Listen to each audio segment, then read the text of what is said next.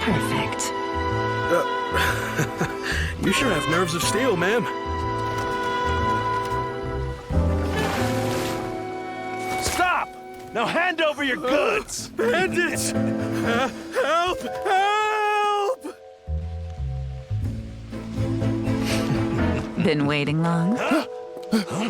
I figured. Well, the waiting game is over.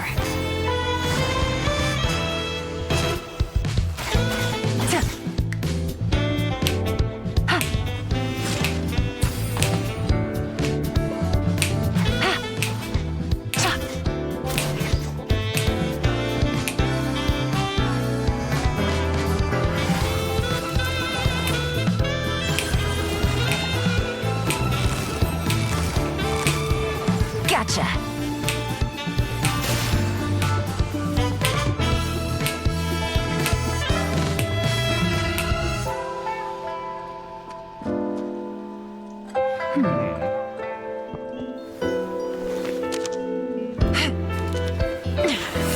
Oh, fuck.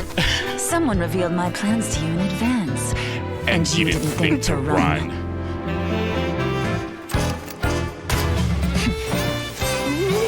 What can I say? Much obliged.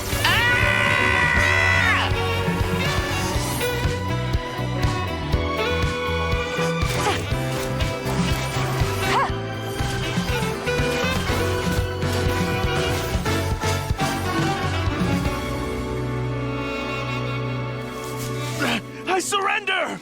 Please, let me go! You'll never see me again! Oh, so now you're afraid. Oh, I'm sorry, but this is too little, too late. No, wait! I know who gave you away! I'll tell you! No, I'll take you to them myself! Smart decision. Get up.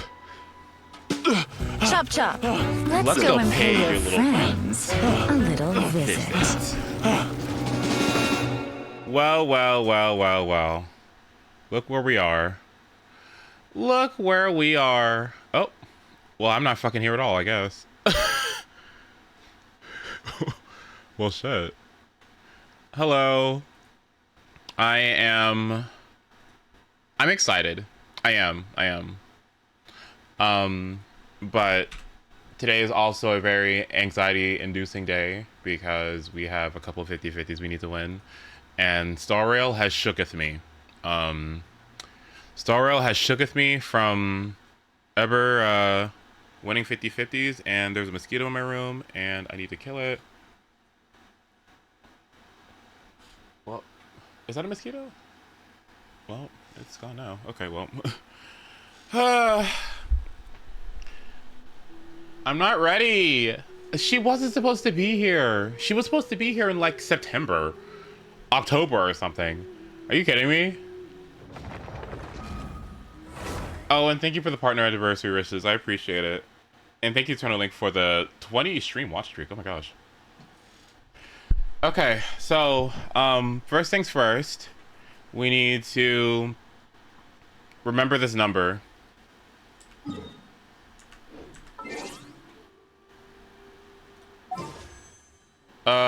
42,154. Can somebody write that down?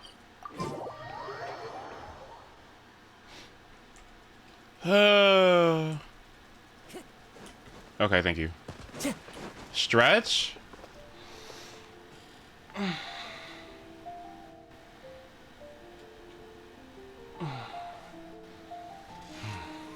Okay.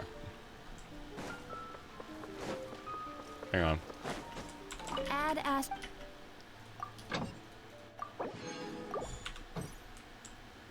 All right. First things first. Let's collect our achievements. All right, sound good? 42,154. All right, y'all ready? Oh. You will get her. I believe in you. A star money. Well, we'll get her. We'll definitely. I'm guaranteed her, but I don't know how many.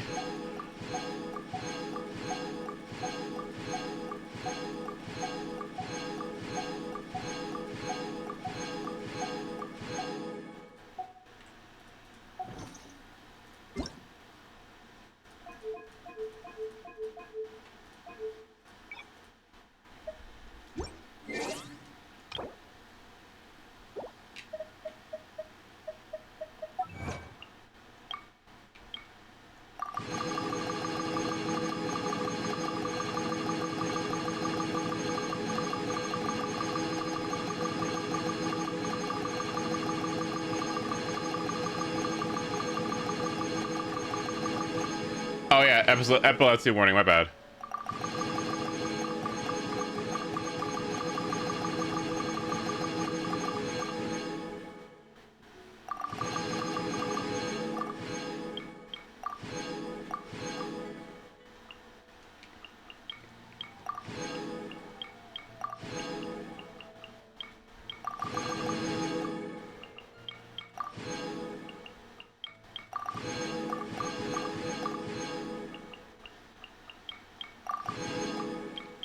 Well, I didn't know. My bad. Sorry. My bad, my bad. Okay.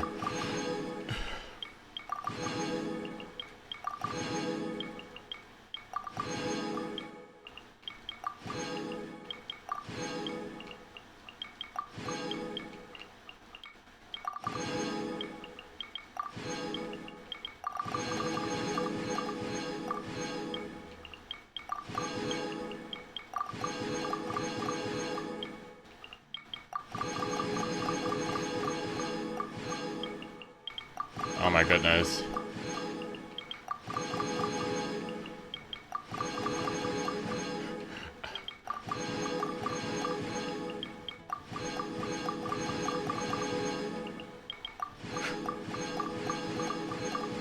Yeah, we got some of these just like not even too long ago, which is crazy to me. What? Stop! I'm almost done. Shut up. Oh my god, Sumerian stuff too. Oh my goodness.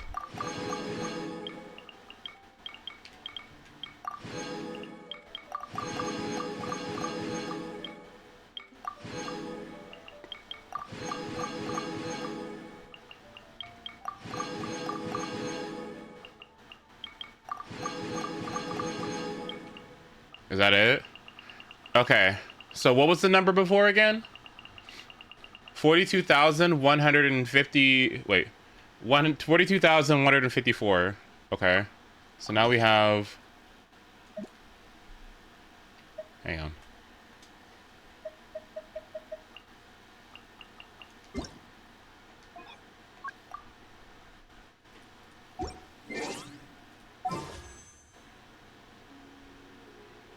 $2,030 Primo Gems. Okay, well. Are you going for constellations or just C0? Definitely cons.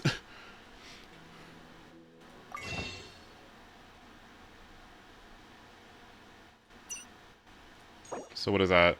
276 plus 12.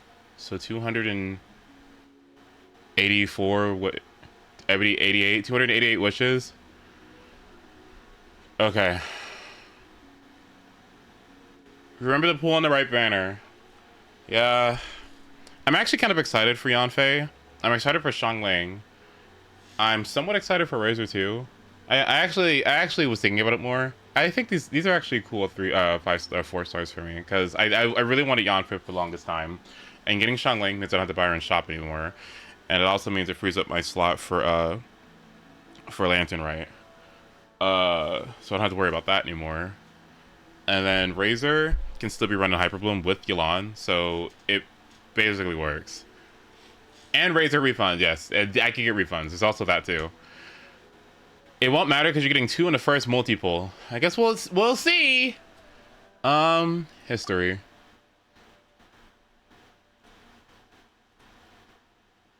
Okay, so I'm 10 pity. All right. Are you using all your resources? I'm using all my resources. If I can get C2, I'll go for weapon. No, yes. Because I kind of want a Wandering Even Star, low-key, but we'll see. Maybe. I'll think about it. Alright, ready? You should convert these into 200 wishes. I never do this. I don't know why. But...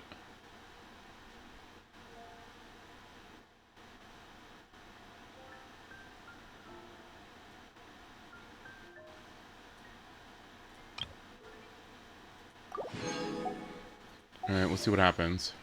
212. Is there a reason to do that? Because it's faster. Alright. Everyone got your counters ready?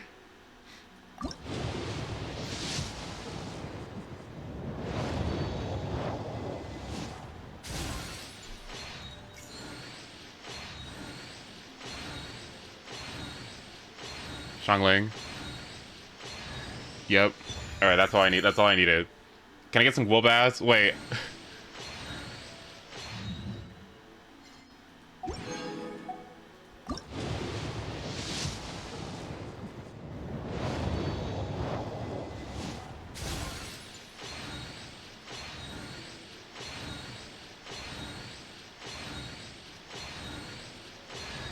Yup, and not C4. Yay! Okay, we're done. That's it. That's it. We're done. We're done. Okay, we're done. We're done. We're done. We're done. We're done. We're done. All right, that's good. That's it. We don't need anything else. Okay, we're good. Incinerate. Exactly.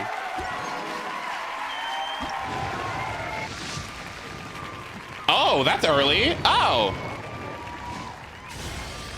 Hello, traveler. Call me YELAN. I think you may need my help. And I just so happen to be interested in some information you have. In other words, you scratch my back, I scratch yours.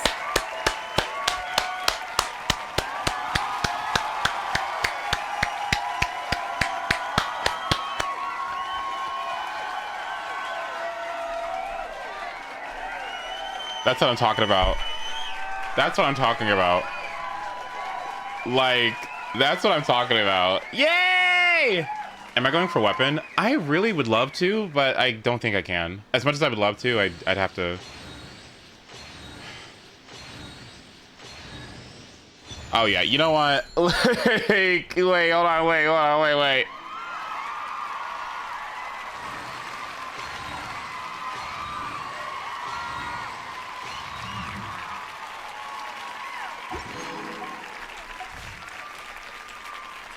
Hang on. First things first. First things first. First things first. First things first. First things first. Can everyone say goodbye to Rosaria? Bye, Rosaria. Oh. Well, actually, she'll be swapping out for Gaming back and forth, depending on the night. It's fine. It's fine. Yeah, just yeah. Bye, Rosaria. It's time to pull the trigger.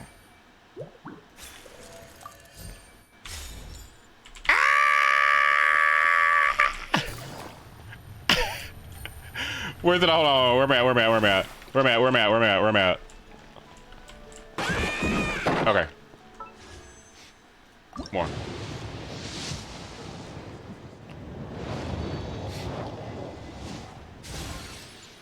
We need to play YELAN's theme during the... Oh.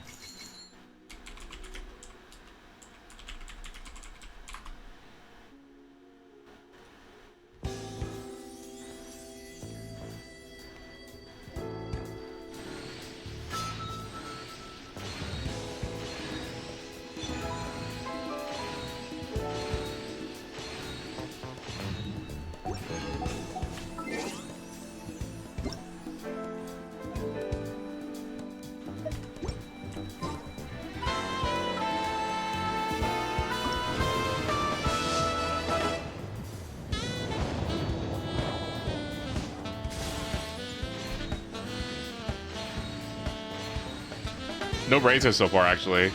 Oh.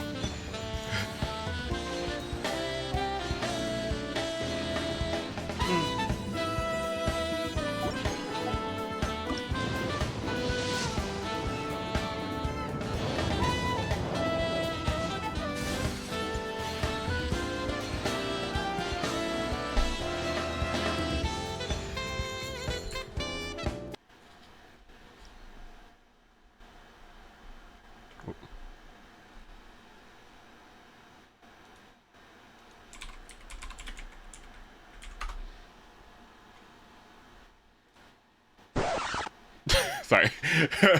Okay.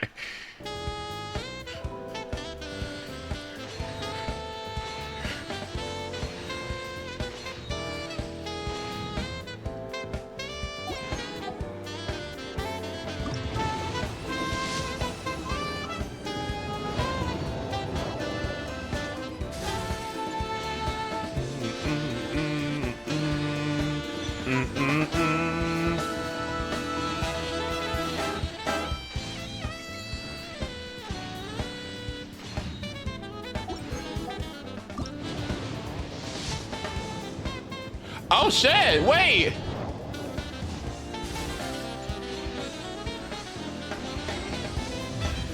okay with that.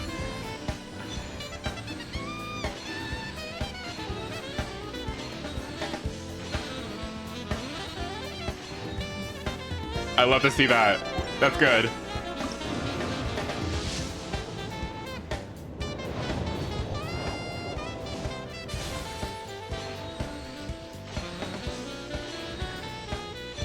Yay! Ah!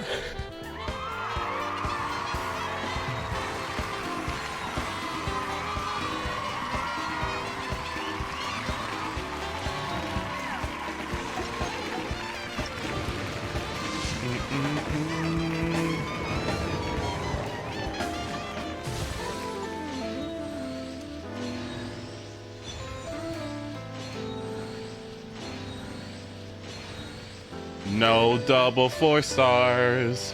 Where are they? One more Shungling.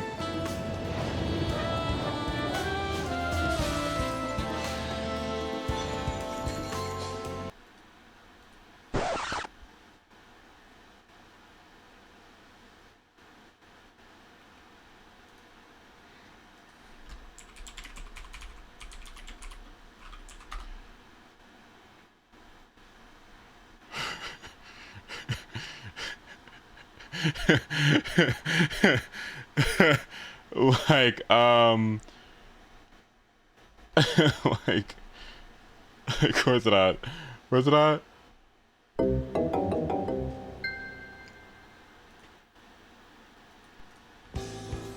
Anyway.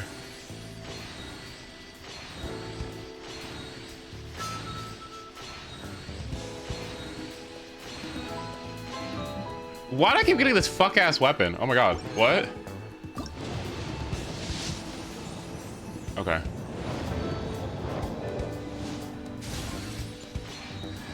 Yo.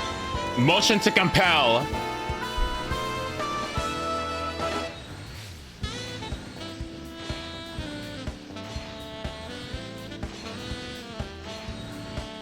Where are my 4 stars? 57. Okay, there she is.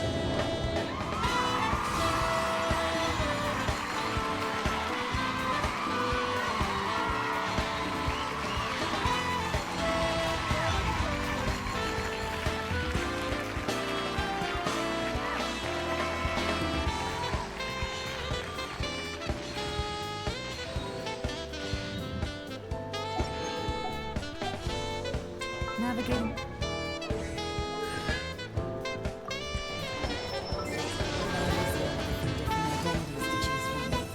Need me to come up with some for you? Yeah! Skyward! Scatter!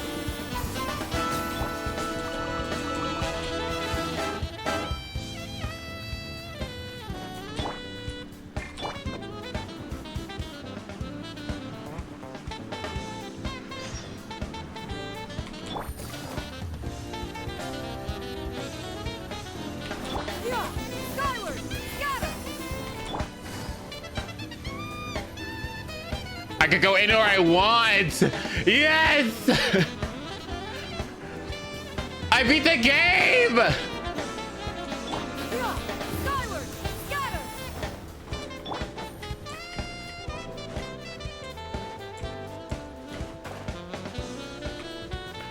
Woo! Can we get this baby off the team? No, I need it. Hold on.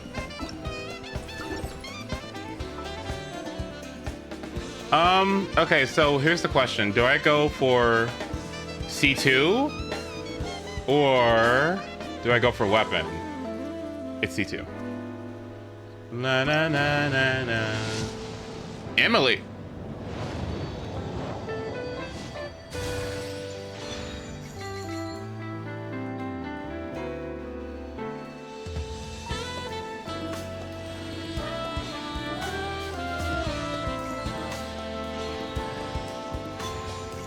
That's my last sacrificial sword too.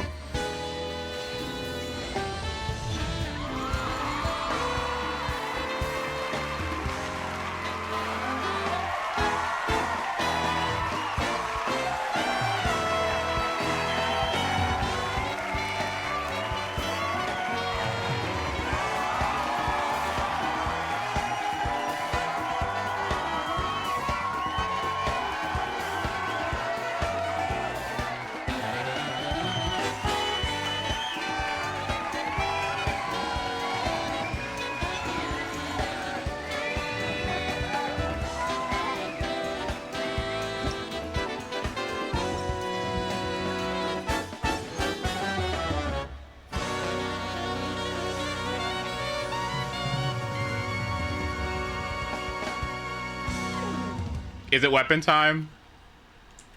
Get the weapon? Are we all in agreement to get the weapon?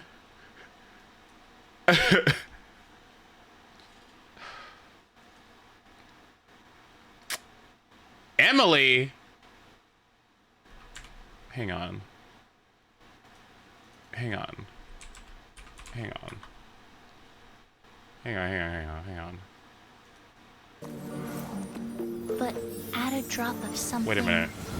unexpected. And you never know what can bloom.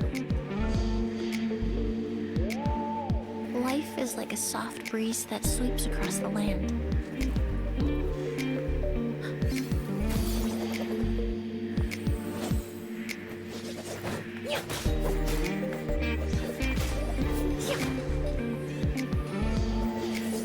When spices are abundant, it all comes down to careful selection. Okay, hold on. Actually, okay, here's the thing. Here's what we should do first. Here's what we should do first. What we should do first, high key, is do some reading, okay? Because then it'll help me decide what to do next, okay? So I haven't read YELAN's kit yet. I don't know what the fuck she does outside of off-field hydro application, and she makes particles when she skills, okay? All right, so kit reveal. Okay. What did she do? Okay. YELAN is a Hydro 5-star. Okay. Let's see. Stealthy bow shot. Performs 4 consecutive shots. Oh, thank you for the follow, by the way. That's so sweet. Okay, let's see. YELAN will... What's breakthrough? What? YELAN will enter a breakthrough state after spending 5 seconds out of combat, which will cause her next charge attack to have 80% decreased charge time, and once charged, she can fire a breakthrough barb that will do AoE hydro damage based on YELAN's max HP. Oh, neat. Oh, so there is a reason to level this up. Oh. Okay, wait. Okay. Okay.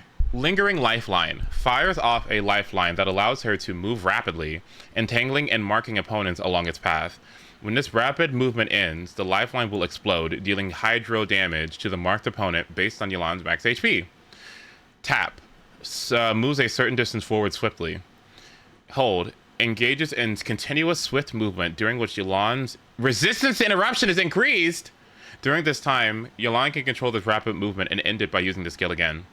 Additionally, each opponent marked by lifeline, when it explodes, will grant YELAN a 34% chance to reset her breakthrough state. Each opponent, so the more opponents you get, the more chance there is for you to get the breakthrough state reset. Okay. Right, okay, wait. Her skill's gonna help you chase down the... Yeah, you're right. Okay. So I didn't know about this breakthrough state then. Okay, cool. Okay. And so what's going on here? So 10-second cooldown.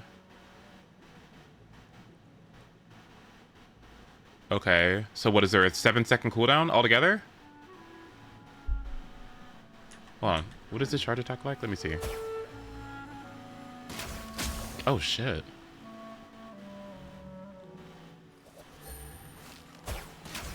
Oh, that's neat. Oh my god!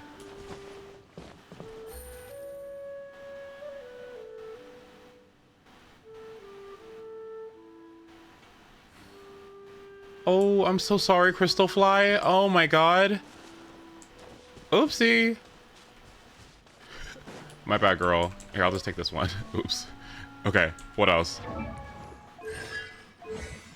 Okay.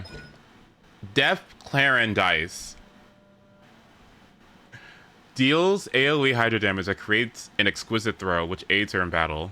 Follows the character around and will initiate a coordinated attack under the following circumstances, dealing hydro damage based on YELAN's max HP. Can occur once every second when your active character uses a normal attack. Will occur each time YELAN's lifeline explodes and hits opponents. Okay. A gambling addiction is going to do you no good. I mean, Let me just do the math for you as the dealer. What do you think your odds are of beating me are?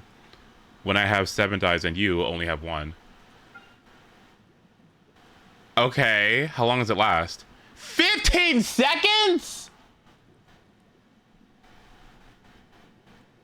Okay, you said it was shorter than Sing Cho's. I didn't think you... When you said shorter than Sing Cho's, I thought you meant like... It was 8 seconds. Oh my god. It's not even... It's the same duration. It's the same duration. They're literally both 15 seconds. And this one even has a lower cooldown. His is 18 seconds with... Oh, C2. Okay. All right, I see what's going on. Okay, cool. Okay. All right, neat. Turn control. When YELAN has 1, 2, 3, 4 elemental types... Wait. When the party has 1, 2, 3, 4 elemental types, YELAN's max HP is increased!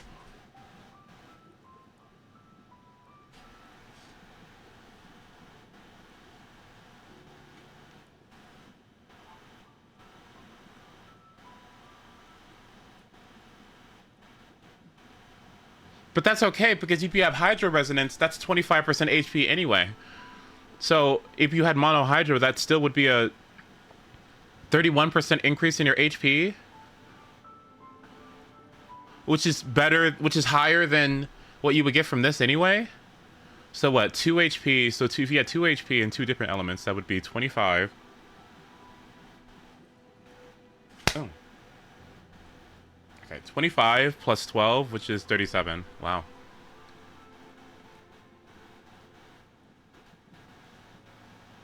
Okay. Okay, wait. All right. So long as an exquisite throw is in play, your own active character deals 1% more damage. Okay. This increases by a further 3.5% damage every second.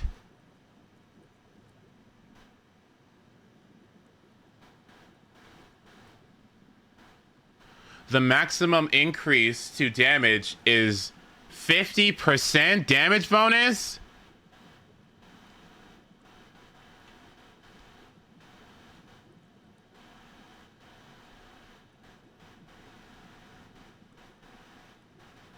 Oh, shit. Oh, shit. I need Siege Wind. Wait a minute. I needed Siege Wind yesterday. Oh my god. I need Siege Wind. I've got to have Siege Wind. Wait. I need Siege Wind. This is... Okay. So, your active character... So, this only works for the on-fielder, right? So, off-fielders, this doesn't mean anything. Okay, so let me think. So what is this? So like, if you had like a Hu Tao, does this benefit Nahida and Hyperbloom? It would I guess it would benefit her on-field damage, huh? Which is what Kagura's does as well. Oh, wait a minute. Oh, cool. Damage bonus? So that means that Nahida could go an EM Goblet and it'd be fine because she's still getting damage bonus from this. Oh, that's cool. Oh my goodness. Then what does C2 do? When Exquisite Throw conducts a coordinated attack, it will fire an additional water arrow that deals 14% of YELAN's max HP as Hydro damage.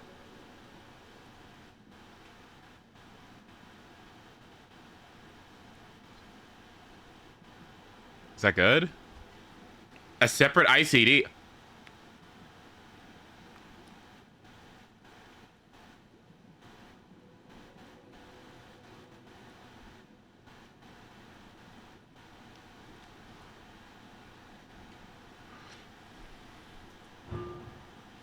Constellation 4 increases all party members' match HP per 10% by 10% per 25 seconds after an opponent is marked by Lifeline. A maximum increase of 40% HP can be attained in this manner.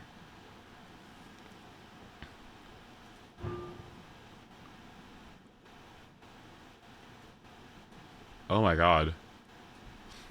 Okay, I don't want to read that now. So what should I do?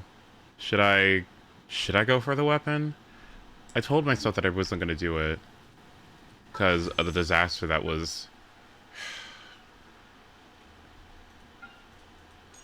But I really would. Okay, would this be bad? It's a crit polearm. I already have Jade Wing Spear, and grants 15% attack.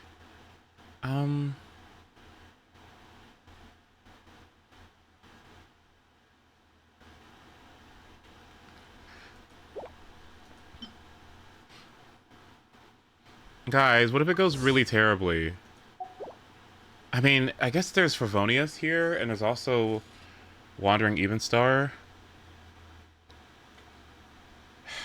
DPS Yao weapon. Sure, actually, you're right.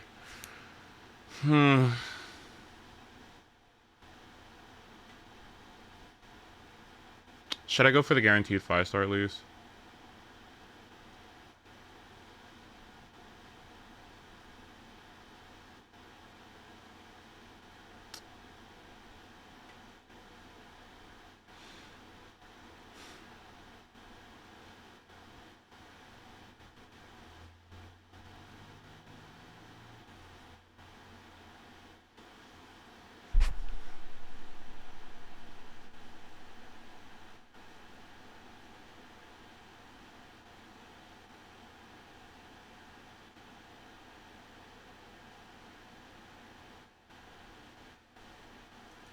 Or should I go for another? Okay, actually, yeah, you're right. Let me see what it looks like first, because that means I'm gonna have to change my yeah, that means I'm gonna have to change everything. Can we give a round of applause, by the way, to Sethos for holding YELAN's stuff?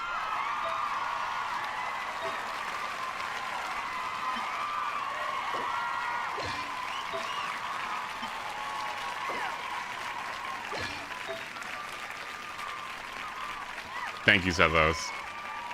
Thank you so much. Okay, let me grab this.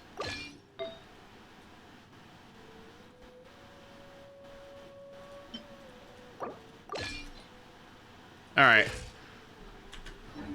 I'm not sure if I have everything. I think I do. No, I know what I need. I think I need 2 more, I think I need 2 more books, I believe. I think I need 2 more, philosophies. Hold on, let me see. Prosperities, I think. Because I think I needed... Is it 42 prosperities? Let me check. Ascension Planner... so I need 42 prosperities and 76 golds. So what is this? Okay, so I need 2 more of these. Alright. Alright, here we go. Slayla. Well, you know what? That's fine. That's okay. Alright, I think I got everything. Y'all ready to see... Yeah?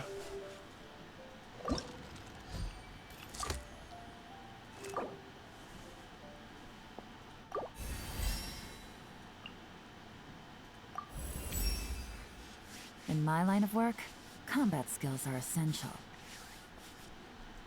Okay.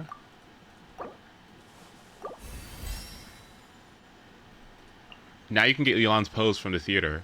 You're so right. Sometimes you have to strike hard and fast at just the right moment to expose the lies while avoiding any unwanted interference.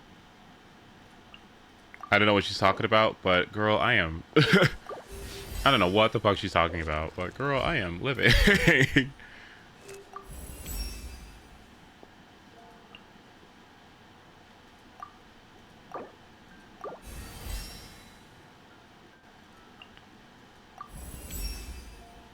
Finding the truth might sound simple, but it takes perseverance to stick to the trail of clues, and it takes strength to follow them deep into dangerous territory.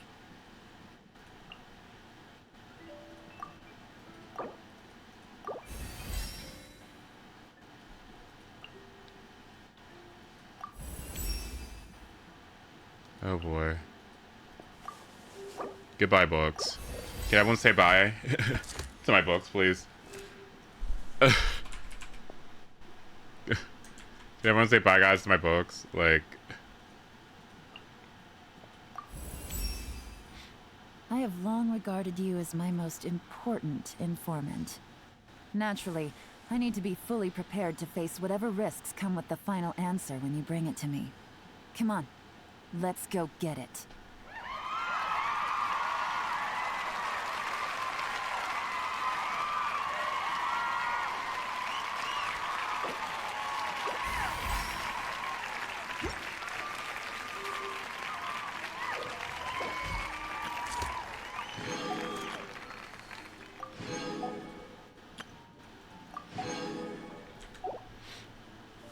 okay, so what are we looking like?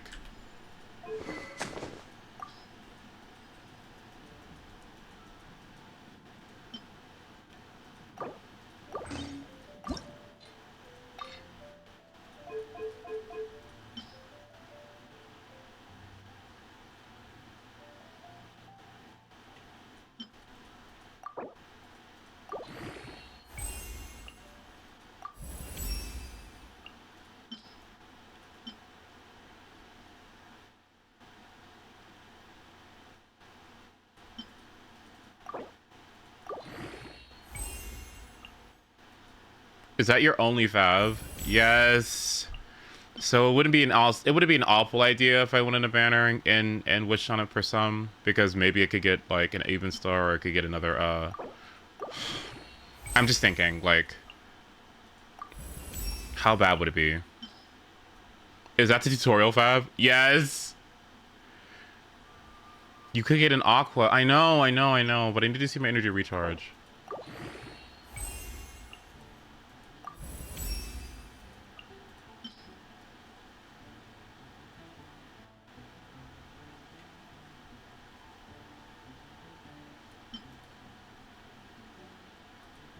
I could just not level it too. You're so right, yeah. Because what does that put me at? 193 energy recharge. 158 crit damage.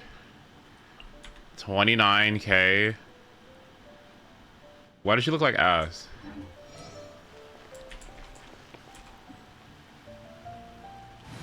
Do you need that much? So apparently when I'm gonna be the team I'm gonna be running her in, which is Who's our target this time? this one, what does that put her at? 35k?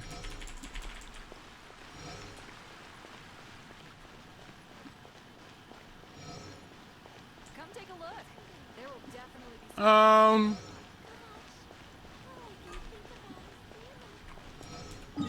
Let me look. Let me just go through one chamber, okay? Let me see something.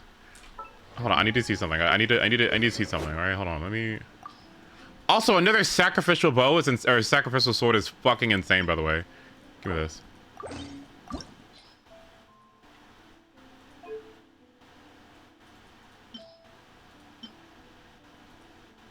Wait. Let me do one little small rotation. Give me a second. It's just I'm not gonna go too crazy. I just wanna see what it feels like. Give me a moment. I got you. Just give me a second. What the fuck? This. What, this. And then whatever. Okay. Give me a moment! Okay, so what? How do I do this? I don't know the rotation. What do I do? Who bursts first? What? Should YELAN go first? Or should Xingqiu go first? Xingqiu, YELAN, Nahida, then Kuki. You always want to burst with YELAN first because it ramps up. Oh, okay. Things are about to get dicey. Ring cutter. Hey! Dissipate. Oops. Yeah! Roll.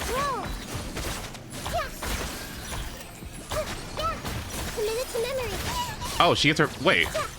Oh, that's perfect for me. Wait, yeah, that's perfect. Okay, then that works perfectly for me. I'm still down with that. Yeah. Okay. That feels good then. All right. Well, because it was Sing Cho. I mean, I guess I could try. I could. Okay. I could see what 5-star it is. How's about that? I would really like Aqua Simulatra. But what about this versus a C3 YELAN?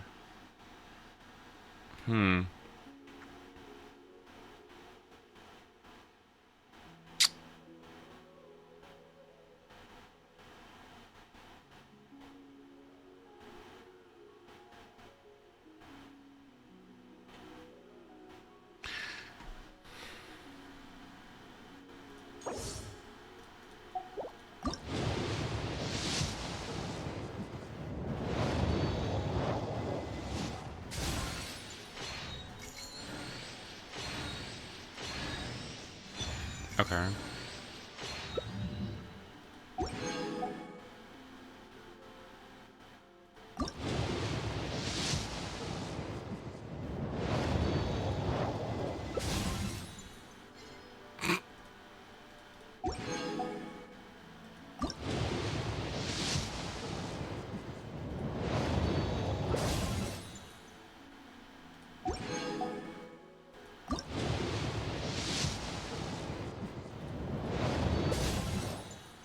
That's really good. I mean, I guess. Okay.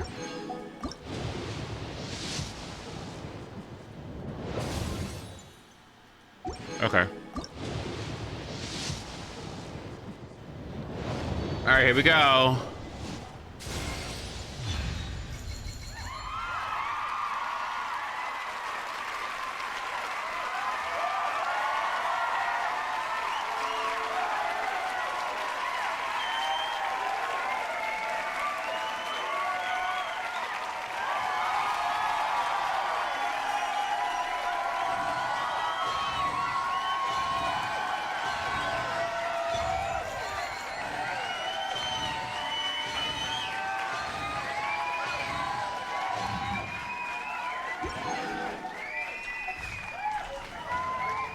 Scott, DM me the details, please. All right, I'm out of here. I'm out of here. I'm out of here. I'm out of here. I'm out of here. I'm out of here.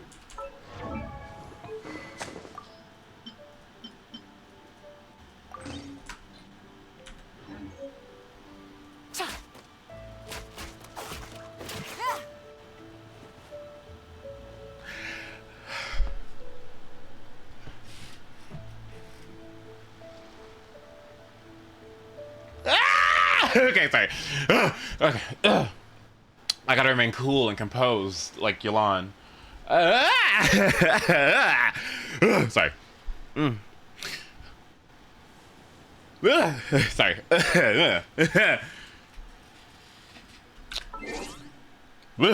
Sorry. Okay, give me... Is Blackpink a good choice to teach a class?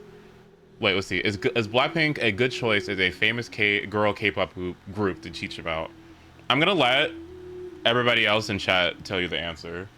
I would say maybe. Twice is up there. Luna is up there. Girls' Generation would be a really, really good one as well. But if you want to maintain like modernality, you might want to go with Blackpink. Okay, hold on. Give me a second.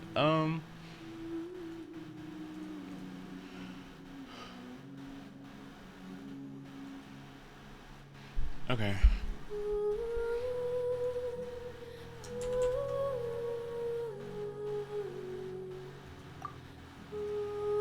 Well, that worked out very, very, very, very, very, very, very well. Wow. Account error. Oh, that's a space. That's why.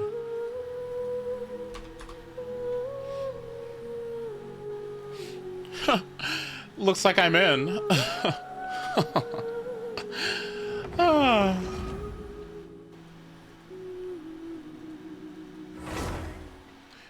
Yeah, but yeah, I think it's interesting. I'll hate them. I'll hate them. Big balls. I don't really get it, but okay. Seems interesting to me. What am I doing?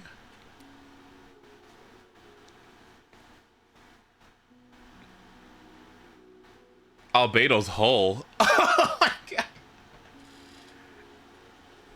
YELAN. Oh.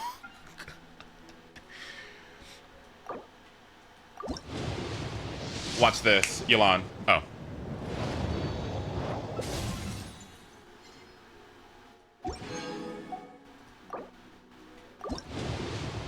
How's about this?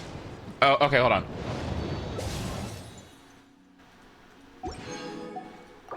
Okay. Been waiting long. I think.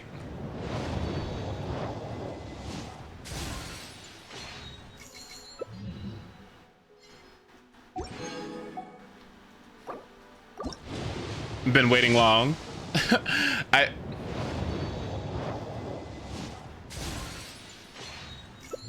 What was pity? You gotta play the theme? Oh, you're so right.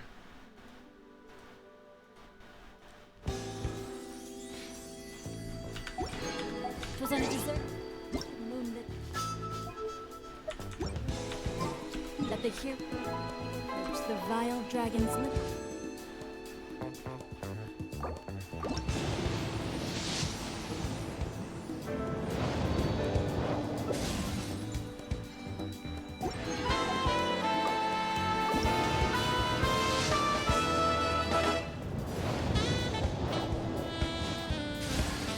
Okay, wait. I just got that sort of sacrificial fragment kind of, you know what I mean? I got that, yeah, you know what I mean?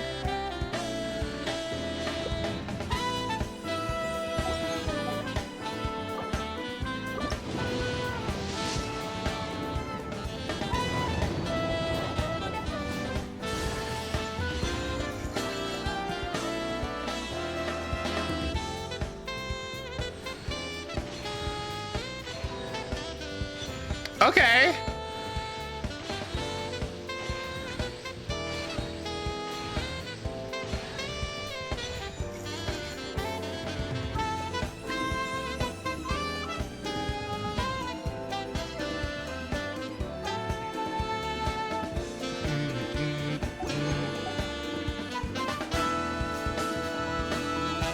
Ten or singles?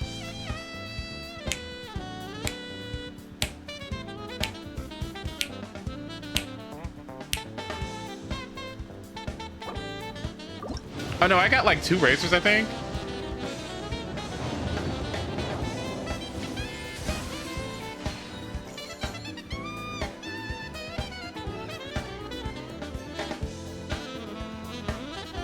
Been waiting long. Been waiting long. Been waiting long. Oh. Been waiting long. Been waiting long. It's not Gene. Been waiting long.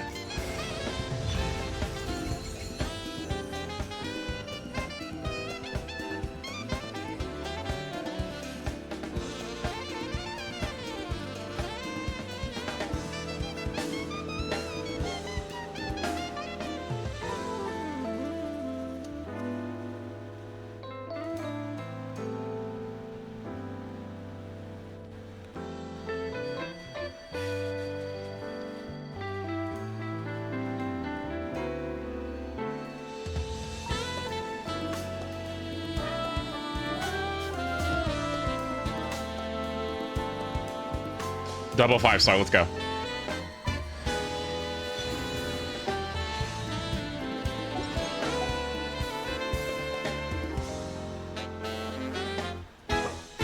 Do I do it again?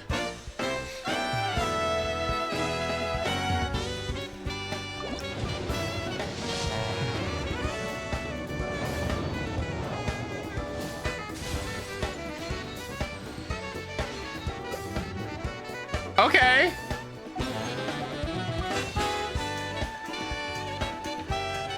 How many of these do I use?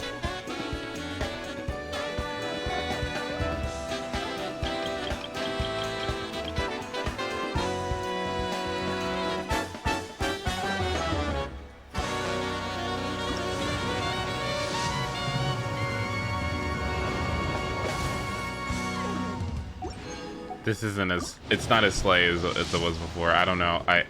Oh my god. Oh, okay.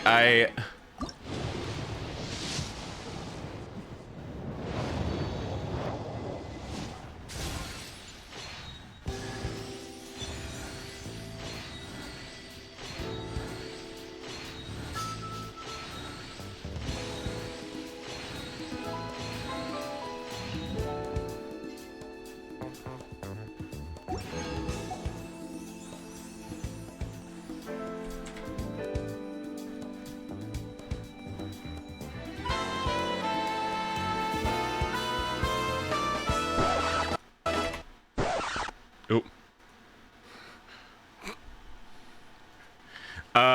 It's grab more glitter.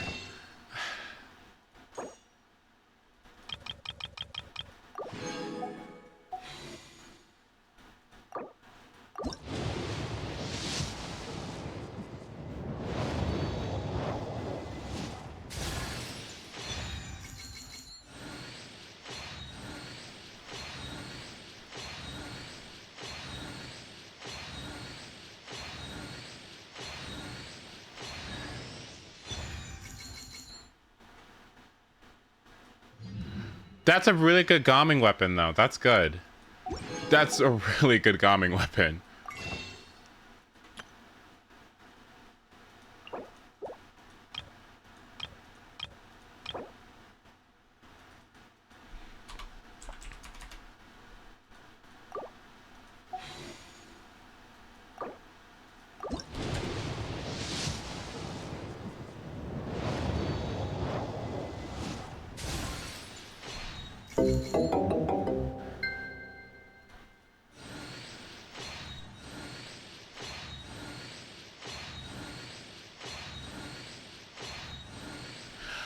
Well, if you check out loot bar,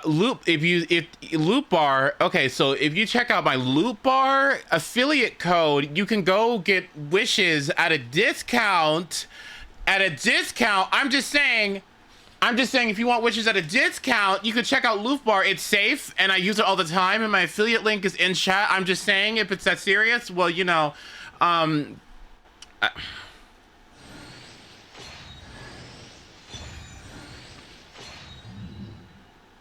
well, it appears we only have 3 wishes left. So, but if you check out this event going on right now, you can get, we can play this, right? So there we go. All right, well,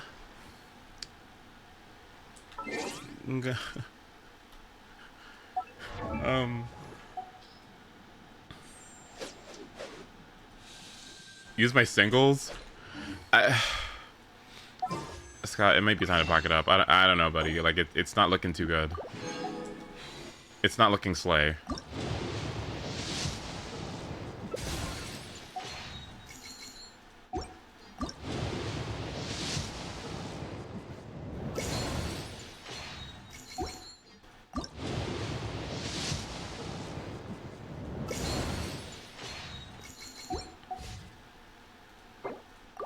Well, here's your account back.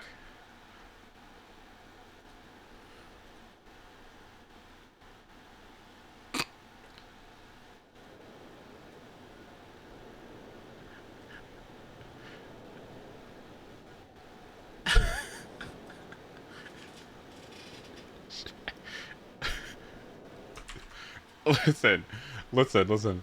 All I have to say is Scott can very easily get YELAN.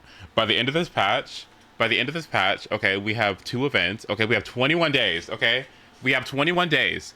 And there's this event going on right now. There's Welkin, there's Battle Pass, there's Imaginarium Theater reset, there's Abyss reset. Scott can very easily get YELAN. He can do daily check-in, okay? It's not like it's not that serious, okay? Like I built the pity up on him, and honestly, like, high key, like, you daily commissions, exactly, because if you combine Welkin plus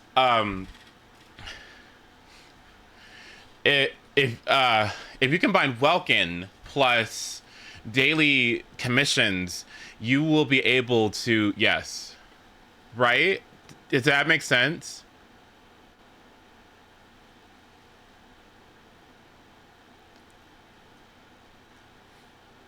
I'm so sorry, Scott. Like, I tried my best. I really did.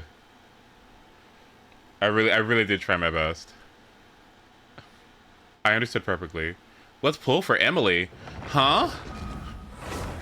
Do I look like somebody who wants Emily on my account? That would be very bad for me.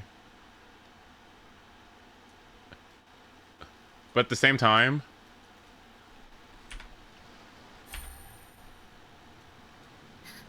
Kitty, where are you? Worry, confusion, anxiety. All these emotions are like the aroma of a long night of endless rain. But add a drop of something unexpected, and you never know what can bloom. Life is like a soft breeze that sweeps across the land.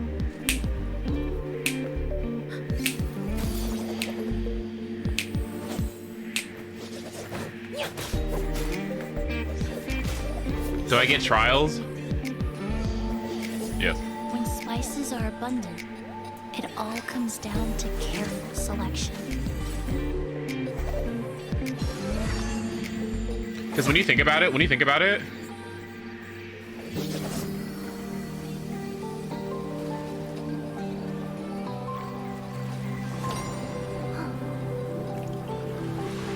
Water.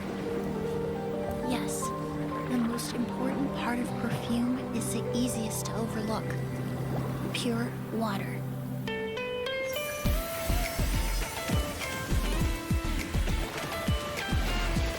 With no color or odor, all other ingredients have nowhere to hide. Removing all distractions allows the true form to take shape. Then I think I'll combine the air after it rains, the nectar of a feisty flower, This new perfume. and Wanna try? fried food? I wonder what... I wonder how many people are actually wishing for Emily right now. Like, high key. Ah, with a base note of pure satisfaction. To be honest with you, this session was quite good, all things considered. I don't know if I should go for more Yelans, like at all. Like I don't know if I should go for more. God, 37k, what the fuck? Cause, okay, how many Shunglings did I end up with? 6, nice.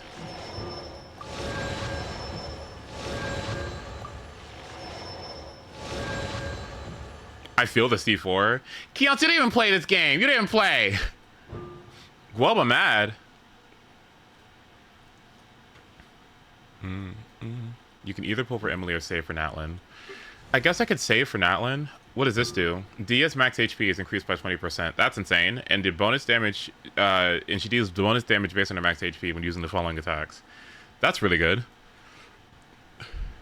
I used to. Huh? This whole time? You did? Oh no. Genshin Impact is actually a really good constellation. That's insane. Beto. How many razors did I get? 4 razors? I'm so down. Picking up an elemental orb or particle increases razor's damage by 10% for 8 seconds. Critical hit rate against opponents with less HP. Okay. When casting... Oh, Defense Shred on C4. That's really good. For every 10 seconds, a Razor's Sword charges up, causing the next normal attack to release lightning that deals 10% of... or 100% of his attack as electro damage, and Razor's not using lightning thing. The lightning strike on the opponent will grant him a sigil for Claw and Thunder. Okay. Yup. Yup. I think it's time to incinerate, y'all.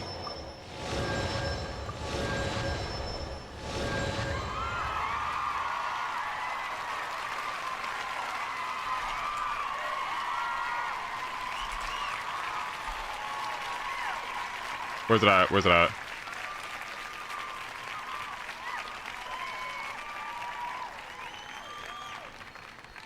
Where's fire at? Here it is.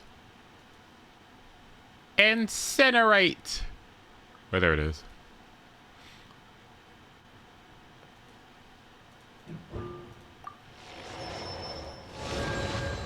Increase the maximum number of scarlet seals by 1%. Starting a fire is simple. Extinguishing one, not so much. No fandom.com. I meant this one. Incinerate! Has fandom? Okay, so it's not just me. I saw it on Twitter. So fandom has been being dog shit for everybody, right? Yeah. Okay. So it's not just me. Hold on. Let me fix this. So who plays? Who uses Tank Faye? I know that Arlecchino can use Tank Faye because she can't heal, right? So who else would want Tank Faye? Actually, that's a good question. Let's ask Kaching mains. Kaching mains. KQM. Okay, let's see what they got going on here.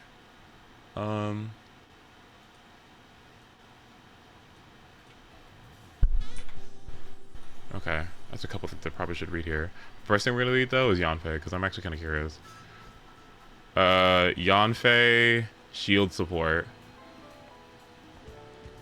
Okay, with double pyro needs 250 EM, huh? Prototype Amber. Okay. Flex, flex, flex. Lenny, Hutao, Yoimiya, Ganyu. Hi, Taimil. Good to see you.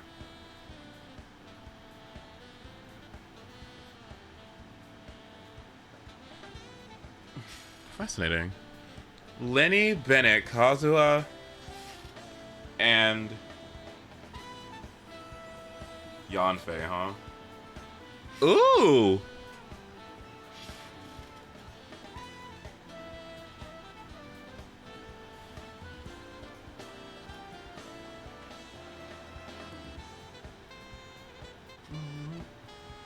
Okay, hold on, let me...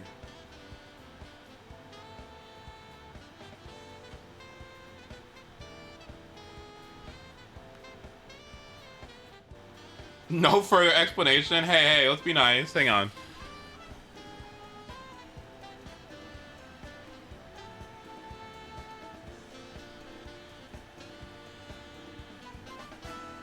Shield support, C4+. With her Constellation 4, Yanfei can create a pyro shield that provides some survivability without talent investment, while also contributing towards pyro resonance. She can also apply Pyro Aura for double VV vape setups. However, this playstyle requires a high investment into energy recharge since her shield can only be deployed using her burst. A niche playstyle, as other shielder options will outshine Yanfei outside of a few specific teams that require her pyro element. Oh, then never mind. Oh, it's shit. Why didn't anyone say that? What? Okay.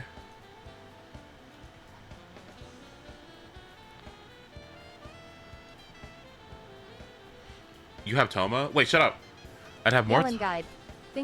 YELAN is a 5-star Hydro Bow character who quickly became popular not only for her looks, but also for her strength and utility on and off field.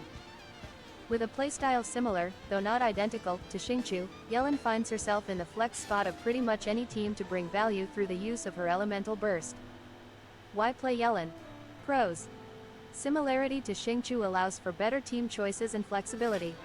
Elemental skill provides modest enemy grouping. Oh, they group? Pure HP scaling makes even 3-star bows effective, due to ATK stats being entirely irrelevant for her damage. Okay. Creates one of the most powerful duos in the game with Xingqiu, known as Double Hydro. Okay. Skill is great for overworld exploration. Right. Can buff her team while dishing out damage with the ramping buff on her elemental burst and elegy for the end. Okay. Burst provides significant damage and consistent hydro application while off-field. Straightforward build and wide variety of weapon choices. Okay. Extremely free to play friendly with weapons. Her best 4-star, Favonius Warbow, is given out for free after completing the Mondstadt Archon quest. Okay. Archon. Exceptional scaling with constellations. C6 YELAN, plus 150% damage increase, is popular for speedruns and can easily solo most content in the game without teammates. Cons. Pure HP scaling limits buffs available to YELAN, mainly Hydro Resonance, DMG% buffs and Resistance Shred. Okay. She is a 5-star character with a mostly similar kit and effectiveness to C6 Xingqiu, making Yelan a luxury pull to some. Okay. She is not a Xingqiu upgrade, but rather a side grade who aims to provide different utilities compared to Xingqiu. Okay. Lacks any defensive utility, unlike Xingqiu. Damage is single target focused. Okay. Extremely high energy requirements when not paired with additional Hydro units or other batteries. This makes C1, Favonius Warbow, or Sacrificial Bow the go-to options for managing energy needs. Okay, then. So, this is important, too. It is fairly obvious why Yelan is often compared to Xingqiu to the extent of being called a 5-star Xingqiu. They have roughly similar burst functionality, cooldowns, energy generation and requirements, and even share the same element. However, there are a few key differences. Xingqiu applies additional Hydro with his Rain Sword orbitals. Without the help of constellations, Yelan cannot match or surpass Xingqiu's elemental application. Okay. Yelan lacks any defensive abilities. She doesn't provide any of the micro-healing, DMG reduction, or interruption resistance that Xingqiu does. Okay. In exchange, she offers potent offensive buffs to herself and/or her teammates, depending on gear. Okay. Yelan and Xingqiu's personal damage are about the same. Really? For example, a Constellation 0 Yelan with Aqua Simulacra deals comparable damage to a Constellation 6 Xingqiu with Primordial Jade Cutter. However, when accounting for Yelan's 4th Ascension passive, she contributes more to team damage. So if you want more damage, pick Yelan. So then who covers the defense role then, between the two? Oh, so then, wait, so yeah, then who, so you need a VV slot, you need a Hydro slot. So who covers the defense then? Bennett? Like, well, ooh. You run them together? Because of the reasons stated above, it is better to view Yelan as a potential partner for Xingqiu. Okay. Pairing them is surprisingly effective because they empower each other and deal more damage, making them one of the strongest and most flexible duos you can play. Okay. For example, Xingqiu often carries Sacrificial Sword or Favonius Sword, which Right. helps battery Yelan. Okay. With Constellations, Xingqiu also reduces Hydro resistance, which buffs Yelan. Yeah. Xingqiu provides defensive utility to cover for Yelan's purely offensive playstyle. Both have similar cooldowns for acting in synchronicity. Together, the combined Hydro application is more than enough to ensure your favorite Pyro DPS vaporizes enemies as frequently as possible, while also benefiting from Yelan's A4 buff. So I could run Gaming, Xingqiu, or no, Yelan? No, Gaming, Yelan, Farina, and Shenyun? Okay, I have Yelan. What did you do?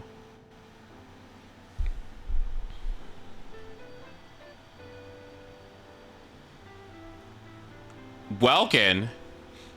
Mm-hmm. That's like the best plunge team.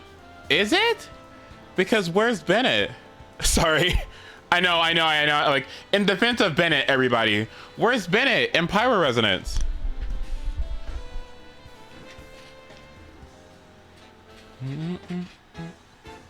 Bennett is ugly. No, he's not. Hurricane update. What the fuck? What? Okay.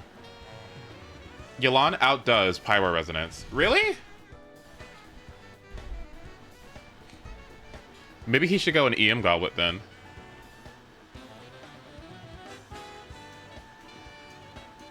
Okay then. Yelan scales off of HP, that's fine. Energy requirements. Okay, 208?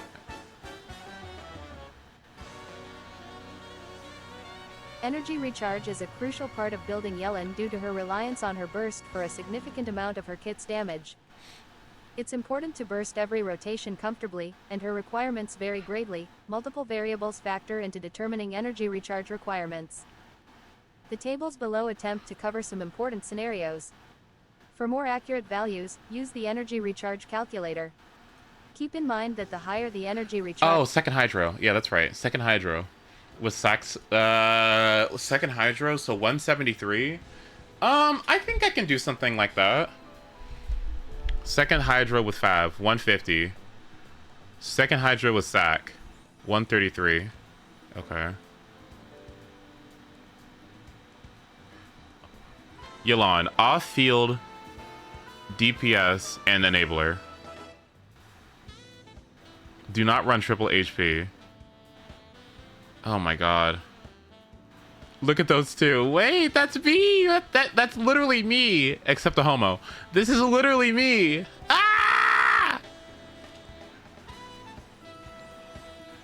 You have C1, which is more energy. Yeah.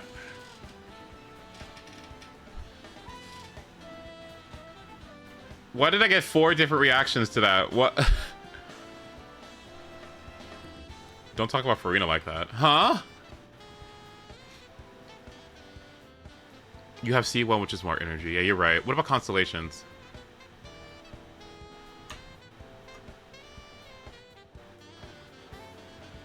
Rolling for a 5-star unit is expensive, even more so when rolling for constellations, which is why you should only roll for multiple copies of YELAN if you know you can afford it.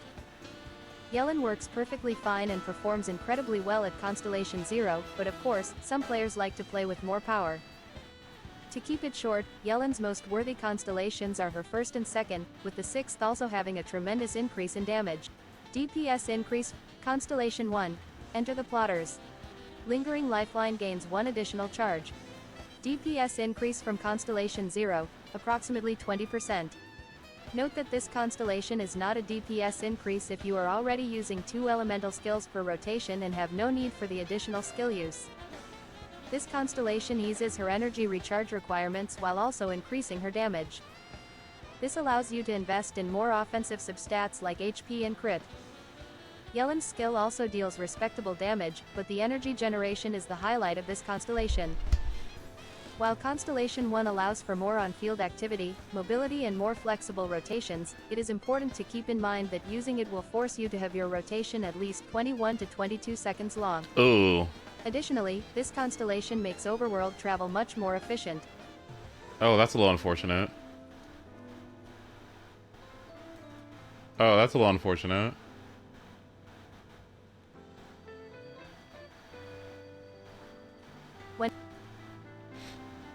Constellation 2, taking all comers.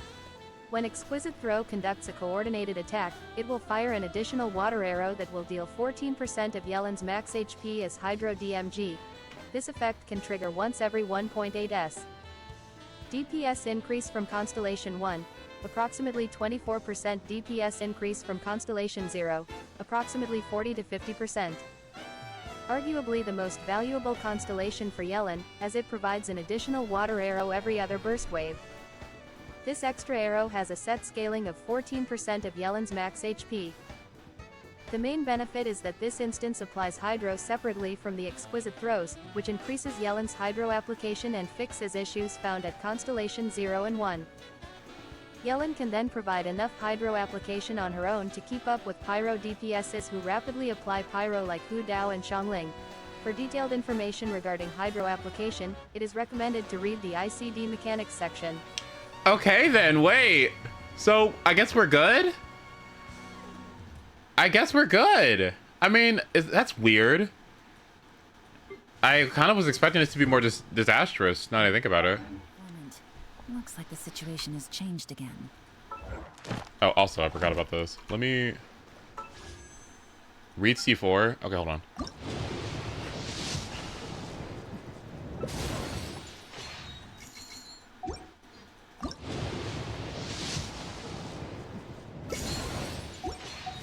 Oh my god.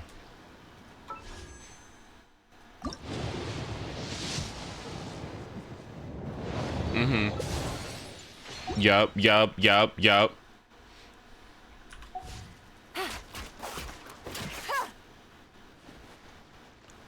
I cannot believe I got this bow.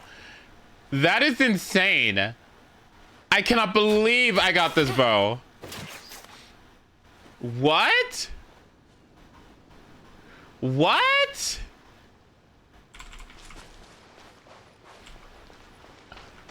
Oh my goodness.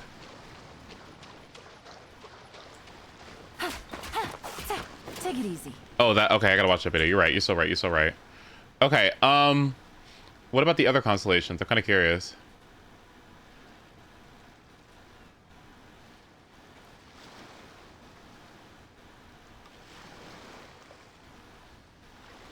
Increase Constellation 4, Bait and Switch. Navigating Increases the all world's a party whole lot members' easier max with a few HP by different 10% identities for to choose 25s for every opponent marked by lifeline when the lifeline explodes. A maximum increase of 40% max HP can be attained in this manner. DPS increase from Constellation 3, approximately 4 to 15% DPS increase from Constellation 0, approximately 80 to 90%. This constellation is a sizable buff in teams with characters who scale with max HP, like Hu Dao, Ayato, and Kokomi. However, there aren't many hydrogen phosphide scaling units yet, so while the constellation is Excuse me? However, there aren't many hydrogen phosphide scaling units yet, so while the constellation is potent in these situations, it falls off in efficiency everywhere else. On the plus side, it is possible to maintain 100% uptime on this buff simply by using Yelan's skill off cooldown. Hydrogen phosphate. Right. Now what is this? Should I even read this? Probably not. On the plus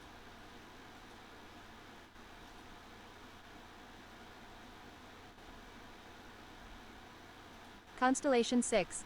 Winner takes all. After using Depth Clarion dice, Yelan will enter the Mastermind state. In this state, all of Yelan's normal attacks will be special breakthrough barbs. These breakthrough barbs will have similar abilities to normal ones, and the DMG dealt will be considered charged attack DMG. Dealing 156% of a normal breakthrough barb's DMG. The Mastermind state lasts 20s and will be cleared after Yelan fires 5 arrows. DPS increase from Constellation 5, approximately 25% DPS increase from Constellation 0, approximately 150%. Constellation 6 is one of Yelan's strongest. This allows her to spend a few more seconds on field to deal a truckload of front-loaded damage. By the time you have this constellation, you basically beat Genshin Impact. C6 Yelan is extremely popular in speedrunning for a reason.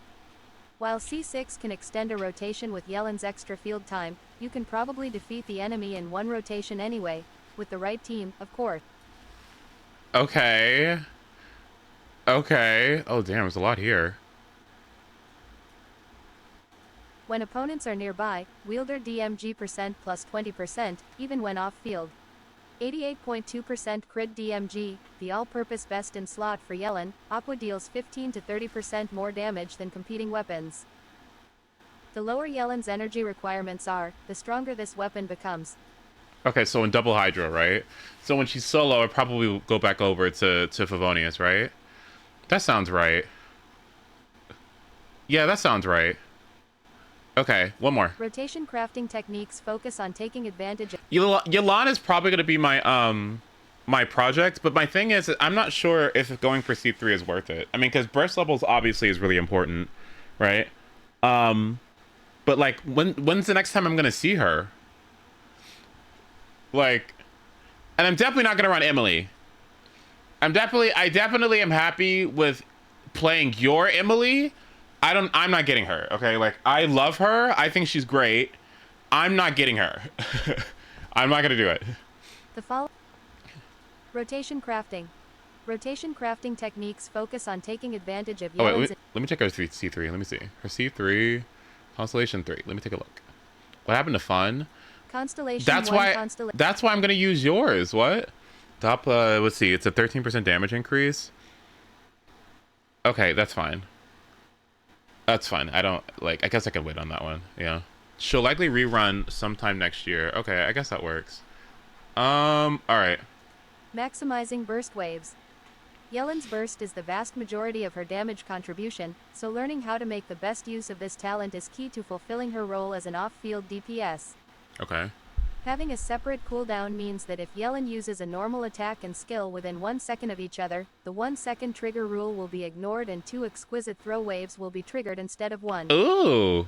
If you perform an N1-EN1 combo while the burst is active, Yelan will trigger 3 exquisite throw instances within 1.5 seconds, Ooh. using 2 skills per rotation, every 10s, near the beginning and end of her burst, can add an additional wave trigger. At C1 or with R3 plus Sacrificial Bow, you can trigger another burst wave in the same rotation. Okay. Balancing the ramping buff. Yelan's Ascension 4 passive provides an incredibly useful buff while the Elemental Burst is active. The closer you are to the end of the burst's duration, the more DMG% your active character gains, up to 50% DMG. Mm-hmm. For example, during the 15 seconds the buff is active, you will see a higher damage increase 10 seconds in than at 5 seconds. Right. Use Yelan's burst early into the rotation so that by the time your heavy hitter takes the field, they will have a larger DMG% bonus for their DPS window. Okay. However, if you cast the elemental burst too early into the rotation, the uptime will not align properly with your on-field unit and the buff will end before you finish your combos. Right. Using the burst too late is also not recommended. Casting her burst too late may lead to the peak of Yelan's ramping buff falling outside of your on-field DPS's damage window, resulting in a loss of DPS potential. In some scenarios you will have to sacrifice a bit of Yelan's buff uptime. Okay. But maintaining Hydro Aura on enemies is a crucial factor and its importance shouldn't be neglected. Yelan is not only about damage, but also about Hydro application. Burst. Okay, well that's neat. Wait, so there's a lot to learn here too. Oh, how exciting, wait. Oh, that's so exciting. Oh my goodness. Okay. All right. Since I'm feeling up to it. Okay.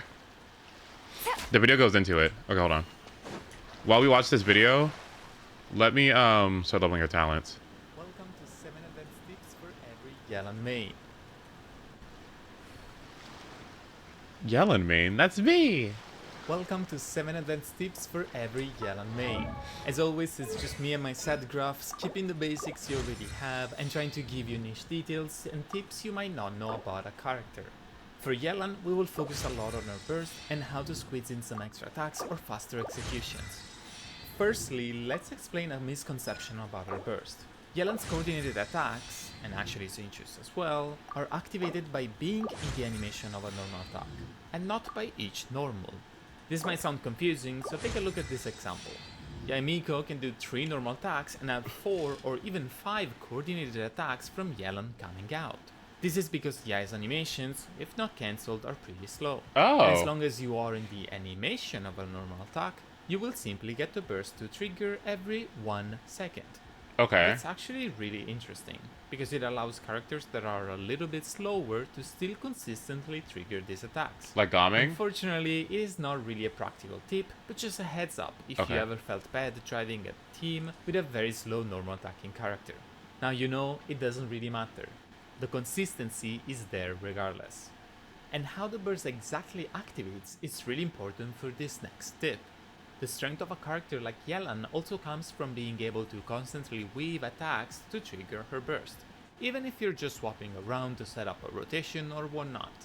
A difference that makes Yelan's burst stand out is that it has a faster point of activation when compared to Xinchu or Thoma. It's almost instant, which allows characters that don't necessarily want to do normal attacks to completely cancel their animations but still trigger her burst. Oh, that's really good. Wait, what? To do normal attacks to completely cancel their animations but still trigger her burst.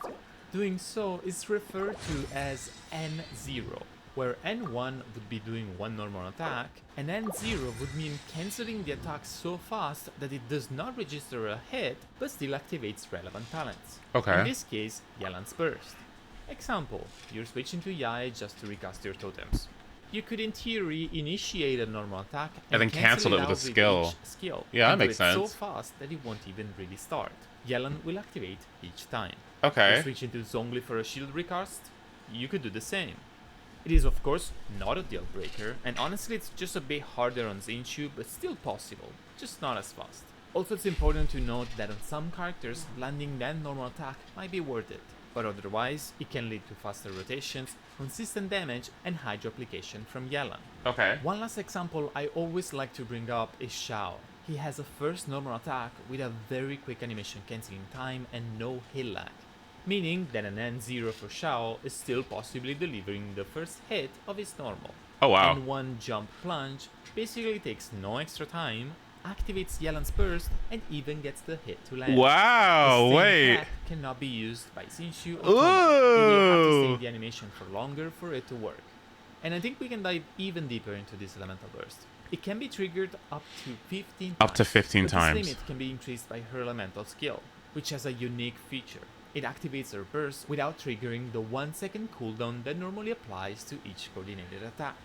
This means that it allows for additional activations of her burst beyond the standard limit, effectively increasing the total number of times it can be triggered. Okay. Knowing this, we can come up with a basic combo of burst, 1 normal, skill, 1 normal. It will enable 3 coordinated attacks very quickly. We can also cheat 1 more coordinated attack, since the skill has 10 seconds of cooldown and can be used twice during a burst, even at C0. This pushes the maximum amount of coordinated attacks to 17. Wow. C1 can technically even have 18. 18, right. But of course, being able to freely swap and spend... That makes sense, because you would burst first, normal attack, skill, normal attack, skill, normal attack again, and then swap. More time on her comes down to the team, and it's not always an option or worth doing. As you might imagine, it is basically impossible to make a video about YELAN without at least mentioning Xingqiu a few times. So here's a TLDR that you can pause on Oh my god. what Xingqiu and YELAN have to offer each. Ramping up all damage % buff to the active character. Access to free-to-play friendly weapon. Okay. Access to elegy. Let's see.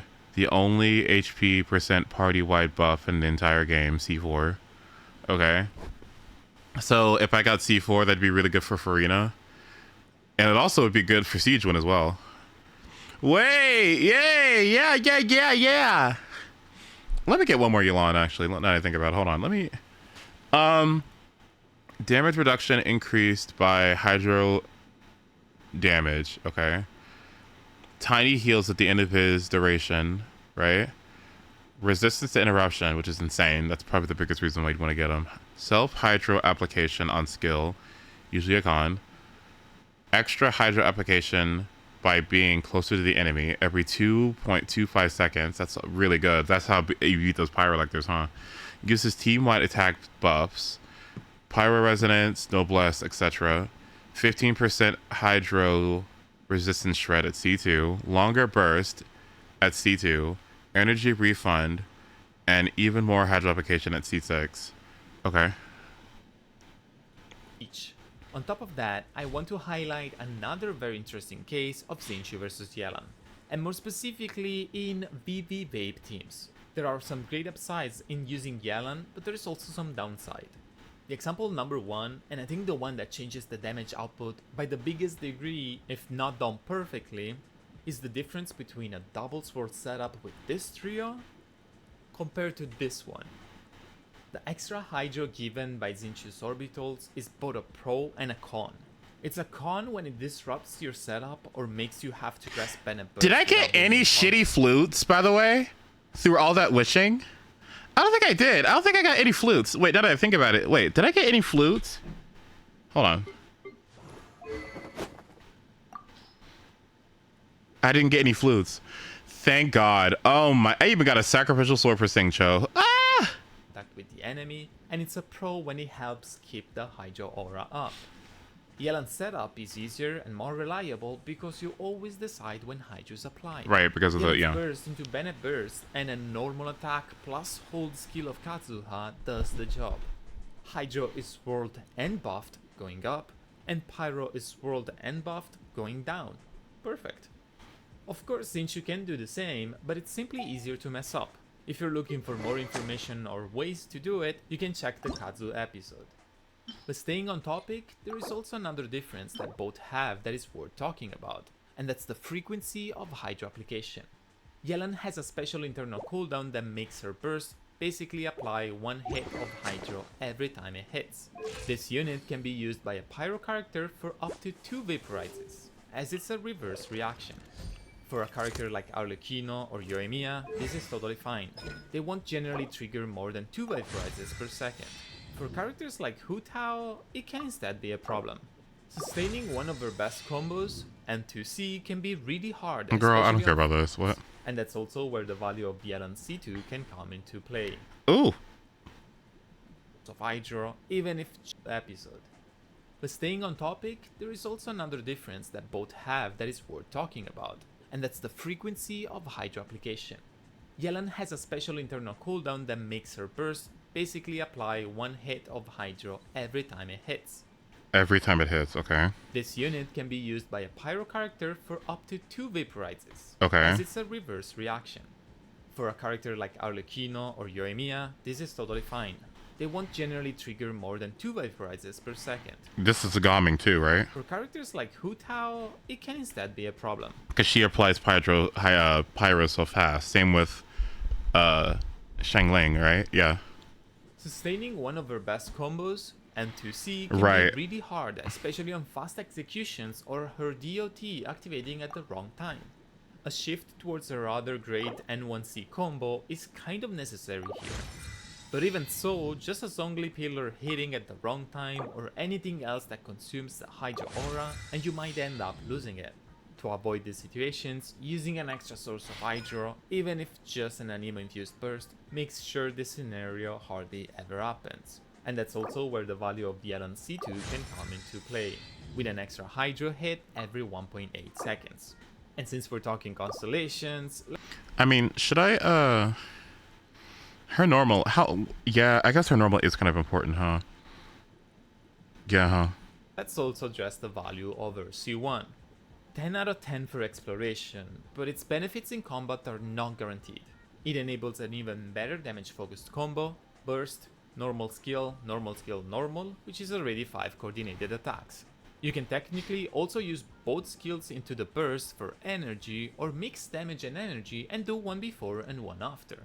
And of course, generate more energy for your team, especially with other Hydra teammates. However, in less restricted teams, in which you can switch at will, you effectively only have one extra cast at the start. This is because the cooldown of the skill starts after using it and for one charge at a time. After Okay, the crowning first skill two, burst, you're okay. using one skill every 10 seconds, just like C0. But if your rotations are longer and you won't be on YELAN for 20 plus seconds, then you will get to cast effectively 2 skills per rotation. Lastly, her Ascension 1 is very simple, and my only tip here is to not overthink your team to maximize it. Even a mono Hydra team will enjoy some extra HP. Ascension 4 instead is a ramping up damage percentage buff that applies to your on-fielder. Okay. The longer her burst is active, the higher the damage percentage, peaking at 50% by the end of its duration. You can maximize this buff by using YELAN's burst early in your rotation. This allows it to build up so that by the time your main DPS comes on field, they will take full advantage of it. However, used too early might make the buff expire while your main DPS is still in their damage window. In short, the longer the damage window of your on-fielder, the later you want to cast it in many teams. Like with Sino, for example. You would generally use her burst right before going to him. The shorter your rotation instead, the more you can lean to an early cast. Think about a Raiden national team. You can of course use YELAN after Shanling, but for general Bennett uptime and still a great damage on your Raiden's initial cast, you might prefer opening with it. Also remember that as a damage percentage buff, you cannot snapshot it, similarly to Furina. And now I have a couple of fast tips that don't need too much explanation. Your skill is affected by movement speed buffs, making YELAN even better in exploration or for artifact farming routes. C4 says YELAN even better in exploration or for artifact farming routes. And movement speed buffs, making YELAN even better in exploration or for artifact farming routes. C4 buffs, making YELAN even better in exploration or for artifact farming routes. C4 says that for every Navigating the opponent world is marked a by her whole lot skill, you easier increase with the entire party's max HP. And the wording is correct, but you can actually stack it on a single enemy with multiple skill casts. And it's worth noting that this is the only HP buff that you can give to your team in the entire game. And lastly, don't forget about your Break 2 Barb. It will recharge every 5 seconds not on field and with a chance by using your skill. It can be useful for extra Hydra applications in between your other talents. Thank you so much for watching this episode. Well, shit. Well, shit. I mean, okay, wait. Now I kind of wanted to watch something real quick. Hold on. Hang on. I wanted to watch Jello's tier list. Hold on. I haven't watched this yet. Where's it at? Oh, hold on. I wanted to see. What is this?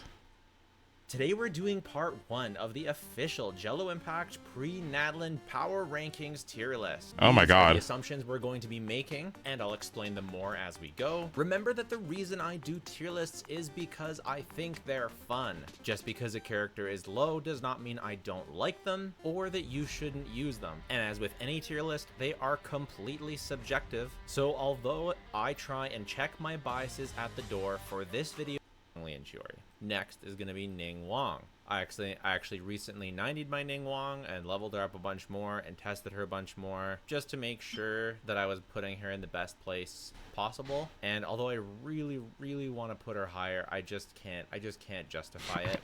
She's definitely fine with as a pair to Navia for bossing as like a pretty alright sub DPS, basically the same use case as the Geo Traveler, and her Jade Screen can provide a little Geo damage bonus for Navia, but on the whole it's just not enough damage. Oh, thank you for the follow, by the way. That's so sweet. Contribution to pull her any higher. I tried her on my Farina Bennett Shangling core. Same thing I did with Aloy. That was Aloy's best team as well. And it's just not quite good enough. Just not quite good enough to really recommend building. So I would say that now looking at tier 4 and tier 5, these are the tiers where it's sort of like I would caution against building. You're sort of, it's not that it's not worth it to build these characters if you like them, but it's sort of like they'll probably hold you back a decent bit, and they're gonna have to be carried by really good teams as opposed to adding to the power of your team. They'll generally be taking away power to your team, so that's these two.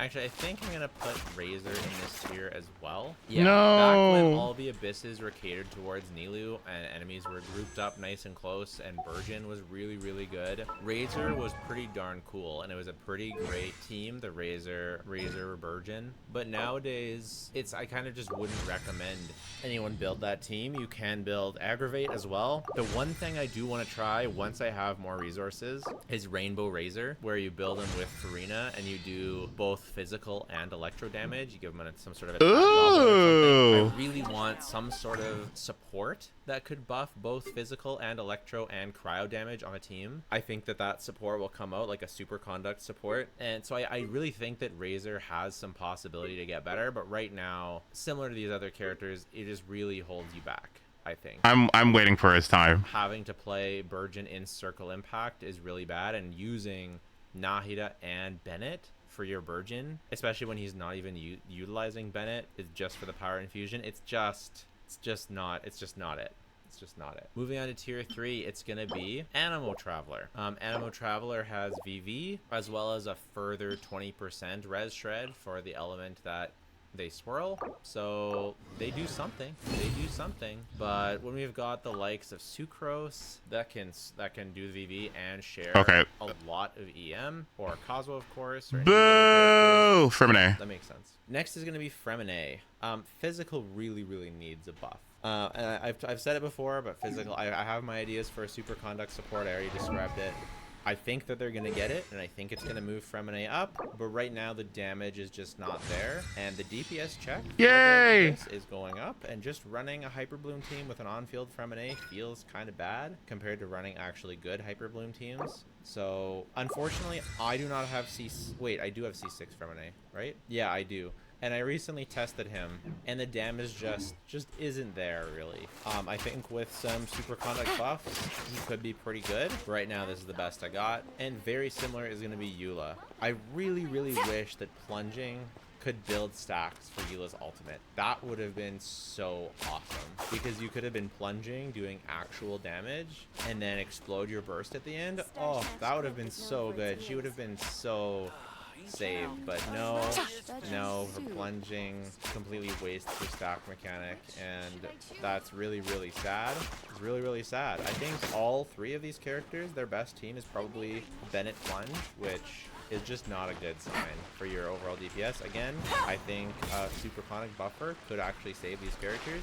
Eula has some other gameplay problems with the backloaded damage and stuff like that, but generally the damage is still pretty good, and if she just did a lot more damage, you could work around the backload, and she is super fun to play.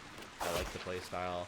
I hope she gets buffed in the future, but that's where I think she goes for now. And yes, that makes her the worst limited 5-star in my opinion. Oh my god. A character she doesn't beat out by all that much, and that is Albedo. Now, pretty decent. Lynette is also like a decent sub DPS for Zhao or Wanderer teams when you're using colors on, and that is what gives her like a tiny bit more value in my opinion. The damage isn't that high, so still like more often than not you'll want to do other optional DPS instead of her, but still she does some decent damage. And also she provides a taunt, so especially for someone like Wanderer, it can be a little bit more comfortable than using some other sub DPSs because the taunt is kind of nice, but it's not strong enough. Why the fuck is Mika up there? Wait a minute. Mika above Yunjin? Wait, what? Wait, what? Is it because Farina? Get buffed in the future.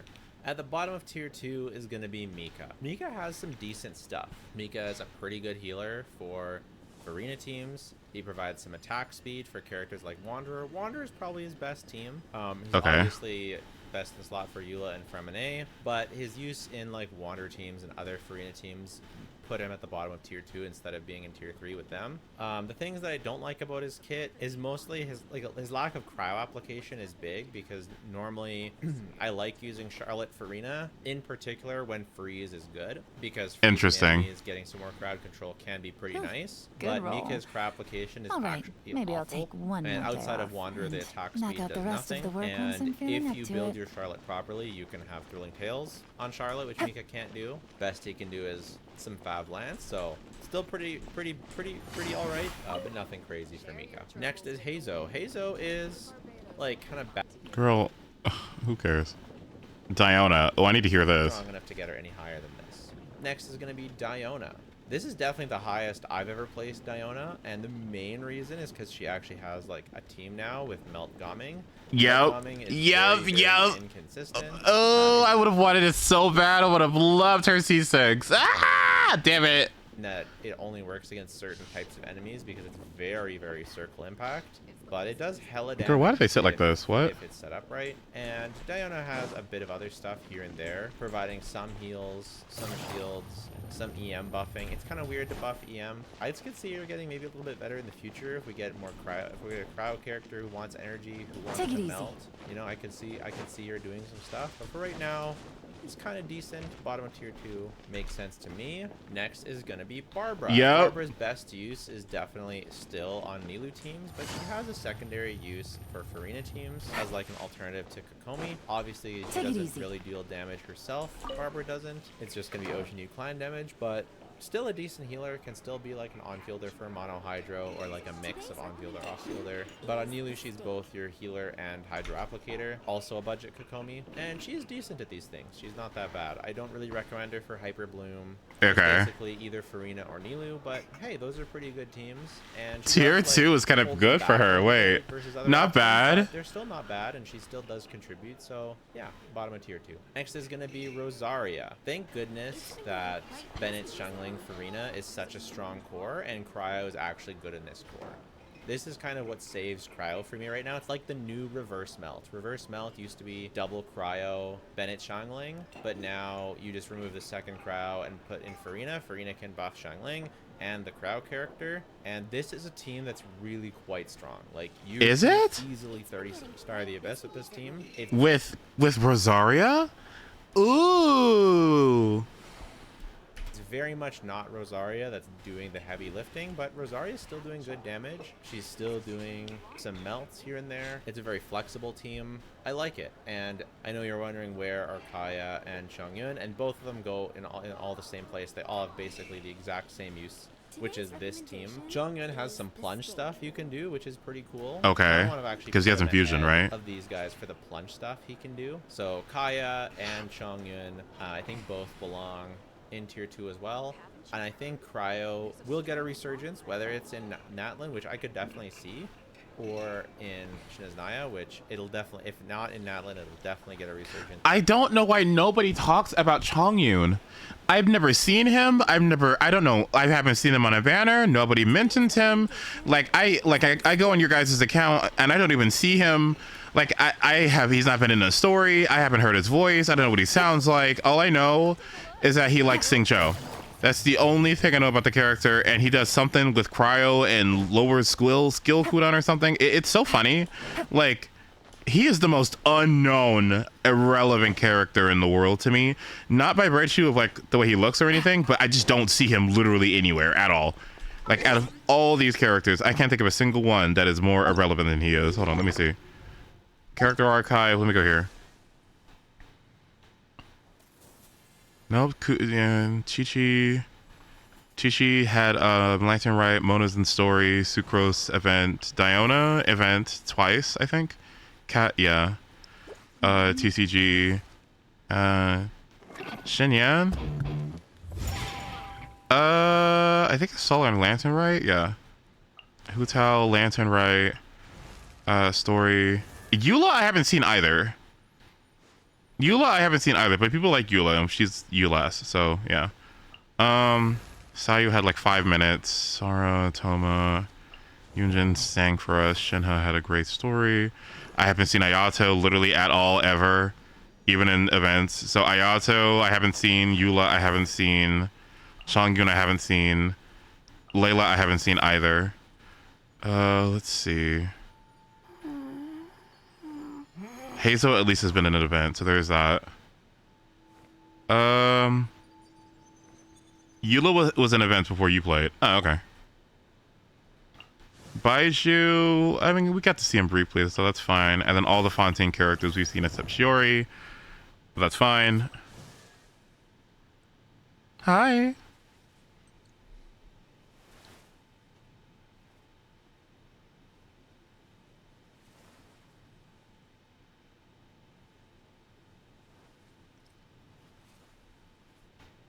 Wow. See how she ate that? Insenshin as Naya. But Freeze is sort of dead. Mono Cryo is sort of cope. Layla was in the Pokemon event too. Was I there for that? And it's just better just to use Farina Bennett Xiangling for all 3 of these characters. And it's pretty good. If you haven't tried it out. Wait, what? When I first started playing, he was my first 4-star, and I got like 3 more of them back to back before I got any other 4-star, and I was like, leave me alone. Yeah, I when was the last time he's even on a banner? What? Oh, give it a try. I made an entire video at it. Maybe I'll look at the end. Next is going to be Yoimiya. I have physical pain putting Yoimiya here. And to be honest, I'm going to move Yoimiya below below the Cryos.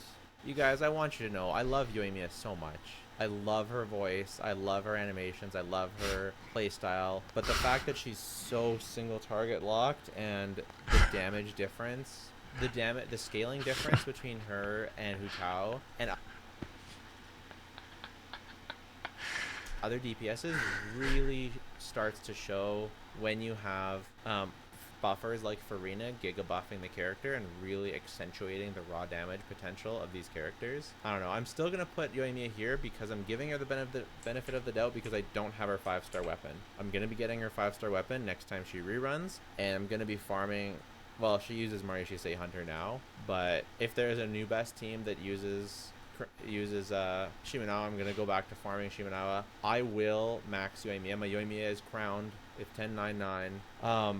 But the fact that she's just so single target locked and the Abyss checks have become so heavy on the AoE side of things that there's just a lot of instances where she can't even 36-star the Abyss in 3 chambers of the Abyss. And that's just really sad to say. And that's why I kind of want to put her down here. But again, I love her so much. Maybe she doesn't even belong in this tier. Maybe she should go a tier below, but I can't do that to her just yet. I gotta get her 5-star weapon. Note, this one is rating pending. Most characters, by the way, I test a mix of 4 and 5-star weapons. So I test the characters both with free-to-play options or 1 copy of Battle Pass, R1, and I test with 5-star options, usually best in slot for a character, but sometimes I use their second best. I'll accept their second best in slot 5-star weapon, and that's generally how I test. I test a mix of both. Yoimiya, I just haven't been able to, she hasn't rerun for so long, so I haven't been able to get her Thundering Pulse. But what? She reran in January, girl. Next what? time I will, and hopefully she'll be better. Because I'm putting Dea above her. Dea has I agree. Yes. Resurgence in Fontaine. She is a comfort because Fontaine has brought really strong DPSs. Right. So supports that provide interruption resistance like Dea have a lot more value if you just have the raw power. Plus her being Pyro is really good right now. It's good for Neuvillette. She's good for Arlecchino, Linny Mono Pyro, Arlecchino either Mono Pyro or Chevreuse. And then Chlorand, also she's pretty good. What? What?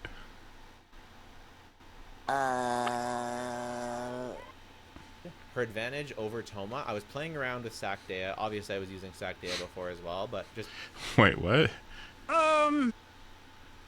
playing around with it more and just min-maxing Sakdea a bit more for this list, and I was actually able to get some clears on Overload Dea that were faster than my Toma. With Shev. Okay, I see. Toma actually extends Chlorand's rotations. Okay. If you wait for his burst in the later rotations, whereas Dea doesn't have to do that as much, since you can utilize Sacrificial Claymore, and as long as you can kill them in a certain amount of rotations and you get your sac procs, etc., etc. So because of all these things, Dea is actually kind of okay. Is Siegewin gonna go here too? She can be a plunge carry for Shenyun. Oh yeah, huh?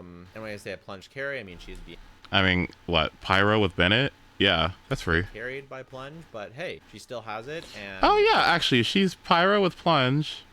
Yeah, she can kind of do what the D-Luke does. Yeah, she can kind of do what D-Luke and Gaming do. Except Gaming actually has a skill that actually plunges, and D-Luke has higher plunge multipliers. But Dia can do it too, yeah. The fact that she can give you some extra interruption resistance while you're setting up sometimes can give you some nice quality of life. So overall, yeah, she's not insane, but she's kind of carried by some high tier characters, and she's all right for that. This tier list has finally made me test Mona.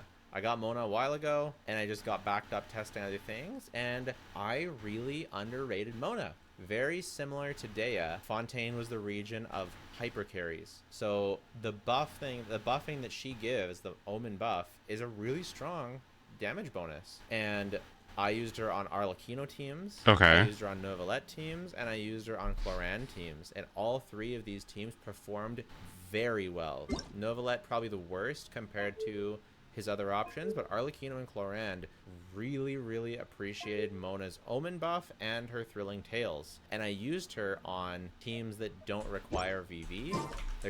She's just buffing raw damage, and it was really good. I'll save the exact teams for my Mona guide, which I'll probably release at close to the beginning of Natlan, because I think that Mona is a bit underrated. I think Mona is right. Now, again, this is tier 2. Still got 3 tiers above this, right? I'm talking up these characters, but like, we've still got half the cast or more above, right? So just because I'm saying she's underrated doesn't mean I'm saying she's broke. Fun fact, you would think that like now that I have Aqua Simulatra, it would be like a really good boon to have in my account in general, like my official. But did you know that R5 stringless is better than Aqua for official? It's funny. Don't be all like look at the company, right? It's not like these characters are amazing, but I will gladly play Mona. I will gladly play Mona with those good carries. So yeah. Next is gonna be Candace. I'm gonna put Candace behind Mona Dea, just because she doesn't have as many teams. She's got Nilu and Arlecchino, but only Arlecchino sometimes, whereas Mona and Candace are more kind of universal. But Arlecchino Candace is kind of real. It's kind of real. It's not crazy insane, and you do need 66 Candace to make it work, but it's pretty not bad. And again, the damage bonus that she provides, the Hydro to Vape in AoE, allows her to be pretty good in AoE. I still don't like it as much as Sing Cho for Arlecchino, and now I'm even kind of liking Mona as well. But it's really nice that Candace at least has 2 playable teams now, one with Arlecchino, one with Nilu, and that is pretty darn cool. And the Arlecchino one actually utilizes her entire kit with the normal attack buffing and the Hydra application, so that's really cool. I'm happy to see Candace not be totally terrible. That makes sense. Is Sayu. Girl, Sayu's kind of high. Whoa. Sayu's alright. Like, Sayu's a healer for Farina. Okay, I guess that makes sense. Sayu makes sense. Okay, healer VV, Animo.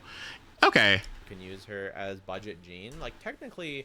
Yeah, I could see it. Budget Jean. Worse than Jean, really. Yeah. If you think about it.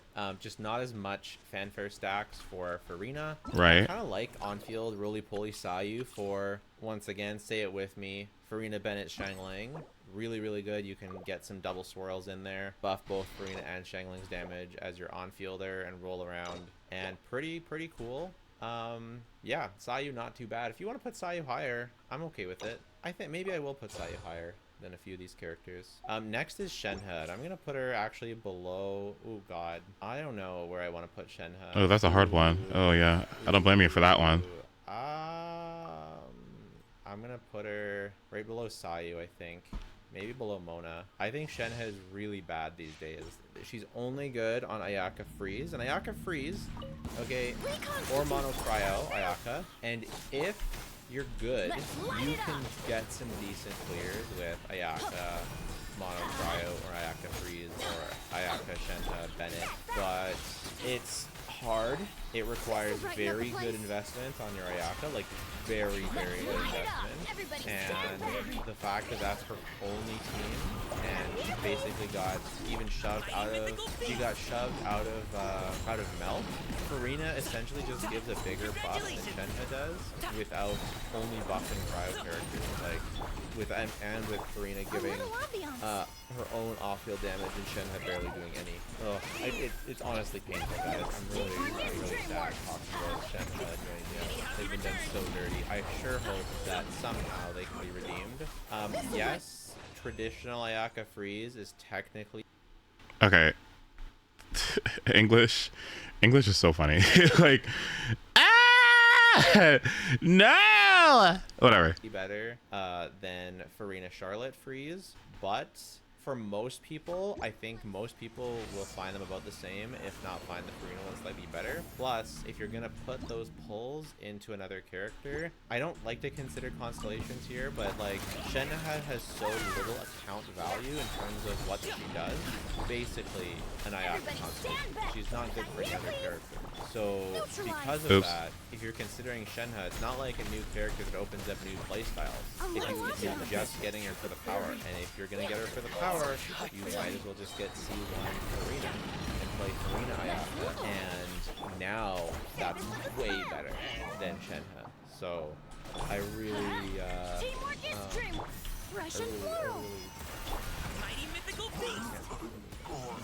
Lisa can support. Whoa, Lisa! Need a lot of ER for that, but it can be done. She can support works with Nouvellette, right?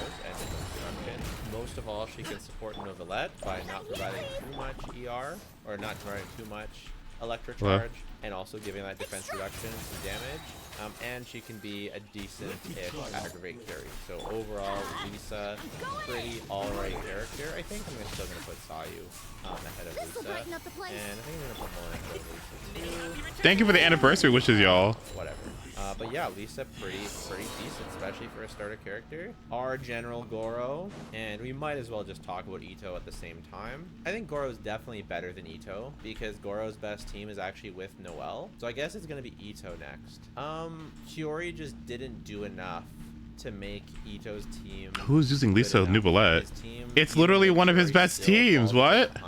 He's sort of a character that to really feel like a really good DPS with the other ones, he kind of needs, you know, his weapon and his C1 or 2, because his combos are really kind of hard to do. Like, honestly, I was surprised. Like, people kept telling me that Ito was like a super, you know, kind of mashy friendly character, but he's not, man. You have to, like, to get proper damage, you have to like actually know and play his combos, and it's actually kind of hard. And yeah, I don't know. I will throw a bit of a bone to the Ito mains out there and say that my Ito's artifacts are not crazy crap. They're just around 200 crit value, whereas generally I like to have 210, 220 for my carries. So he's like a bit behind. I have compensated for that. Also, was using R5 Serpent Spine, which is an absolute pain in the butt to test. I'll try and get his weapon on the rerun, on another rerun, but it's expensive, man, getting all these characters and all their weapons. But technically on paper, Serpent Spine should be pretty close. Most of the characters below him have him crowned, but it's still just doable. He can clear. It's fine. He's not awful, right? Hey, at least he's better than me, he's better than Eula. But definitely not something I would recommend unless you really love it. Next is going to be Dory.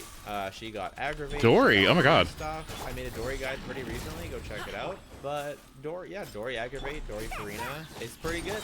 It's pretty good. You could argue that she could be higher. I think maybe even she wow, that's funny. I think Dory is all right. kind of weird to play, kind of not super fun for me, but does some decent damage, has some teams, doesn't always, you can do Aggravate or Farina or Hyper Bloom.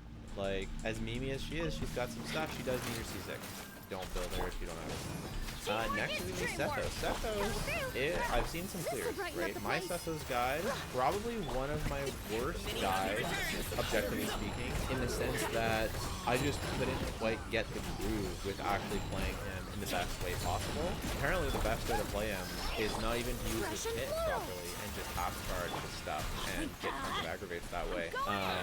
And I did try and do that obviously after the video, but it's still just so cringe, man. I don't like it. When I was testing on an account that had C6 and I don't have access to that account anymore. So when I get his C6 again, I will retest him again, I'll relearn him again. But technically on paper he could be higher, right? You could move him higher, you could maybe move him here at 1.5, but I think the fact that he's a charge shot bow user makes him very squishy and very susceptible to being knocked around, and it's like that quality of life and the kind of pain he is to play. Like maybe he goes here, but he gets a little asterisk, so that he's hard to play. But for now, I'm putting him here because he's also very inflexible. He only has aggravate. He really doesn't have anything else. You can do some like quick bloom stuff, but basically it's just aggravate, and it doesn't have any supporting capabilities. That is Sethos. Next is Yanfei. She doesn't have the raw single target damage that Yoimiya does, so she loses to Yoimiya in raw single target. But what Yanfei does have is actual AoE. And with Farina, she can vape in AoE, which is super awesome. She also has a shield that she doesn't usually get every rotation because you have to build too much ER for it. But even if you get it every other rotation, that's still like better than nothing. And having that interruption resistance is really nice. Yoimiya picked ever.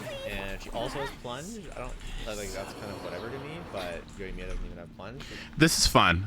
I actually kind of like this. I never thought about gomming Emily. Gomming Emily Shen Yun? I don't even know, like, what the fuck?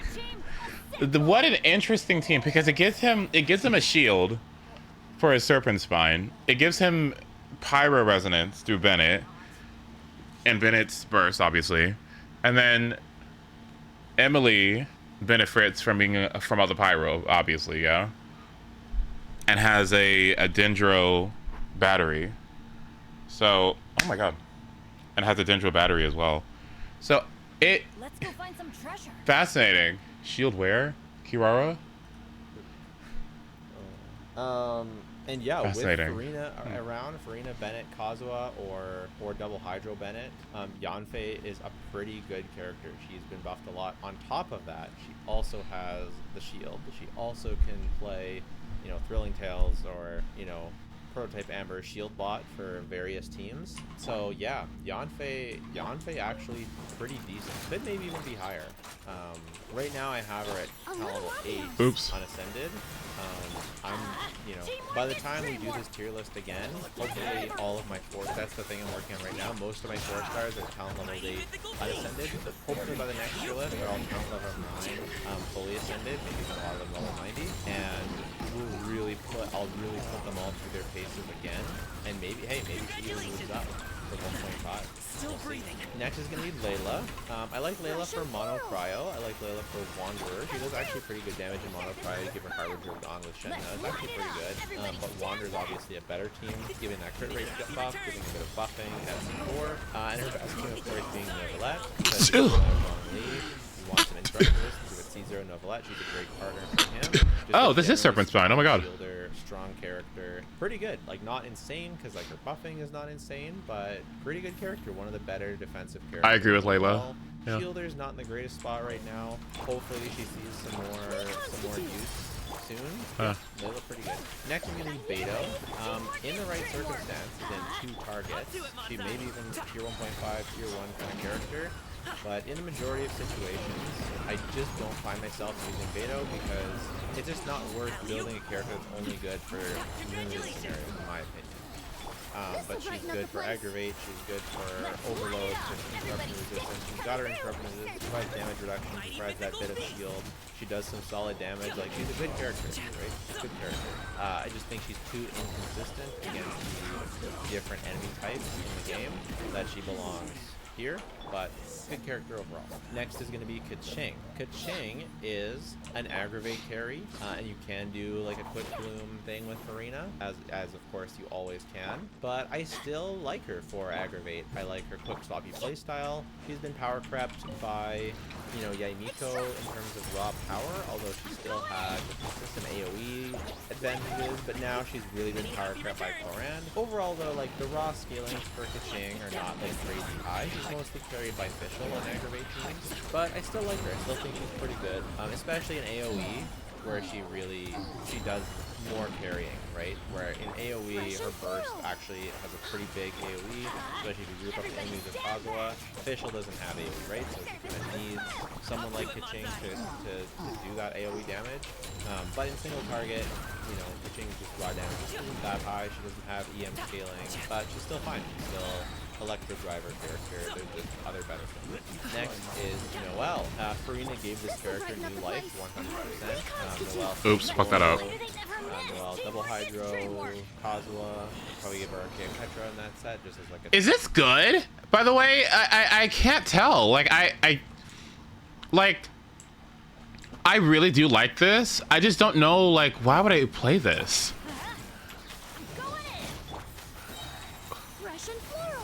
Why would I play this? Oops.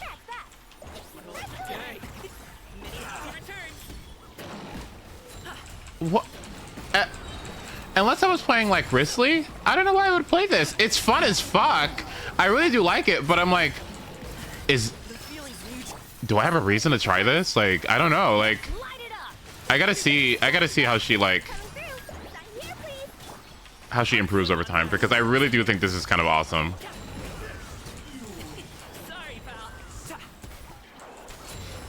She does so much damage. It's so interesting. She's so well designed. I really do like this character. Wow. What? Oops. I keep doing that.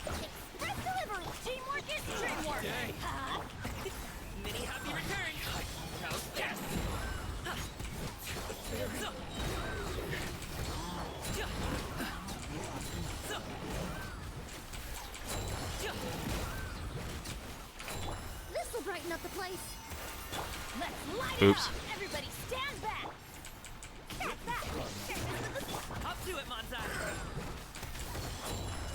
People are doing C6 Bennett, Farina, Shanyun with Plunge Emily, being the driver. Really? Does it work? Does it actually work? Oh, wow. Her on-fielding does make sense, though. Like, I honestly think her on-fielding, especially because she's not running Golden Troop, doesn't sound like the most awful thing. And because her, like, her Luminos case doesn't, snapshot, her on-fielding doesn't really sound awful.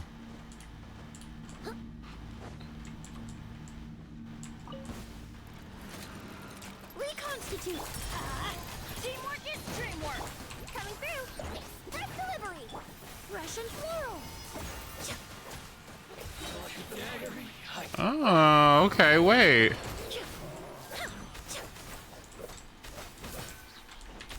Let's light it up. I'm going in. A little ambiance. A little ambiance. Oh, I'm loving this. Wait. I just gotta make sure I have pyro.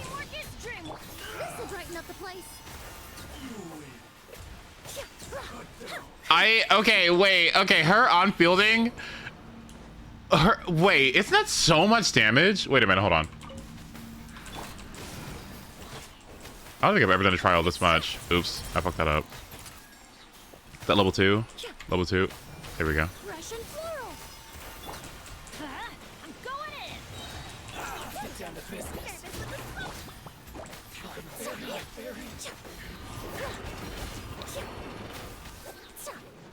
I mean, y'all gonna come here or like? Let's light it up. Everybody stand back. There we go. This will brighten up the place. I don't have C6 Bennett. Yeah, I know. I'd have to make sure I get him one day. Hello?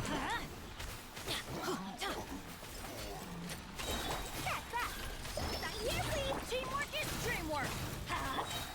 A little ambiance.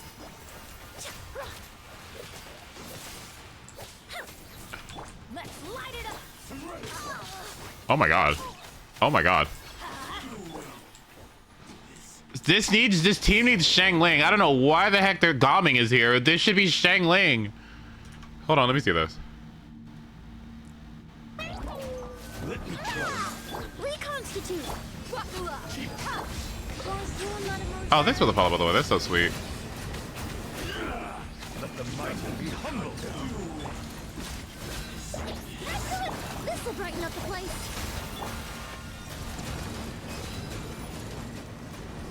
Oh, this looks fun as hell. Wait a minute. Silence. Neutralize.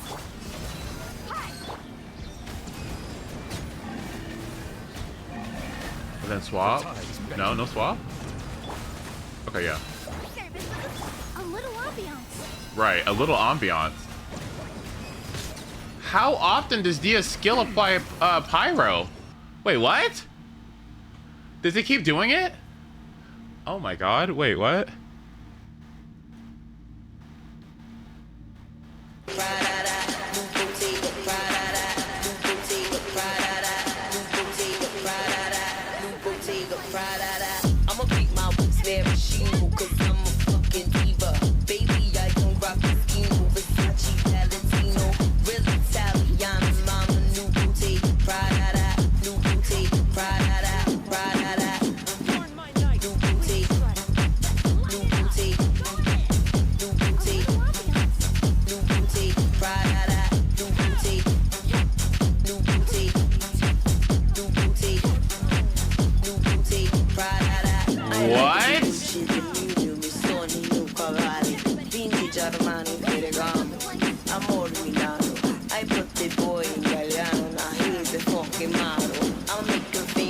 Oh my god. Okay,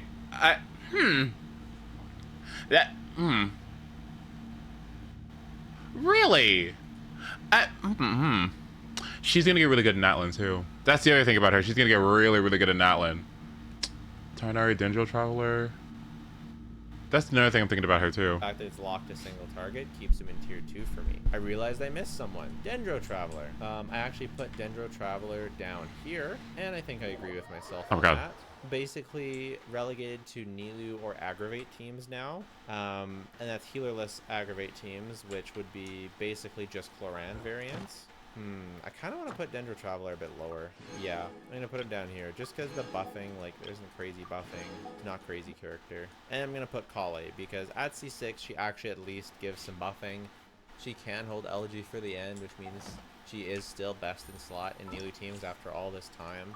And there are some other Dendro teams. Kale at C6 actually has enough Dendro application that it's the only Hyper Bloom team that I would even come close to telling someone to try out. It's still not great compared to Nahida, but it's like the only functional one. Like she applies, if you have Sacrificial Bow or Burst, she applies an okay amount of Dendro that you can actually get some Hyper Bloom going, but mostly she's basically just the best in slot for Nilu's character, and Nilu's pretty good, so she goes in tier 2. Kujo Sara has definitely had a resurgence with Raiden, Cloran, Chevrolet's teams, and Cloran teams in general make Kujo Sara better than she was. Part of me does want to put her in tier 1.5, but just the fact that Fischl is generally preferred in both of those teams, not quite as much as the Raiden one, but the Raiden one isn't quite as good.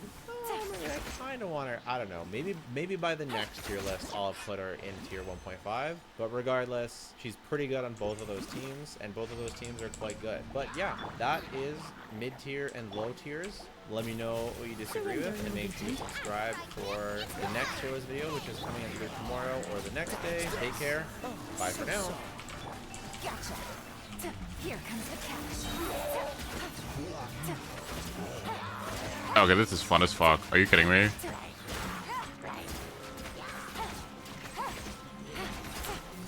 Quietly now. Let's spark things up a little. This will be frozen. Busted. Game's up. Fun's over. Why they give her all these fucking free-to-play? I mean, I guess it's what they're trying to display here, that she's really free-to-play friendly. Oh, go get me out of here. Okay. Okay, I kind of want to see the other one now. They were doing part 2, the high and top tiers for the Siege official Win! Gel Impact tier list. At the very bottom of tier 1.5 is going to be Siege Win. I'm doing tier 1.5 because I feel.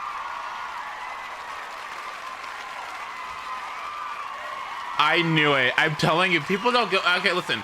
People are being way too mean to Siege Win. Exactly. Okay, I have a question for the Siege Win havers. For the Siege Win havers who actually played her and wished on her banner, right? Who have her, who have experience. What's your experience been like? Do you regret your pull? What's going on? Like, do you regret it? Do you like, oh man, I fucking wasted my Primo gems. This sucks. Is that true? Do you feel that way? Nope.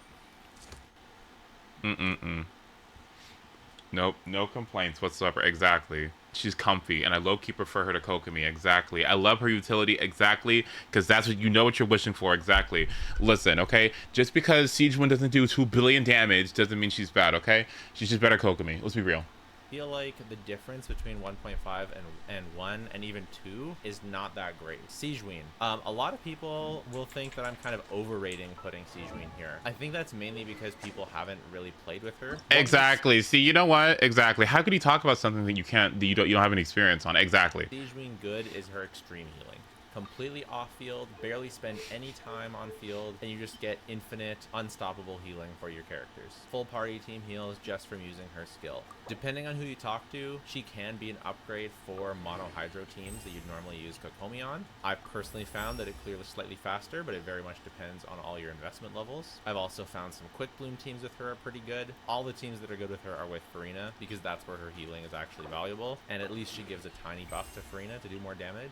I've also found that you can actually make Nilou work better than you might think by interspersing her bursts at the right time in rotations. Still not insane. Rama, did you change your name? Oh my god. Solid. Something on the same level as Candace or Barbara. So while definitely not as good as Kokomi, you'll see we'll put Kokomi quite a bit higher. Siege Ween's not a bad character, and especially her comfort keeps her relatively high. What obviously holds her back is her reliance on Farina. She doesn't apply enough Hydro to really be on I guess we have 2 Ramas then now. A now. lot of Farina teams will use a second Hydro anyways, whether it's YELAN or Novelette. So generally speaking, her Hydro element doesn't do all that much for her, which is what holds her back from being better. But bottom of tier 1.5 for Siggy.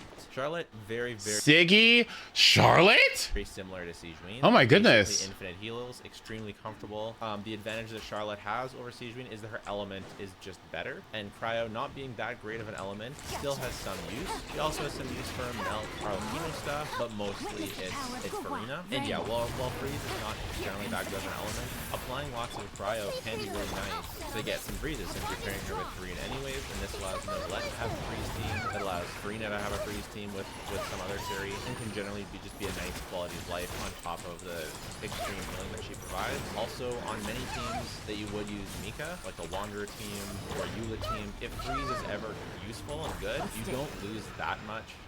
With Eula, you lose a bunch going from Mika to Charlotte, but you don't lose that much around Charlotte because Charlotte can provide Thrilling Tales buff if you have C4+, and that's the same with Arlecchino. What holds her back is her insane ER requirements, makes her very hard to build, and generally just Cryo isn't that insane of an element, so she's at the bottom of tier 1.5. Next is Toma. I actually had Toma just below Charlotte for my top 11 4 stars, and Toma lost on the list, but after thinking... Where the fuck is Xiangling?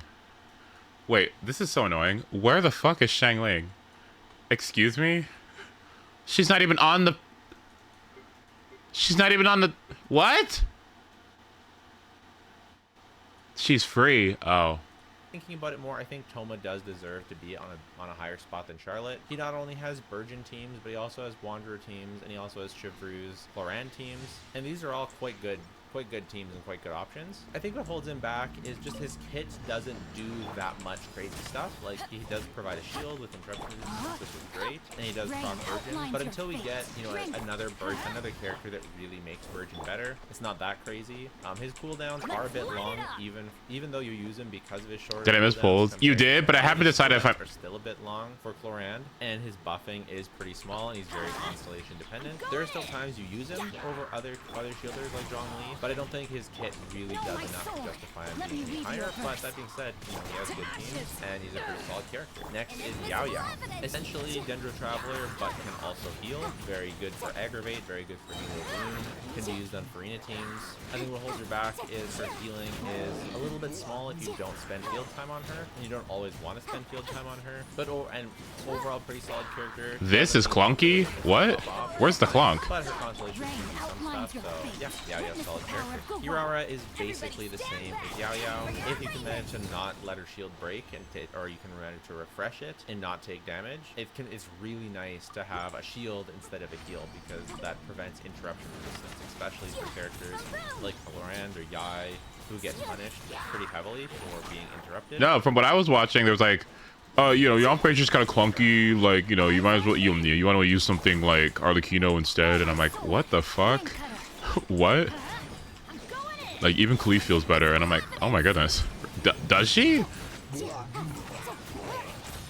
I thought the point with these characters is that like you set them up with enough defense that they can just sit there and like auto, so they don't have to like move around and do a bunch of shit. Like, yeah, no. Rain outlines your fate. Let everybody stand back. Breath of the flame, incinerate. Seems fine to me.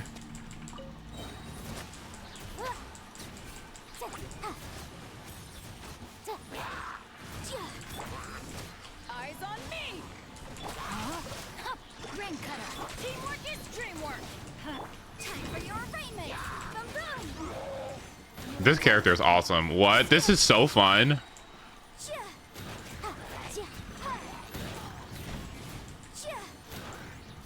Motion to compel. To ashes. Witness the power of Guhua. Know my soul. Everybody stand back. Motion to compel is absolutely ridiculous. Oh my god.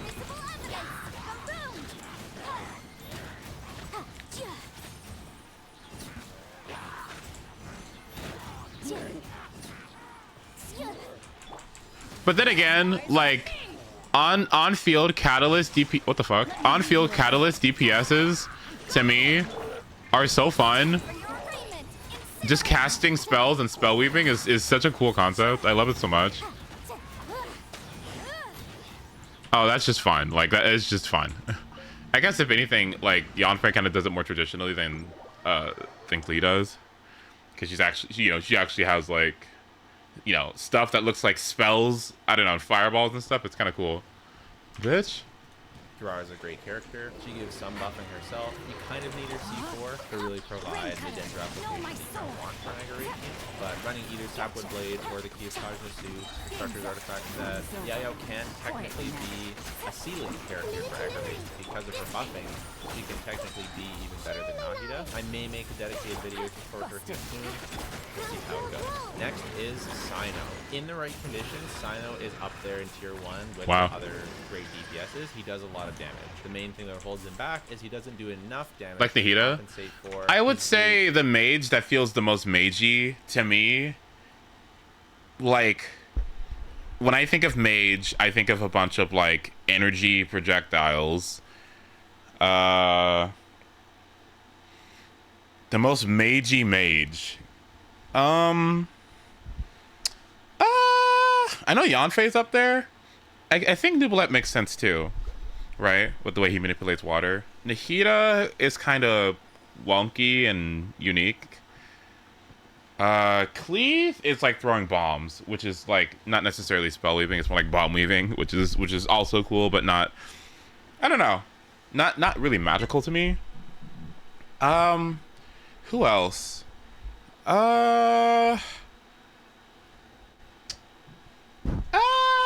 Lisa, maybe? are better than one. Lisa kinda, yeah. Lisa kinda. Wanderer, yeah. I kind of feel that way too about him. Poor Yeah, I agree. multi-wave performance, but because his damage generally relies on either aggravating his hits and or creating hyper blooms, mostly he's inherently very weak to multi-wave because Nahida is a staple for hyper bloom, and you need to switch into her to reactivate her skill, and Sino can't switch once he's C6 Mona. Oh my god. There's a decent chance he might be in tier 1 if he could switch out of his burst and refresh other characters' buffs. There's a decent chance he would move up to tier 1, but as it is, he goes down here. A lot of people don't like the way he plays. They find him clunky. I actually like the way he plays. I like his quick time event with his skill, and I think it's fun, and I think his voice lines are good. Yeah, I really like. I agree. I think Sino's great. Yeah, I love his voice lines too. I agree. Ayato, basically jack of all trades. Ayato is interesting. I want to see what he has to say about this. But Ayato's actually pretty solid. He's good. I think his best team is Nilu teams with Baiju. It's not a ceiling Nilu team, but it's very comfy and very good. One of my favorites. He can work for Hyper Bloom as your Hydro player. His off-field Hydro with his burst is really nice. He's one of the best for Burgeon, if not the best for Burgeon with Toma. And you can also use a Hyper Carry with Farina, Bennett, Kazuha. And honestly, that team actually really slaps. Like, really slaps. Obviously, you're using the three best buffers in the game, but he does good AoE. If you're fighting AoE content, Ayato has a lot of easy to use AoE, and it's really easy to swirl Hydro on that team, and both Farina and Ayato do a lot of damage being buffed by Kazuha. And He is the best element. You can swap out Kazuha for Xiangling if you want to do some vape stuff. I like Ayato. I think he's actually quite a good character. I know he gets memed on a lot, but I always get really good clears with him. He's comfy and easy to play. Kind of want to even put him higher. Venti is a real tough character to play. That is interesting. When he's good, he's incredible, and when he's not good, he's just okay. And I think just Animo for swirling has really honestly, I think just by virtue of that, by the fact that he has really high highs and his low is what? Applying VV, that cannot be that bad. You know what I mean? That cannot be bad. That makes no sense. Either he's insane incredible, right? Broken, or he still applies like one of the best debuffs in the entire game and can still buff the team through either Favonius or having Elegy. Which I guess you could just say like Kazuha provides like, you know, provides that and then more, right? But I think like, I don't know, the fact that he can have higher highs than Kazuha makes me think like he can't possibly be that bad. I don't think. Fallen off, so that's why he's not any higher. But when he works, he's absolutely insane because he just completely obliterates enemies and keeps them mobilized and stuff. But it's pretty rare that you can actually do that kind of thing. He also provides energy regen passive, but overall, that's good too. Good character. Not a character I'd recommend getting for most people, since it's just better to usually use Kazuha. And you generally, back in the old days, you'd kind of want 2 Animo characters because most of the best teams used Animo. But nowadays, that's not really the case. A lot of teams don't use Animo now, so Venti is stuck to 1.5. Yaimiko is basically, I think she's great. Who's kind of feels I think is great. In some scenarios, because her best role is an on-field aggravate driver for Fischl, but her on-field presence isn't very impactful and it's not very satisfying. It's still pretty good. Her damage is good. Aggravate isn't like the most highest ceiling team, and she pretty much goes toe-to-toe in team damage with Fischl, so she's not as carried as Kaching, but still she doesn't make the team work herself. She still relies on Fischl to do great damage for Aggravate. But she still has Quick Bloom stuff with Farina. If you want a sleeper pick team, Yaimiko, Nahida, Farina, and Sijwin is actually a sleeper pick Quick Bloom team, and is actually really good. So if you happen to have those characters, don't recommend wishing for those characters to build this team, but if you happen to have them, give it a try. Sijwin's insane off-field healing allow you to get lots of field time for your Yaimiko to proc Hyper Blooms. So that's my favorite. That's the only Quick Bloom Yaimiko team that I actually like. So hey, give it a try. I also like Yai for Chevreuse teams, especially Arlecchino, but you can kind of do Raiden or Clorand as well. It's not as good, but Arlecchino Yai is actually quite solid. If you use Yai and Fischl and Chevreuse, that can free you from Bennett's Circle Impact, which can be better sometimes. Not as high damage, but still good. So yeah, Yai is pretty solid. Next is Ganyu. My favorite Ganyu team these days is the Special Core Farina, Bennett, Xiangling. I have a whole video on that. It's quite good. And Ganyu's burst does a lot of work on this team, but her charge attacks are Giga buff. Sometimes you're gonna melt, sometimes you're gonna freeze, sometimes Farina's gonna vape, sometimes Xiangling's gonna melt, sometimes Ganyu's gonna melt, and overall, everyone's being buffed on the team, everyone's doing damage, and it's really, really quite good. It doesn't rely as much on getting tons and tons of charge attacks out like Ganyu's traditional melt teams. If you can just get a couple out, and even if you get knocked around once or twice, you still do so much damage that you're totally fine to clear. And oftentimes because of Xiangling's long pyro, like good pyro application, you actually are going to melt with Ganyu. It's easily my favorite Ganyu team these days, and it's one that keeps her, like, it still shows off her DPS potential, but also just having a solid team overall. That being said, she kind of carried on that team, and I know she has other teams. I know she has Melt with Zhongli and Xiangling Bennett, but that team for me is too inconsistent to really play. Like, if you miss a charge shot or two, like, your damage just falls right off a cliff. A lot of times the boss these days is melting the hit on Zhongli's shield and potentially breaking it. And if your shield gets broken, you get knocked around, your DPS just falls off a cliff. I personally can't get very good clears with traditional Melt Ganyu, and Freeze Ganyu is very rarely good. Mono Cryo is alright. It's pretty solid. With Shenhe, Layla, Kazuha, I get in AoE, it's actually quite good. I quite like it, but it's more of a tier 2 team. It's not really a high tier team, so I think that this is Ganyu's best team right now, and I think she does quite well in it. I'm gonna put Ayaka right above her. Obviously Ayaka has traditional freeze, and traditional freeze you can get some good damage even in single target. You can get some good damage. You can do I think Ganyu is actually better than this, if I'm gonna be honest. I might be talking on my ass a little bit. I think Ganyu is really fucking good. I don't know why. I mean, I know why. With Emily being around, I just think Ganyu is low. Ganyu is gonna be so fucking good. I think Ganyu is amazing. I think Ganyu is good. I don't know. I just think Burn Melt.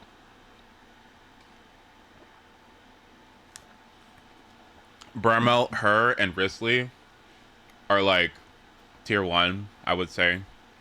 I really do think they're tier 1. I don't think they're that bad. I mean, I don't think they're like top 10 DPS, but I'd say like maybe top 15. I think they're both amazing. Plus, I think like her burst can do some cool stuff too. I think Ganyu is really good. Bennett, Shenhe, Kazuha. For bossing with Ayaka, you can do the same for Ina Bennett Xiangling team. The raw damage that these characters have is really high, but Freeze was the best thing Cryo had for a long time, and without Freeze being good, it just hasn't been good for so long. It's a treat. I think it could be higher up too. 1 or 2 chambers for spread side. So that's what keeps these guys out of tier 1, but they're still solid.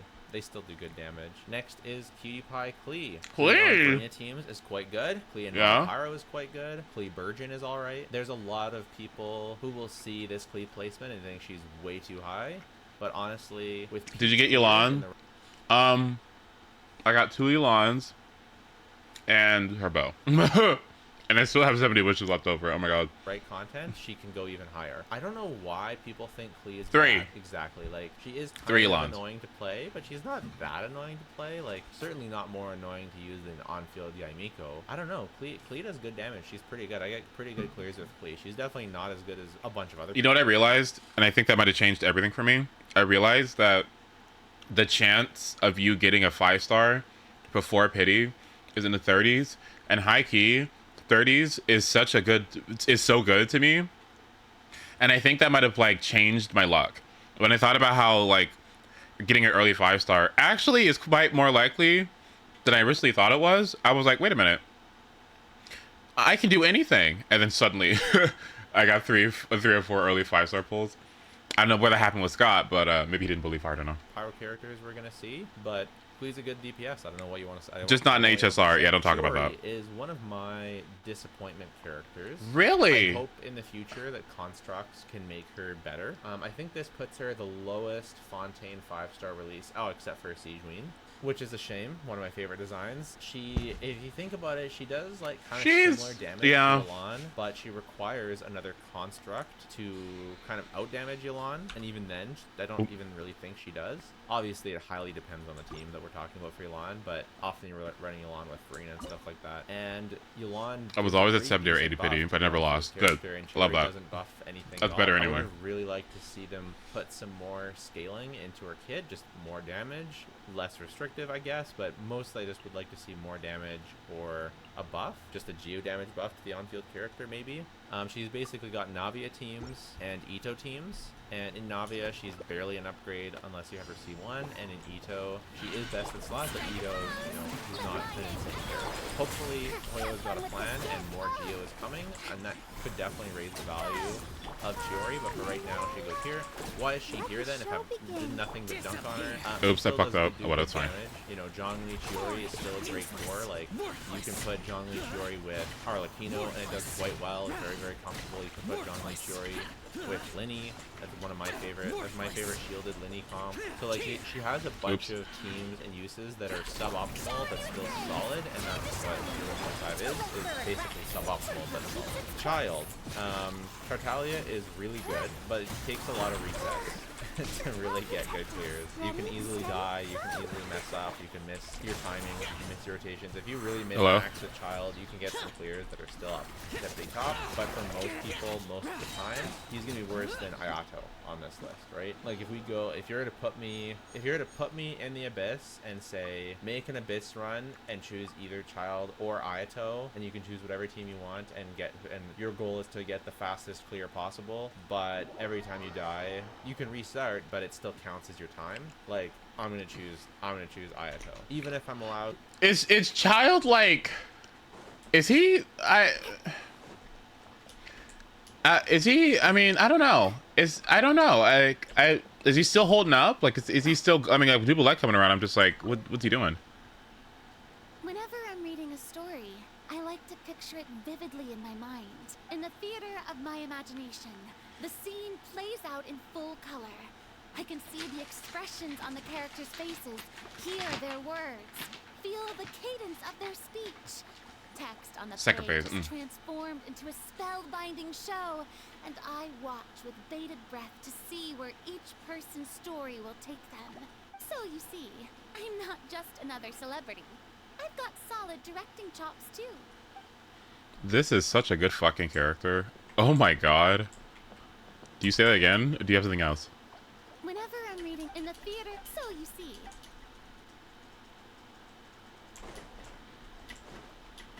He applies a lot of Hydro and AoE content. So him and Shangling.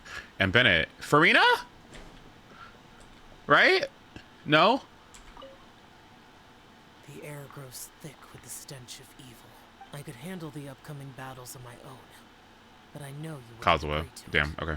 So promise me at least that you will not let your guard down. Is there room for Farina on Child teams? A squirrel, a fox, and a cute kitty cat. Oh, I'm trying to write a heartwarming song with a fairy tale theme, but it's a little tough. I think I need to go back to the storybooks and look for some more inspiration. Interesting. I feel like you... Nah, because I guess he has nothing that would benefit from having Hydro resonance, huh? Rip. Like only 1 or 2 resets, for example, and it'll just count the best time. I'm going to choose Ayato because he's just easier to play. He's more consistent. Child, you know, he would be higher if he had like maybe a bit of a lower damaging team, but it was much easier to play. But no, his only great team is pretty hard to play. And I know, you can use him in Virgin, you can use him in Nilu, you can use him in Taser, just like other Hydra characters, but he really underperforms in these teams versus other Hydro characters, including Ayato, because he doesn't have any off-field. And the Bursty Hydro, well, it can be really, really good, and you can get some crazy stuff. It's very, like, meme-y or screenshot-y, but still a good character under the right circumstance, and definitely still, hey, 1.5, pretty solid tier. Anyways, next we have Gaming.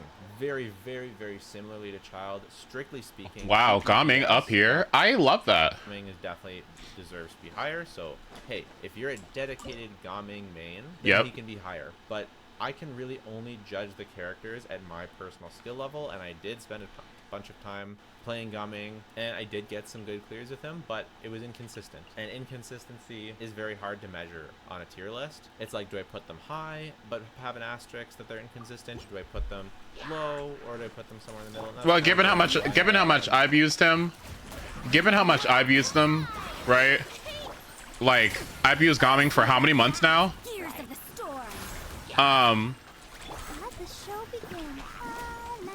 God, like, I think he has the potential to be really fucking. I didn't catch all those particles. God damn it. I think he has the potential to be like really, really, really good. What is this insect that keeps flying in my face? He has the potential to be really, really good, and I really love him for that. I think once you get Farina and Shen Yun, which are two of the best characters in the entire game, like his viability like shoots up, right? I don't love the fact that he's somewhat restricted to the circle with Bennett, and I think I love how much AoE damage he does. I will say that he is reset prone and not nearly as consistent as some other characters would be. But I honestly think when all the stars align and that, like, you know, you're not getting hit too much, you know, you got the Farina, you got the Shen Yun, right? You have the energy requirements. You really need the fucking energy requirements. And I guess the circling isn't that bad. Like, you know, I know there's a lot of conditions, but he really does so much fucking damage. It's insane. Like, I don't know if I feel like okay. I have no plans of getting rid of him. Let's just say that. That's about that. Oh, thank you for the anniversary. I appreciate it. Thank you. Yeah, I don't have any plans of getting rid of him. So I think he's good enough. I'm bringing him down because of his inconsistency, but a real dedicated main could push Gaming higher, especially if you're willing to reset. But he does crazy damage, and whether or not you have Shen Yun, he can still do crazy damage.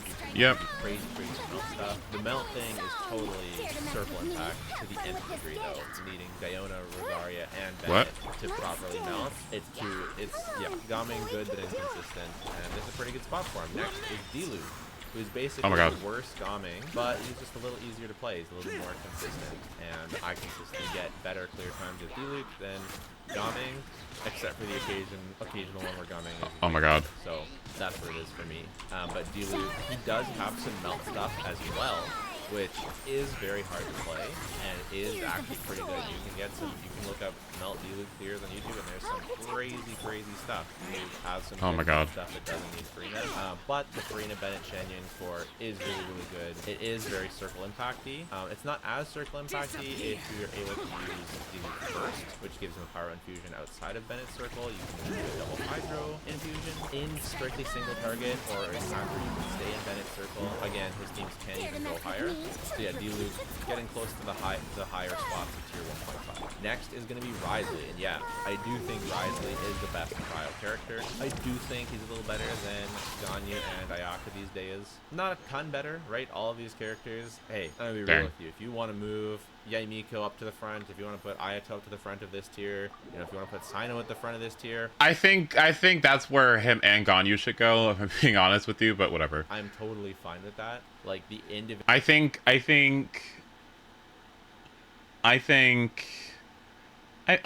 Tainari isn't actually that bad either. I mean, best standard character.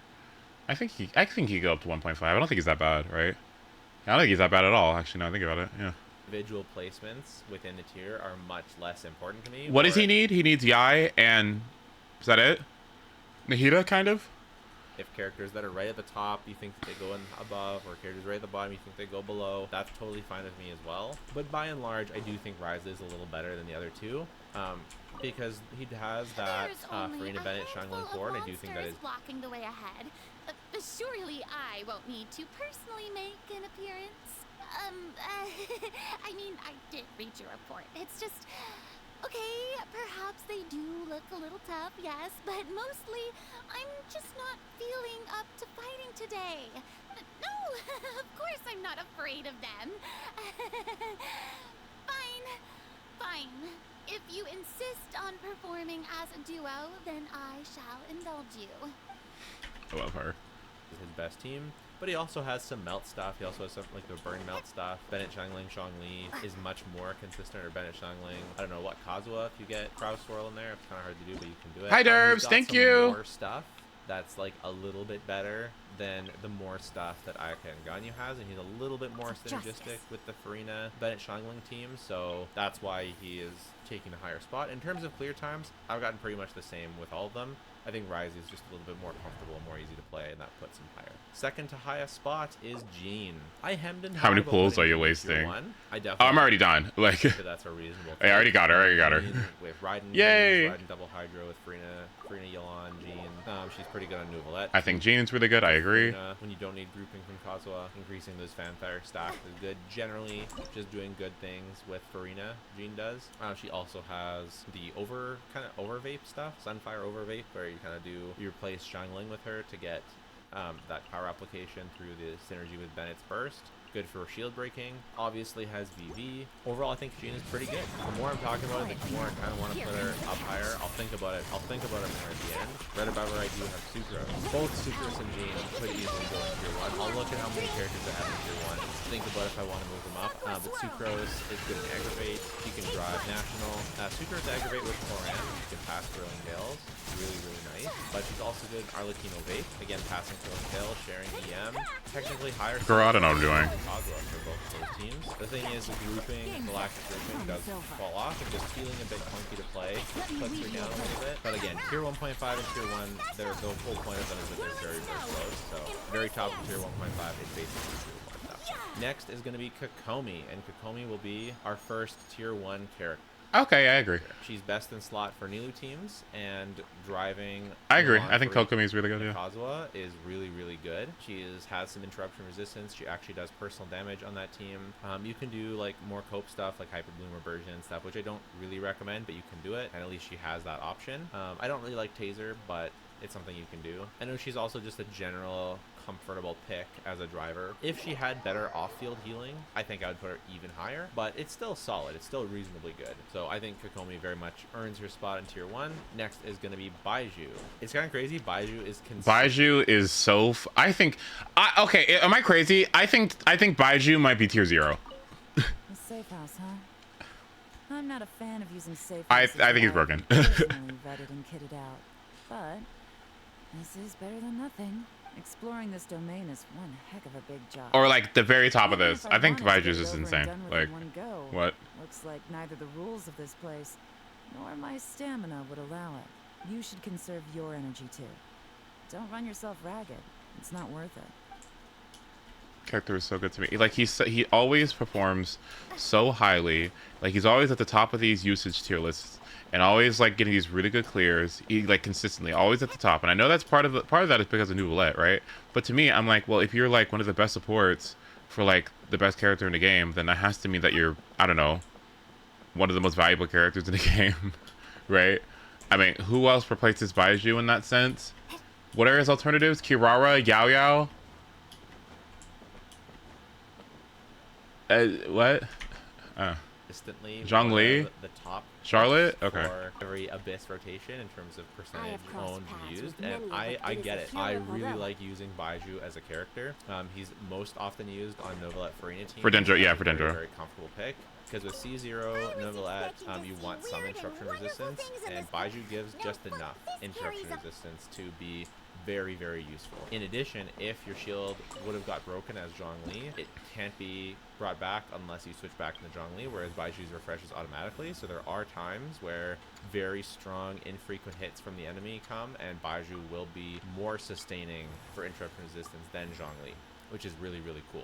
He's obviously best in slot on Aggravate. He's one of the comfiest options for Nilou teams. And he's also just generally a good support for Farina teams. Farina, YELAN, and Baiju as a core, and then you use like a Pyro like Hu Tao as the lead. That's a really, really good team.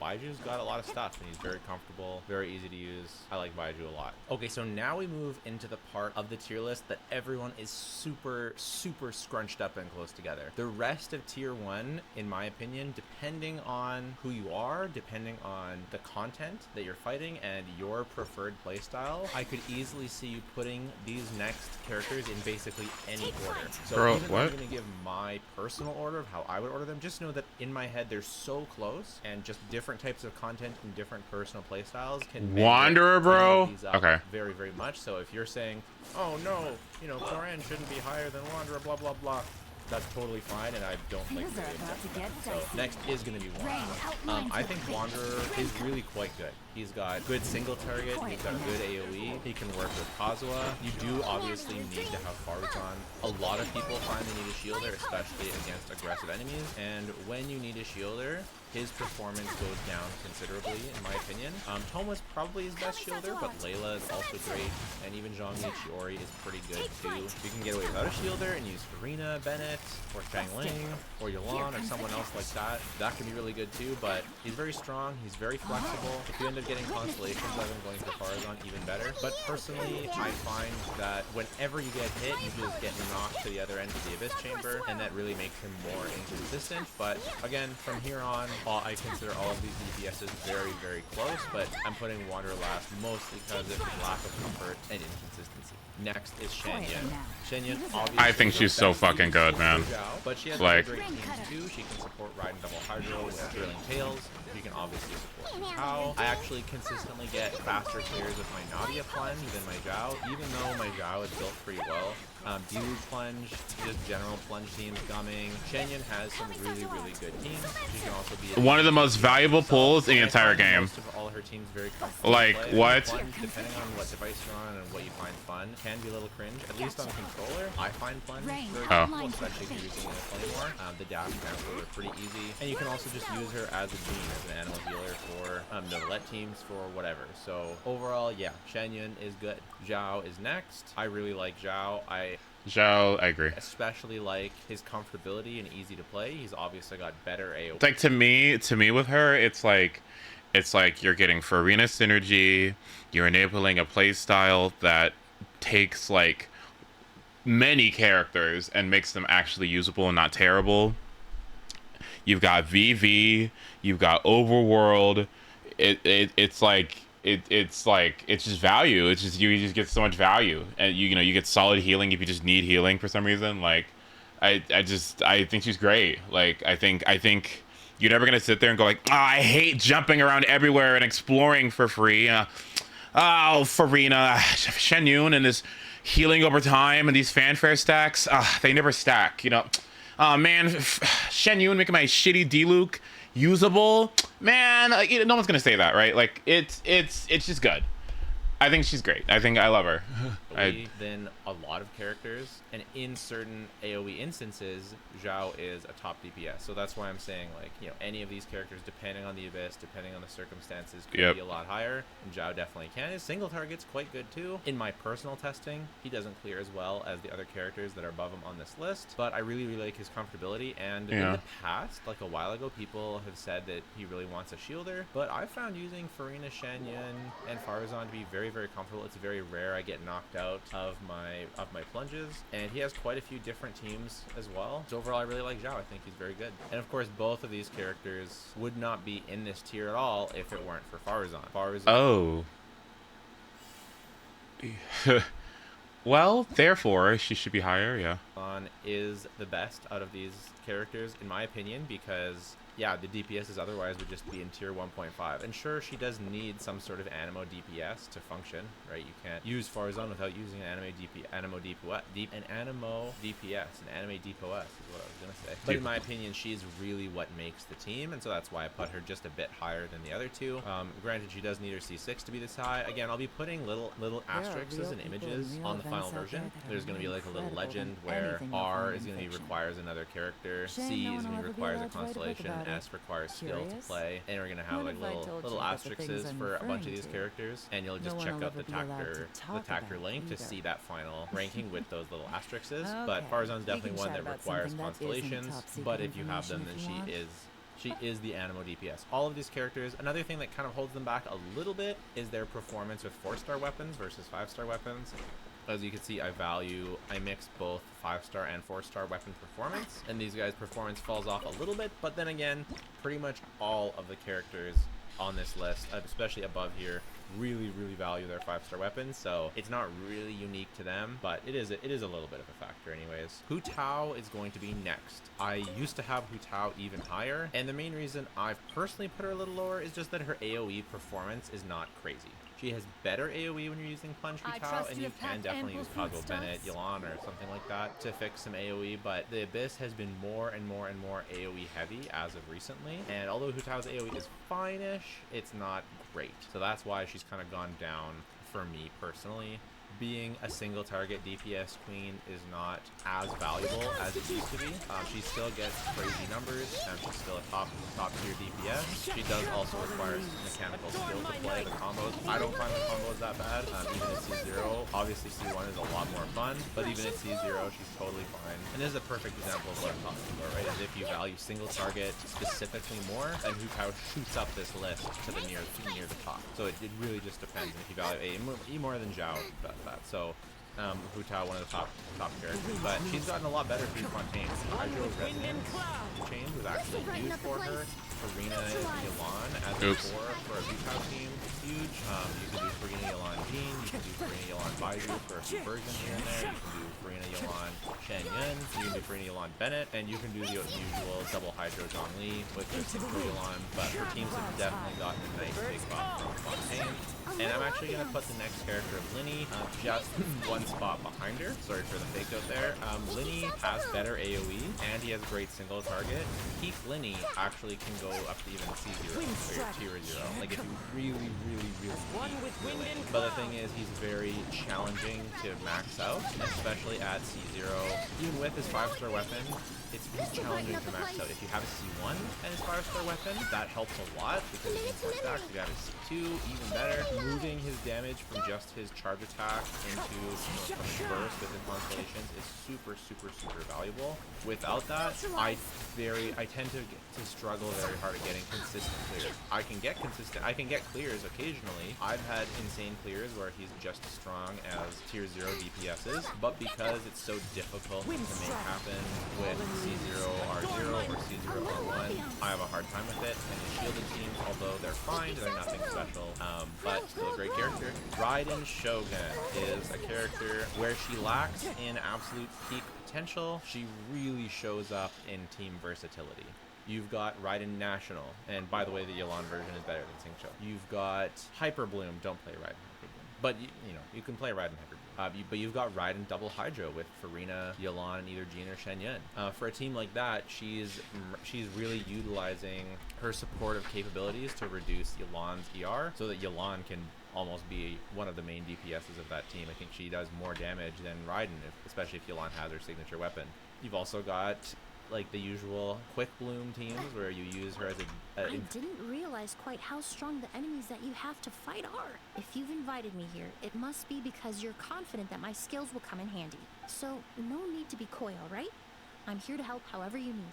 Kind of Sino's teams with Farina, Baiju, Nahida. That team is quite good. You've got Aggravate, which is not as good, but it is a team. And then you've got Chevreuse, which is actually really great. The fewer rotations you have to do, the better, because Xiangling's cooldowns really hurt the team, actually. So waiting for Xiangling to come off a cooldown really kind of kills your DPS. So if you're able to 1-rotate or 2-rotate a wave, she can kind of outperform her sheet DPS. And more than all of that I just said, she's immeasurably comfortable. She's unbelievably having infinite poise and infinite interruption resistance, and all those teams I mentioned are played with a strong healer, so she just never gets interrupted. And this is a luxury that very few characters have. It's as if she has a Zhongli on her team. As long as she has a healer, you essentially have a Zhongli on your team. I forgot you can also just run like hyper carry with Farina, Bennett, Kazuha, which is really quite good as well. So where she might lack in peak power, she remains very strong in flexibility, like account value, and just comfort and easy to play.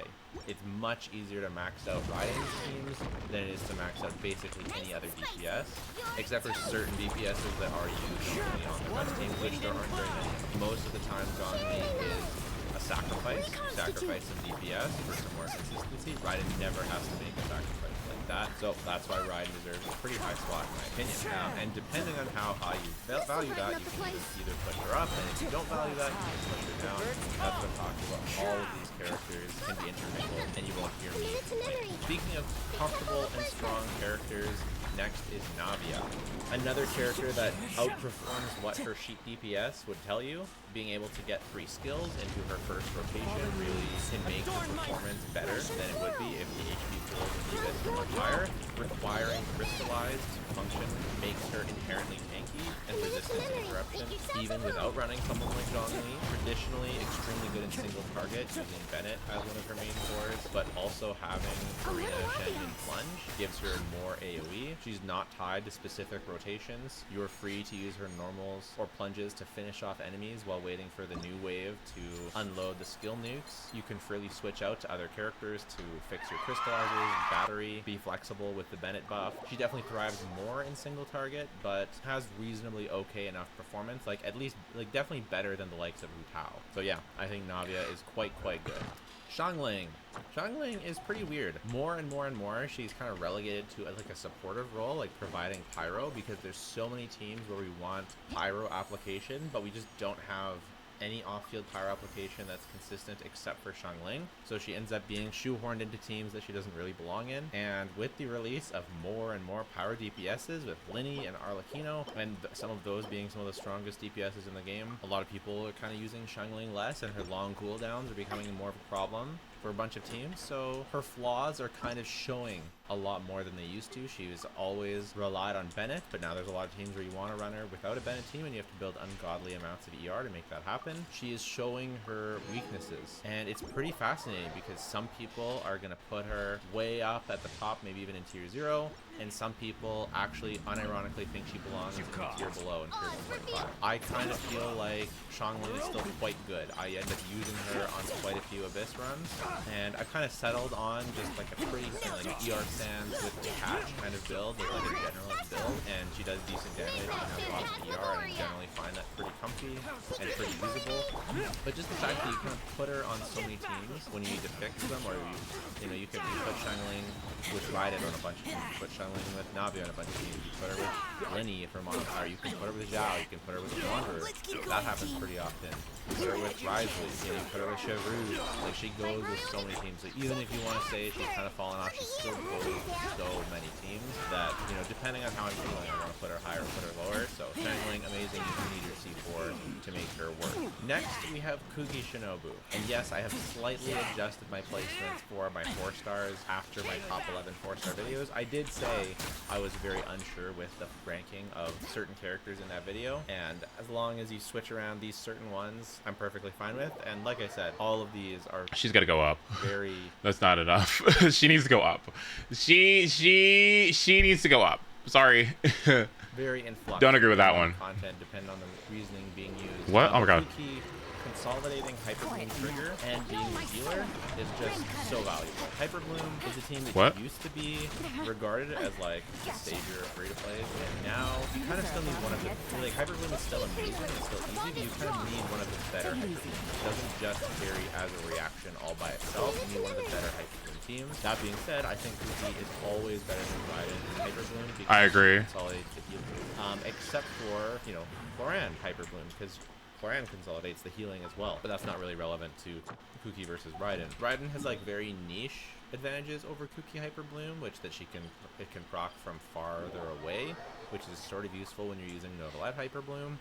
I don't personally see a huge value in that. I would much rather just have more heals. And Kuki has a still pretty decently sized range, and you're still going to be usually decently close to the enemy that you'll always proc your blooms without really a problem. Raiden also buffs burst damage when she uses the Hyperbloom trigger, which is good for specifically double Hydro Hyperbloom, where she buffs both Yelan and Sing Cho. And sure, if you can get away without a healer at all on that team, and you knock Raiden, Sing Cho, Yelan, then Raiden definitely is an upgrade, but I don't think most people can get away with on-field Nahida and not have any sort of healing at all. So I think in general, Kuki is just a better choice. She only needs her C2. Not really relevant for the ranking on the list, but just worthy of noting.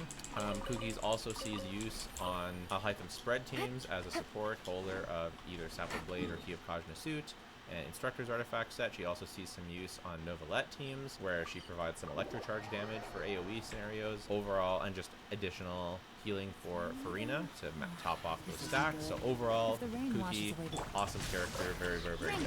Next, I have Fischl. So first, the positives. Fischl, similar to Xiangling, just ends up showing up in a lot of teams. Obviously, she is the Aggravate archetype, except that Aggravate archetype, like, Aggravate's never really a top team, so I don't think that's really fair, but she's also sort of most people's default choice for Alhaken spread, even though you...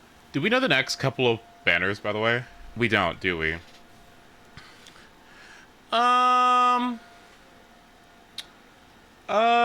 We know Natlink characters are coming. And when does the Archon usually come out? The Archon usually comes out on 0.2, right? 5.2. First half or second half? We have dreams about what the next characters are. Oh, does anyone have any has anyone had any dreams lately about what the next characters are going to be? It's definitely going to be like Kenich and what the hell is her name? Low tier. Busted.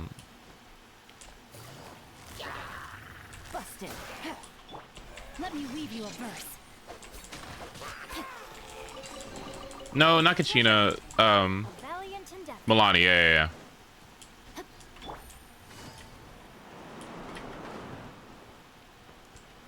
What? Milani first phase. Second phase with Raiden.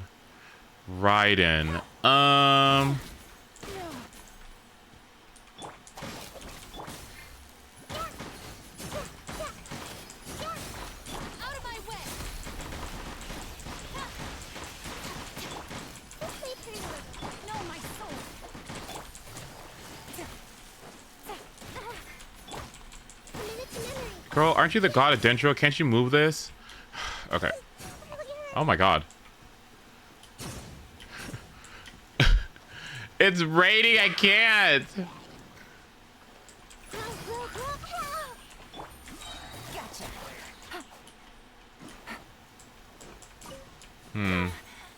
Girl, I need to get Pyro. Hold on, let me see. Are you exploring? No, I'm... Miko's better. People generally... Fischl is tier 1? Oh my god, no way. Fischl is just tier 1. Fischl? Bro. Gravitate towards Fischl because it's... Oh my god, tier 1? A lot of it. Oh no, I don't agree. Also just gonna see Fischl tier 1? Into a lot of flex teams, especially when you need Electro or you just need elemental application. She has very low animations. She provides energy to your team. She's good with Chevreuse as well, but she's not like part of ceiling damage of very many super top. You gonna put Fish with Dublet and Farina? Yes. Than it is about her pure power. She enabled an entire reaction on her own. She is the Aggravate reaction. Aggravate does not, I mean, it can, but Aggravate does not exist without this character. I think, okay, like, Kuki's big thing is Hyper Bloom, right? And sometimes Nubilette stuff, right? But I think there's other characters that compete with her in that, and like, and Raiden. So, yeah, right? But Fischl, nobody brings as much to that reaction as she does, right? If you're going to go Aggravate at all, you are always going to be grieping yourself by not going Fischl, even at C0, right? And so to me, I think that by virtue of the fact that she has an entire reaction, like, on her back, to me, I just think that makes her 2-0. Like, cause you're not gonna go on Aggravate without Fisch. Remember when I ran Aggravate without Fischl? It fucking sucked dick. And as soon as I got it, it instantly became like notably better, like significantly better. Even Fischl's off-field damage is greater than some on-field DPSs. That it makes the reaction. So to me, I think she's tier 0, and the fact that she's not even just tied to that, she can work in taser comps and provides energy and just doesn't have any cooldown on odds ever. To me, I think she's broken. But yeah, I still think she's very, very strong. I think she's insane. Like, at the higher end of tier 1. Next is gonna be Nilou, the very best character in the game in the right circumstances, but those circumstances don't always happen. She is also unusable in very specific circumstances. I could put Nilo. I wouldn't be too opposed to putting Nilo up there too, by enabling an entire reaction on her own. I honestly wouldn't be too opposed to that, right? Like, I guess you could only argue like how good is Nilo Bloom in practice, right? And you could say the same about Aggravate, right? And I don't think Aggravate is absolutely the best option, right? That you could pick from, and I'm not sure if Nilu Bloom is also in that category as well. But to me, out of the Ninja reactions, those two are definitely like the ones, right? And so I think like these two could be tier 0 easily. Easily. So she's one of the swingiest characters on this list. She can feel absolutely godlike or solid. That being said, I definitely want to put some respect on Nilu's name and acknowledge that, yeah, in the right content, she's insane. She's generally been power prepped by Novelette because her best scenarios was AoE, and Novelette just has much easier AoE, and he works in more types of AoE, like because there's AoE and then there's like different types of AoE. Nilu works in a specific type of AoE. Oh, Shepherd's isn't here yet either. Oh my goodness. Oh yeah, Shepherd's isn't even here. Oh my god. PSs, but 2 YELANs? Oh, I got 3.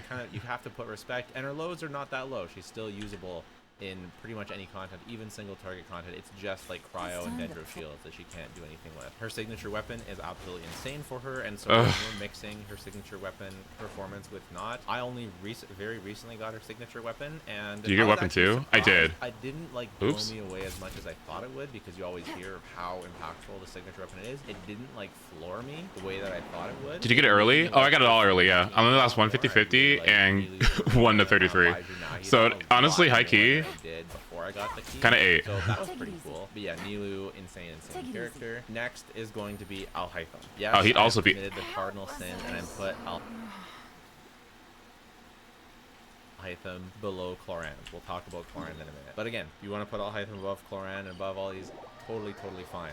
Alhaitham is amazing, especially since he works so well in Hyperbloom, and Hyperbloom is one of the most free-to-play friendly comps, and Alhaitham, frankly, is just a way more comfortable driver than Nahida is, and he has better AoE, he fixes the AoE. He also has spread.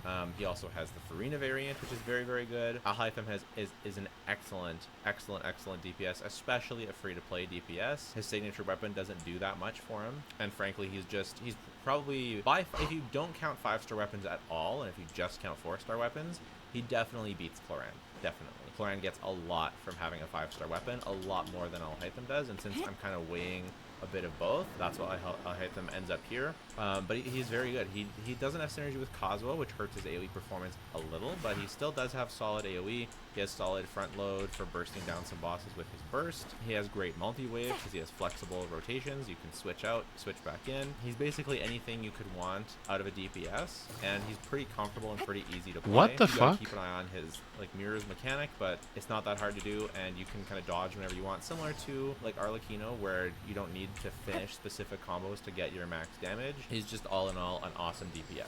And next is Cloran, and this is sort of a self-report because I do simp for Cloran, but at the same time, I consistently, very consistently, every single abyss, regardless of the blessing. I don't know how I just did that, but I don't think it's gonna happen again. Regardless of whether it's the Imaginarium Theater, right now it's not the Imaginarium Theater, and she just got my best first side clear for both Megukinki and the first chamber, which is that horrible multi-wave with the Eremites at the end. She consistently gets my best or my second best clear for basically every abyss. She can also get so much Electro with the Overload team that she can get a great clear on the second half. She's not restricted to just Aggravate. Yes, she has Aggravate, and her Aggravate is technically her peak team, but Farina Nahida Flex is super good as well, and you can put Fischl there, but she's not tied to Fischl. You can put Mona there with Thrilling Tales. That's super good. And her Chevreuse teams, if you have C6 Chevreuse, are absolutely out of this world, but not everyone does, but you don't need it, because you've got the Farina teams, you've got the Aggravate teams, and you've got the Chevreuse teams. And she's not carried by Fischl on the Aggravate teams. She does more damage than Fischl. In fact, in certain content, Kujosara can be better, although I definitely prefer Fischl and will choose Fischl every time personally, but in certain content, Kujosara can be better. So what do we call a DPS? Like for me, from my perspective, right? What do I do with a DPS? And I know that I bias towards Cloran, right? I know that mentally, so I'm trying to adjust for that. I'm trying to not put Raiden too high. I'm trying to not put Navia too high. I'm trying to not put Shenhe and Yoimiya too high, or Chiori too high, because I know I have a bias towards liking these characters and wanting them to be good. But Cloran is a character that I consistently get the best clear times with on a wide variety of different teams that use completely different units. This to me says she's a great DPS. Now she does have some downsides. If you're fighting very aggressive enemies, you want to use Zhongli or Kirara, but Kirara is not really that much of a damage loss actually. so that's totally fine. In fact, technically, Kirara, if you can grab the Sapwood Blade Leaf, or if you have Key of Kaj in a suit, she can be just as good as Nahida on an Aggravate team. I mean, Clorinda's good, and I guess I don't feel the need to wish for anybody else as a DPS right now. I'm totally happy with Hyperbloom, Gaming, and Clorind. Quietly now. How interesting. Also, hi crew. Jello, I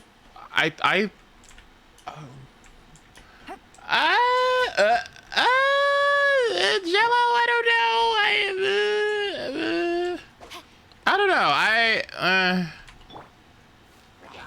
How do I get this fucking thing back, by the way?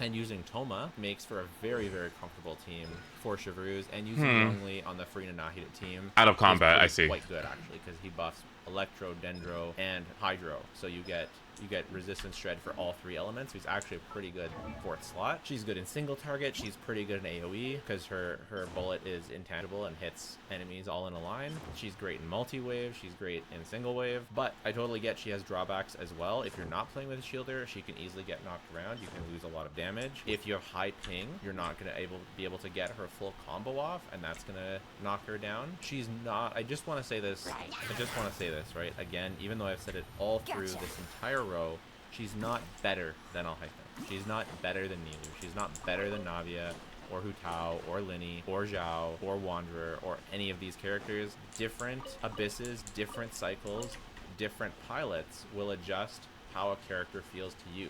To me, she feels better, but they're all so close that not one of these characters, in my opinion, is better than the others. It just comes down to content and player preference. Fascinating. Next is going to be Sing Cho. Now, I kind of made tier 1 argument in my 4-star ranking video that because Sing Cho was basically power crept hard by Novelette, Farina, YELAN, and he needs a C6 and blah blah blah blah blah, that he kind of goes lower than these other 4-stars. But the reality is he does add something, which is comfort, that YELAN doesn't, like more comfort. It is more comfortable to play a team with Sing Cho than YELAN. Sometimes the Hydro application can make up for his lack of damage, and yes, especially on the Farina teams, the lack of damage is really, bro? I don't Sing Cho. Oh boy. Hi Klee, good to see you. But there are times where people prefer Sing Cho, like Alhaitham, Hyperbloom. People often prefer Sing Cho for the extra comfort. With Hu Tao, people often prefer Sing Cho. For Arlecchino, I personally prefer Sing Cho for AoE vaping, because you can hug up to enemies and get AoE vapes, whereas YELAN doesn't have that option. So despite that, I think he is noticeably worse, especially now with Farina and Novelette. I think he's noticeably worse than YELAN. I do think he's still pretty high, and I'm not going to disrespect him by putting him too much lower. Chevreuse does need her C6 to be this high. Wait, hold on. Without C6, I don't know. She probably still cracks tier 1, but maybe it's tier 1.5 at the top of tier 1.5. Having a bigger buff than Kazuha at C6, both the damage buff and the resistance shred, and she gives an attack buff to both Electro and Does it just still think that Sing Cho? Yes, I agree. Yeah, he does. He does. Buff between waves, and she heals. What kind of character is this? This character is crazy. It's crazy. It blows my mind how good this character is. At C0, she's really quite good. And at C6, she's downright stupid. She is the bait that Hoyoverse is saving, and people are going to wish on her banner just to get copies of her, and she is like, yeah, this major bait. I don't know how this character got out of the development in this state. She's truly broken. I really do want to put her in tier 0, but right now we don't quite have the teams to really justify it, and mostly it's Shangling that holds her back, because what we need to really have tier 0 pop off is a better Fischl, and Yaimiko's not a better Fischl, she's kind of a different Fischl, and a better Shangling, and that is what holds Chevreuse back from being in tier 0. I think the Pyro Archon and potentially a future off-field Electro could push Chevreuse easily into the tier 0 character, and could push her pretty high into tier 0 depending on how the Pyro Archon might synergize with Chevreuse, depending on maybe we get a Pyro Sovereign, maybe we get a Bennett side grade, a Shangling side grade, upgrade, official upgrade. I could see Chevreuse going higher. Insane character. Next is Zhang Li, the big king of Geo himself. He has gotten a lot better throughout Fontaine. He is no longer a damage loss because teams like Novelette actually use him on the best teams. He's not really a damage loss for Navia. Let's go through all the teams, right? Novelette. Oh shit. Oh shit. Oh my god. Oh shit. Oh my god. It's not even. Oh my god. Oh my god. Oh. It's not even fully leveled either. Oh my god. Oh my goodness. It's the simulacra isn't even fully leveled either. Oh my goodness. Wait. So that's like another what, 20 crit rate or crit damage? It goes up to 88, right? So it's at 23. So 23 plus 83 is 206.3. Wow. Wow, that's actually kind of good. He's best in slot. Arlecchino, best in slot for comfort. I generally don't use him with Arlecchino, but if it's an aggressive abyss, Well, I actually don't know if I need this much ER either. That's the other thing too, because if Xingqiu's running if Xingqiu is running sacrificial sword, then I don't think I need this much. It's actually like way too much. But I think outside of it, I think this the ER Sans could probably work really well. They bust out Zhongli. Clorand, I like at least one of the teams he's quite good on. Alhaitham, best in slot option for spread. Nilu no, Raiden no, Hu Tao, one of the most comfortable picks. Linny, comfort pick. Zhao, comfort pick. Wanderer, comfort So pick. who's tier 0? Not the best. So overall, he is just the king of comfort and consistency clears. And because I don't just value peak damage, I value overall comfortability and consistency, I'm happy to put Zhongli at the top of tier 1. I don't think he quite hits tier 0 just because I've tried my best to save tier 0 for just to get the top of the meta, but he comes pretty close. If he was like best in slot for Arlecchino or maybe a couple more of the upper characters, like he was best in slot for Arlecchino and Hu Tao and stuff like that, then maybe he bumps up, but as it is, I think he goes right here. Speaking of the Knave, we've talked about her a lot. She is the first character to go in tier 0. I agree. This is the first tier list that I'm putting. But I would therefore put Alhaitham up there too. And then by extension of how you feel about Clorand, I'd put Clorand up there too. But I mean, I guess our looking up makes sense. It's fine. DPSs in tier 0. I think DPSs of Fontaine are truly a different breed. They pull up an entire team of bad characters by being a great DPS. That is the hallmark of a tier 0 DPS. She pulls up Candace from the depths of hell, and I guess that's fair. Yeah, I agree with that. Yeah, okay, then never mind. I take it back. That's not all it is, but she's just on another level, in my opinion. It is kind of just barely on another level. She's not head and shoulders above the other characters, but Arlecchino also has the claim to fame of just having the best theoretical damage, period, basically. I think technically maybe Linny can even be better, but practically you can actually get that theoretical damage. I played not even a VV Vape setup, just Yelan, Mona, Bennett, and I was getting 230k normal attack, which is just absolutely nuts. Not even Swirl. Now, of course, she doesn't consistently do those throughout the whole rotation. It's only at the very beginning where her Bond of Life is maxed out and blah blah blah. But still, I do truly think she belongs in tier 0. She has Vape, which I think is my favorite VV Vape, but you also have, you know, double Hydro Zhongli, single Hydro Bennett Zhongli, mono Pyro with Bennett Zhongli, Kazuha. If you want more comfortable, you've got lots and lots and lots of options. She has decent-ish, like decent AoE, enough to get by. Not crazy AoE, not as good as even a bunch of other characters in the lower, but it's good. I think one of my favorite parts about her is kind of what I already talked about with Alhaitham, is you don't have to execute specific combos to make her damage happen. If you have to dodge, it's no big deal, you just dodge. The only hard part about Arlecchino is just not getting hit, and generally speaking, she's reasonably tanky. Couldn't you just run her with what's his name either with Zhongli? As well with her passive. So yeah, I find myself very consistently getting banger clears with Arlecchino. My best clears is generally always going to be either Novelette, Arlecchino, or Clorand. Those are my top 3 general best clears. And she's got, like I said, lots of teams. Chevreuse, I can't remember if I mentioned, but yeah. And I think she could get even better with Pyro Archon and extra stuff. So yeah. Bennett, despite falling off in usage rates.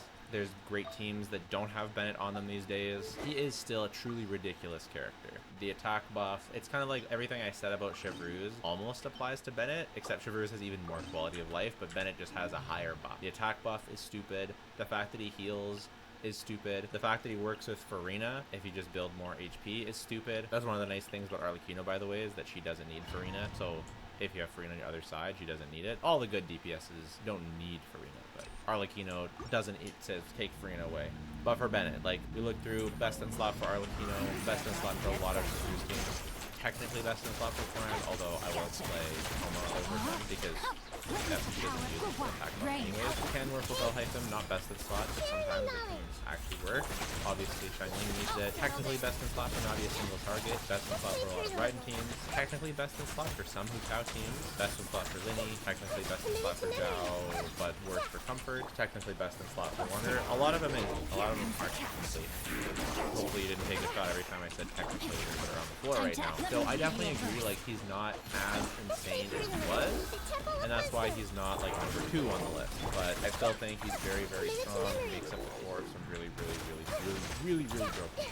Kazuha has gone from being possibly the best character in the game, and he's fallen a few spots, actually. Not that I think he's worse, but he's definitely not needed on nearly as many teams. Chevreuse being added, and especially Farina being added. Farina gives such a high damage bonus that, along with other supports and other characters, can make up for the fact that you're not shredding the resistance of the enemy.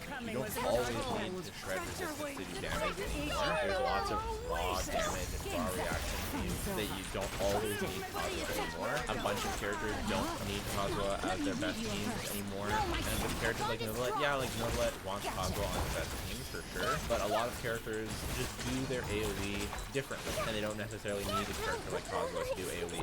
When Kazuha is great, he's great. He's kind of like Venti in that way, where when there's Kazuha content and the enemies are just grouped up, just at the right distance away, he can magically make clears that were failing be awesome, and clears that were good be insane because of his grouping. I would say he's like top 2, but yeah, grouping is still top second 3. to none. Top 3. Absolutely crazy.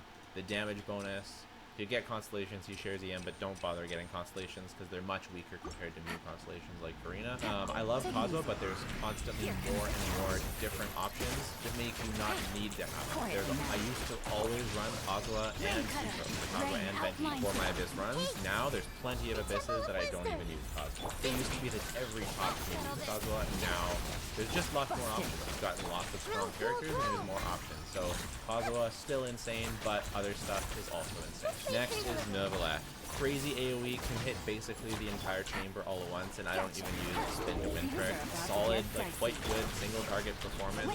Quite a great variety of teams. Doesn't need a specific support or teams to prop him up. Definitely wants Farina, but you can absolutely use a different Hydro. You can use a different Hydro character or no Hydro characters. He's basically just too easy to play for the kind of AoE and the kind of damage he does. Like, he does comparable single target to pretty much every character in the game, to the point where you can easily clear any single target DPS check easily, while also having insane AoE, while also healing himself, while also synergizing with Zhongli or Baizhu, some of the best defensive characters in the game, meaning that even if you don't have C1, you still have incredible resistance on his best team, even at C0. Absolutely crazy. Add to that Baizhu's great elements. You can run with Hyper Flame, you can do some weird vape stuff, you can do the traditional hyper carry, and he's the one that carries this team. It's not the supports that carry him, he carries the team. So yeah, next is Nahida. I'm actually going to move Nahida below Kazuha. First, the positive.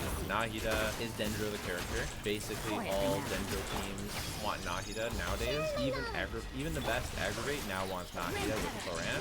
Hyperbloom needs Nahida, Neely needs Nahida, Alhaitham doesn't need Nahida, but he does need Nahida. What holds her back behind the other characters here is that she didn't actually get very many new teams with Fontaine. We got a lot of new broken characters, but not really any of them needed Nahida. Like Clorand does, but doesn't even need Nahida. Like Baizhu is often used more than Nahida these days. She's still crazy. She applies so much Dendro, she buffs the on-fielders EM, she does solid off-field damage, but the teams just aren't as insane as they were before. And so yeah, I'm actually gonna pop her just behind Bennett. I don't know, Bennett's quality of life is pretty down.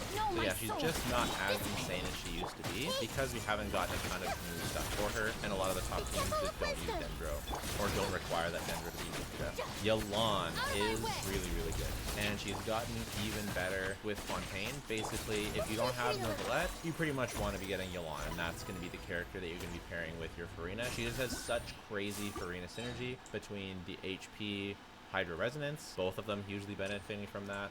The damage bonus that she gives stacking on top of Farina's, the energy reduction from Farina giving some energy, and YELAN, if she has her signature weapon on a Farina team and you're getting some BB buffs or debuffs, she is doing main DPS levels of damage from off. Just nutty levels of DPS. She's best in slot with a lot of not-heated teams, with Arlecchino, with Alhaitham, pretty close to best in slot anyway. She's a good partner for Florand, although not best in slot. She works with Milu, not best in slot. Works with Navi, not best in slot. Works with Shenling, works with Tao, Wanderer, Kokomi. Her skill is great for repositioning. Mostly it's just, she's got it all. She's got off-field Hydro application, which is very useful for young. She's got great off-field damage. She's got a great free-to-play weapon and a great 5-star weapon. So does Novelette, by the way. She also buffs the on-field character. It's just crazy. You can also use her instead of getting Farina. Like if you don't want to get Farina, she can function as sort of an alternative. Obviously, you drop the healer and put someone else in, but you don't need the healer. You can do something else. I do want to emphasize, even at the very top tier, you don't need any of these characters, right? There's still lots of great options that don't use these characters. Any given character, you've got other options as well. But we won't drag it anymore. It's been very obvious the whole time. Farina is the best character in Genshin Impact. She has an absolutely nutty buff, the biggest buff in the entire game, and it goes to all the characters on the team in the form of damage percent, which affects all types of damage except for wounds or hyper wounds. But she also does very respectful personal damage. She applies enough Hydro for some characters to vape, and enough to at least be a beneficial reaction. Sometimes she can vape herself, so she consolidates being one of the best off-field DPSs along with being the best buffer in the game. And all it takes is you need to run a healer, and most teams run a healer anyways, or some teams are their own healers, such as Chlorand or Novelette. That's one thing I didn't talk about Chlorand, by the way, is the fact that she heals herself makes her, even though it's not a ton, it makes her very flexible in the teammates that she can have, and she can have really good teams. What can you say? Basically every top team uses Farina except for Arlecchino. Basically every character has a variant where they want to be using Farina, right? Novelette's best team uses Farina. Lots of Nahida's best teams use Farina. Arlecchino doesn't, but Chlorand's do. Alhaitham's does. One of Nilu's best teams uses Farina. Shenling, Navia, Raiden, Hu Tao, Linny, Zhao, Wanderer, all of them, Kokomi, all of them use Farina as part of their best team. Best character in the game. Not counted for this video, but something to consider is that she also has the best constellations in the game, both the best C1 and the best C2. So if you're interested in vertical investing, she's the way. That is the final video. If you want to see the full super nice screenshot, once again, go to the Packer link down below. Leave a comment to be entered into the giveaway for the 5 welcome moons, and you'll also be able to see the little edits I made to the tier list to annotate, requires another character, requires a constellation, requires a lot of skill to play. Obviously, let me know where you disagree, but remember to be respectful and considerate. And I did put a lot of time into testing every single character and made this list be as unbiased as I possibly could to help you. Girl. Today we're doing... Girl, I mean, if it's a tier list, it's biased. Like, if it's a ranking, it's biased. It's just intrinsically biased, and that's okay, right? Like, I think a better thing to say is I'll try to not let my personal opinions of these characters take more credence over what the community and what statistics say. I think that's a better thing to say, because like a tier list, the reason why I'm watching your tier list is because you have your bias about what you value, and that's why I'm like listening to it and why I value it, right? And so I don't think it's necessarily a thing about like not being biased. I think it's like what is it that you find valuable, and am I hearing that, and do I agree with it or not? Or does it help provide insightful information for me? Which I think that does. I would generally say that looking at it, today we're doing part 2. Looking at the whole thing, right? Like, yeah, I mean, I think the best characters in the game being like, let's see, YELAN, Novelette, Kazuha, Farina, Nahida, Bennett, Arlecchino sounds about right. Yeah, I think having Chevreuse is maybe not that high, but you know, I guess if you're not ranking within tiers, I guess I could see all those characters being tier 1. Yeah, yep, they're very influential in what they do, and they're really important characters. I put Sucrose higher. Maybe I'll take one more day off and knock out the rest of the work. Yeah, no, it's seemingly making a lot of sense. I mean, and if it doesn't, then, you know, it's just about there, right? I mean, he's got the broken 4 stars. Again, I would put Sucrose a little bit higher than this, but I mean, for the most part, it doesn't look too shabby. Yeah, like,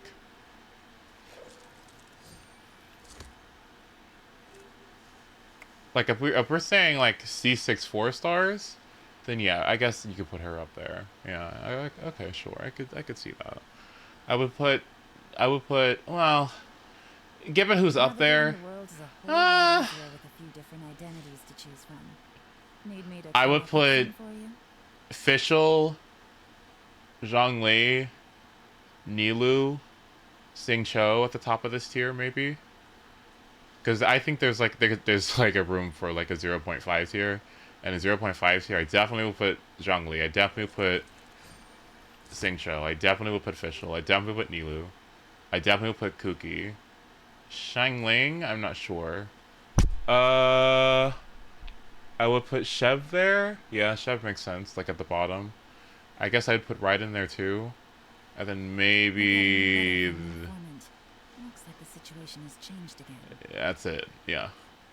Yeah, I think that's it. I think I would keep Clorind, Alhaitham, and the DPSs and everybody else in tier 1. Yeah, I could see that. Yeah.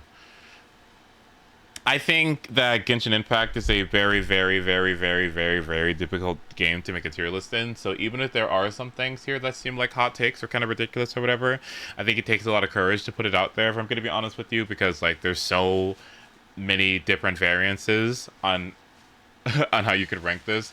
Everyone has their personal bias. We're thinking about constellations. We're thinking about like weapons that are accessible. We're thinking about like the state of the abyss. Like we're I don't know. Like there's a lot I think that goes into making stuff like this. And so honestly, like even if it's not perfect, which it definitely isn't, I think it's solid. Yeah, I think it's good enough. Yeah. I honestly do think it's good enough. Yeah.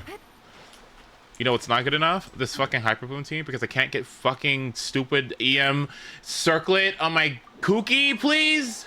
Kokomi. Also, is everybody's dreams, the dreams that people are having, are your dreams saying that we're going to be able to choose our main stat in Natlan? Is there any permeation or permutations that people are having? Like any oh, you feel it in mind? Do you feel that? And 2 substats. So what you're saying is, as I'm farming for this Deepwood stuff, I don't really need to do that because I could just like easily get an EM circlet when I get to Natlan, right? That's what Amnesia's saying. Okay.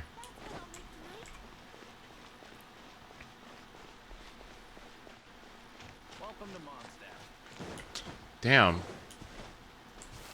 I mean, honestly.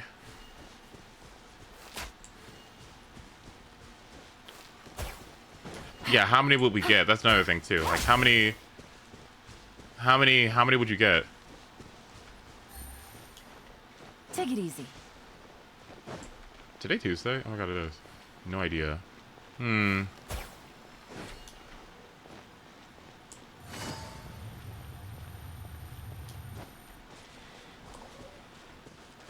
Omniscia is telling me that you would get it from Natlan's fountain-esque system. Okay. And also in the battle pass. So what would you do?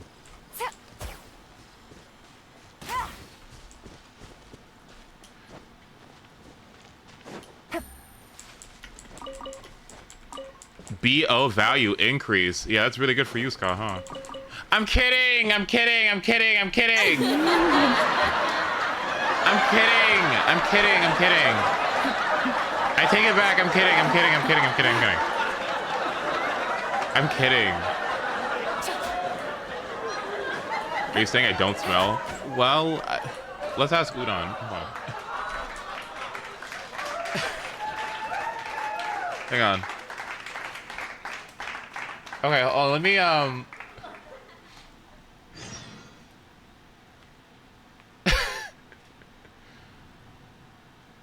Ooh.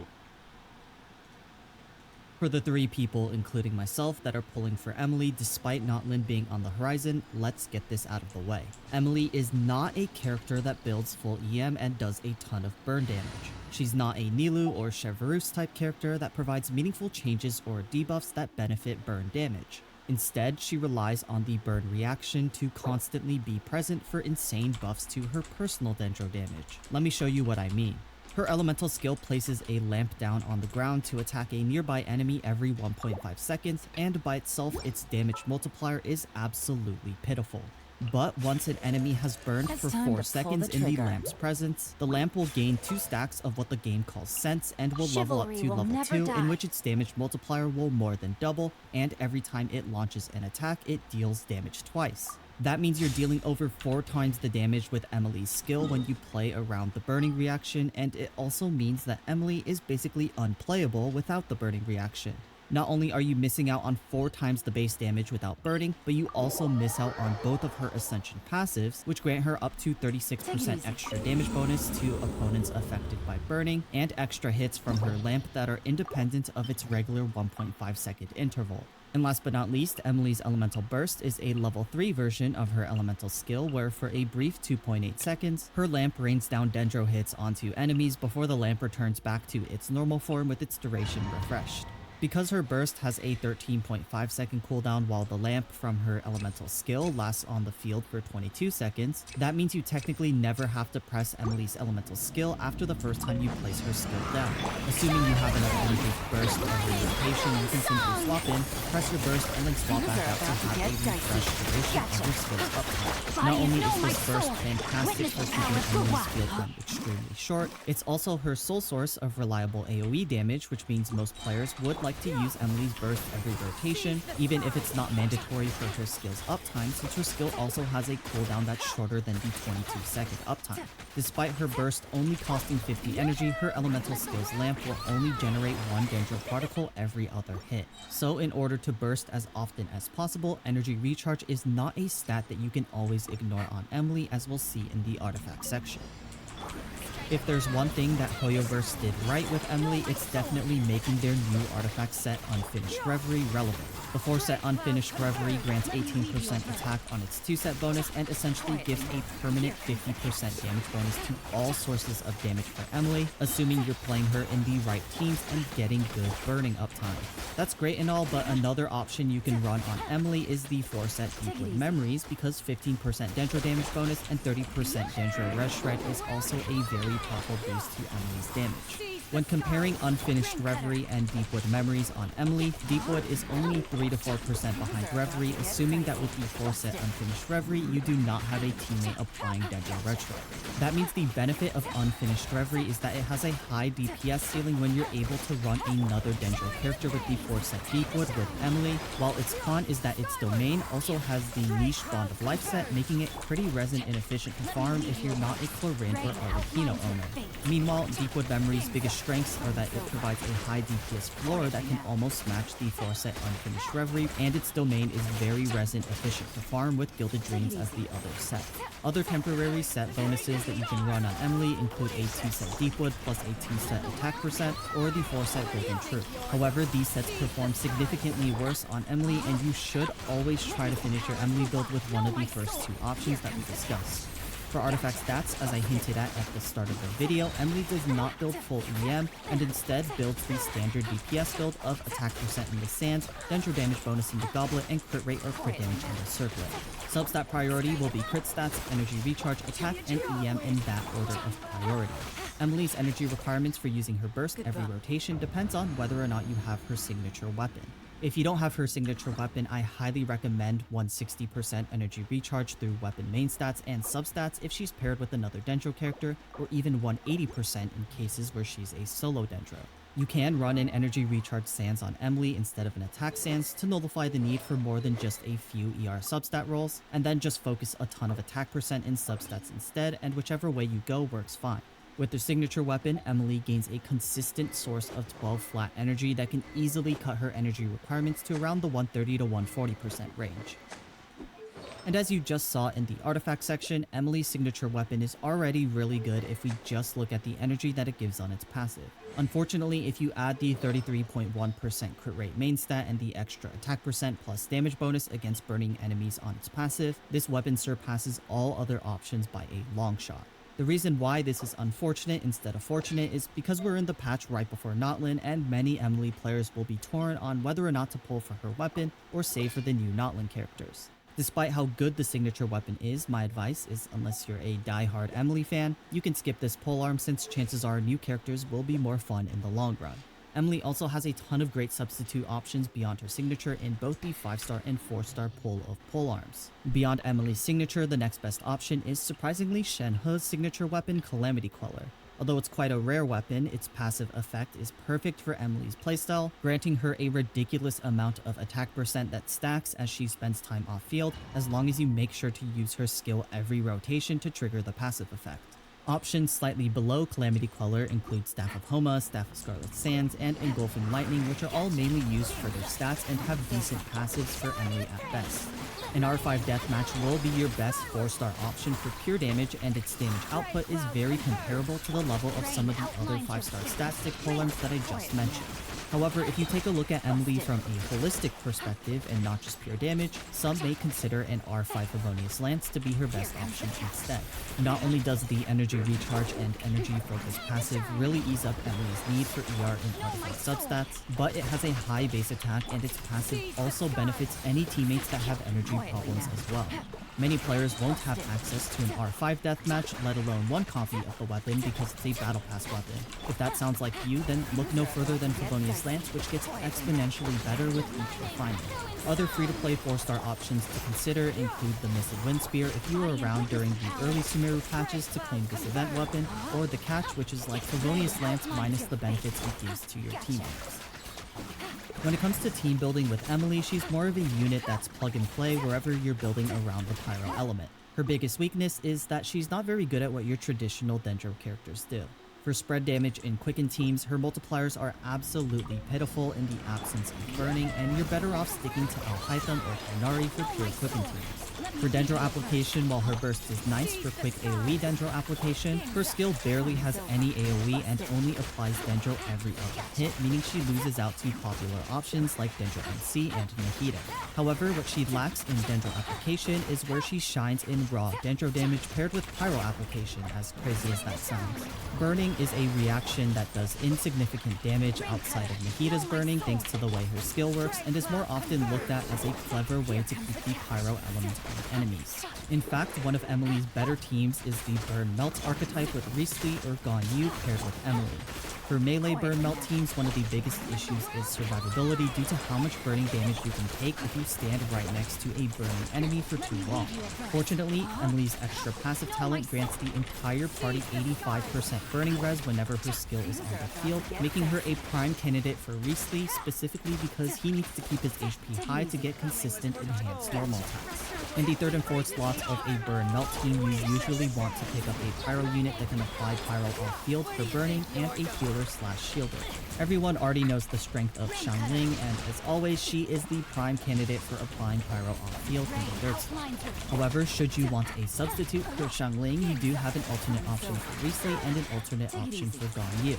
Toma works well with Riesli because he's a shielder, his pyro application is tied to your on-field kill for normal attacking, and his slow pyro application rate matches Riesli's slow cryo application rate. This team feels so fucking good.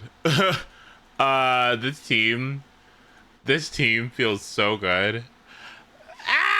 This team feels really good. What? Oh, I'm loving this. Ooh. This food is so fucking good. It's so good. Wait, hold on. Where's it at? Joe Biden. But All right, everyone. So good. And ice cold Bud Light. So good. So good. Deha is a decent pairing for Ganyu because she provides pyro application and resistance to interruption, even though that resistance won't always stop your Ganyu from getting interrupted like a shield does. The only issue with Deha is that sometimes in AoE scenarios, the pair— What in the Deha? Oh my god. My substitute teacher reading my name. Like, let's see. We have Bob. Let's see. We got Billy, Cindy, Deha. Deha. Do we have any Deha here? Anyone? Okay. William, Josh, Al-Hithium. Who? I don't know who that is.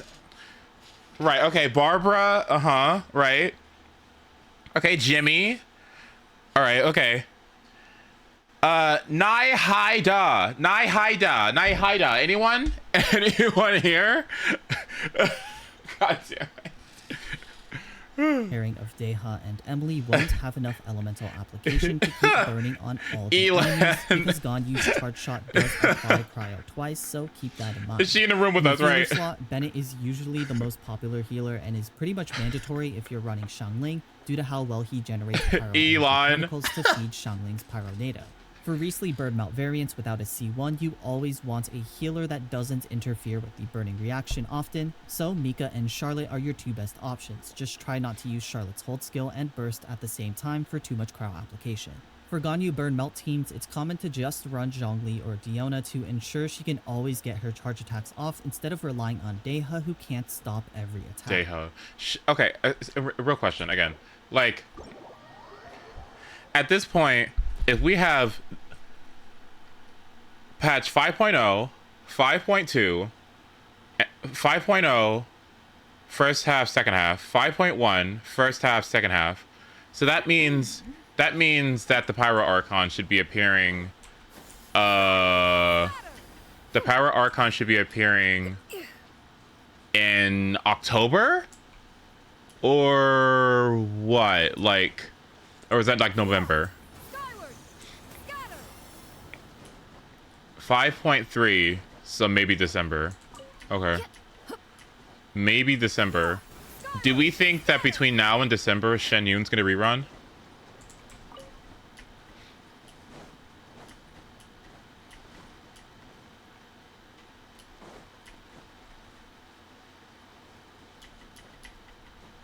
I feel like no. Okay. Right, because they have all the new characters to do, right? They might save her for Lantern, right? Okay. Right, because that's just 2 months later. Man, would that be a year? Really? Oh my goodness. Okay. What about Siege Wind?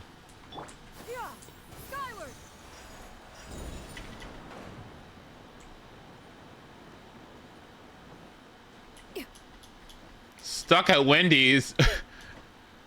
Our dreams say there's a new Lantern Right character that also wants Shen Yun. Oh, okay.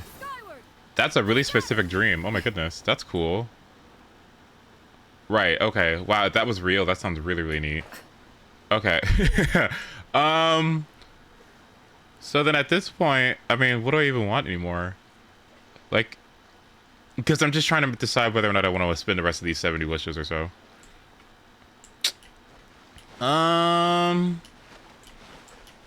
Sing Cho official? Get Emily? I'm not gonna get Emily. I don't even have a burn. I don't even have any. I mean, okay. No. Just save them and decide later. Okay, but what if I did a temple right now? Also, where did I get these 2 wishes from? Wait, what? Is Emily good? Oh, we're watching a video about her right now, actually. See, I could guarantee 1 more 5-star. So 2 shielders have minimal elemental application, and they can also provide buffs to the team with Zhongli's Red Shred and Diona's EM buff on C6, but running them instead of Bennett means your Xiangling needs upwards of 250 plus energy recharge. Probably the only team that's more synergistic for Emily than a Burn Melt team is the Mono Pyro team, but it's not really a Mono Pyro team anymore once we add in Emily. Basically, Emily fits so well here because she does nothing to interrupt your pyro characters since they're not looking to trigger any specific reaction. Well, okay. Here's what I should ask. How would you have here's your favorite character. Ooh, your favorite character in the game is Risley. Ooh, yeah. Love Risley. So you got C2 Risley, that's great. Now you got to go through that weird phase because you know how the C3 is like just like boring, right? And then the C4 is just kind of something that's like usually not the greatest thing in the world, right? So you're kind of sitting here in just like this constellation drought, right? And you already got Risley's weapon. So would you continue to like go for more Risleys, or are you like satisfied with C2? I forgot his critical con and his weapon. I'm moving on. Okay.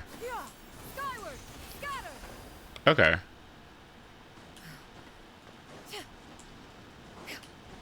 C6 are usually for super dedicated F2Ps or whales. Okay.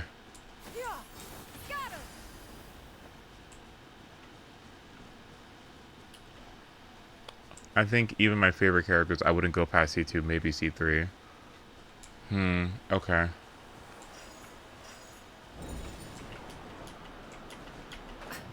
Well, is that it? Like, is that it? I guess it's so weird. Like I felt like this big, like, I don't know. I felt like this big, like, YELAN, it's finally here over the horizon. Like there she is. And now that she's here in C2 already, it just feels weird because it's just like, well, is that it?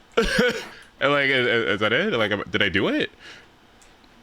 Do you think you'd want to see YELAN? Yes and no, because I'd love to use her, but then if she like irrelevantizes content, then I guess it would feel a little bit bad, right?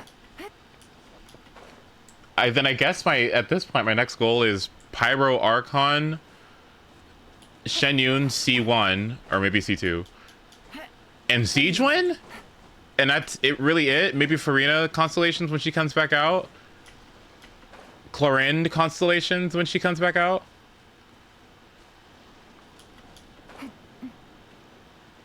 I guess that's it? That feels weird. Oh my god. I've heard a lot of people say that they regret C6ing some characters because it makes the game too easy and it can get boring. Or like, you know. No. I gotta do that. I guess that's it. Yeah, I mean, yeah. I mean, okay, I guess what I should say is, up until this point, my wish directions have been very specific. Hold on. Okay, my wish directions have been like very specific as to. Okay, what is this insect? Get out of my face! I'm gonna kill whatever this is. So let's say what? Besides Zhao, right? I got the Kazuha that everyone recommended. I got the Nahida that everyone recommended. I got the Farina. I got the. Get out of my face! I got the Farina, right? I got the Shenyun on accident, but was a blessing in disguise, right? Xiao's just sitting there. And then Clorin to replace Keqing. So now I guess it's just wait until Siegewin comes back out. I do like Emily, but I don't know if I like her that much. I guess Wanderer maybe, but probably not. Baiju probably.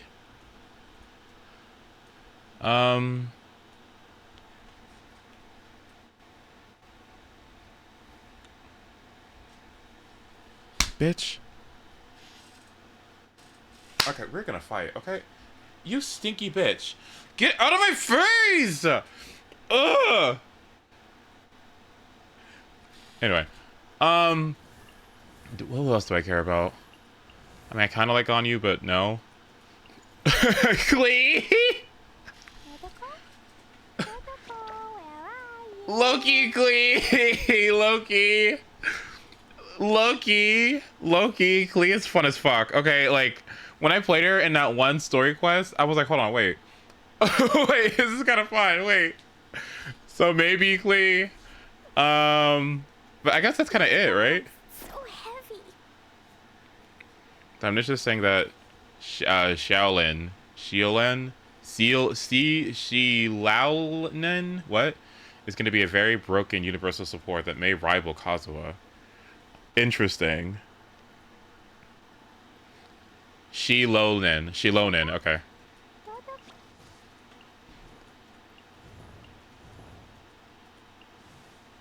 Let's remember, Kit dreams are the most unreliable dreams because they're shifty and change often. Right, like dreams do. Yes. Right, right.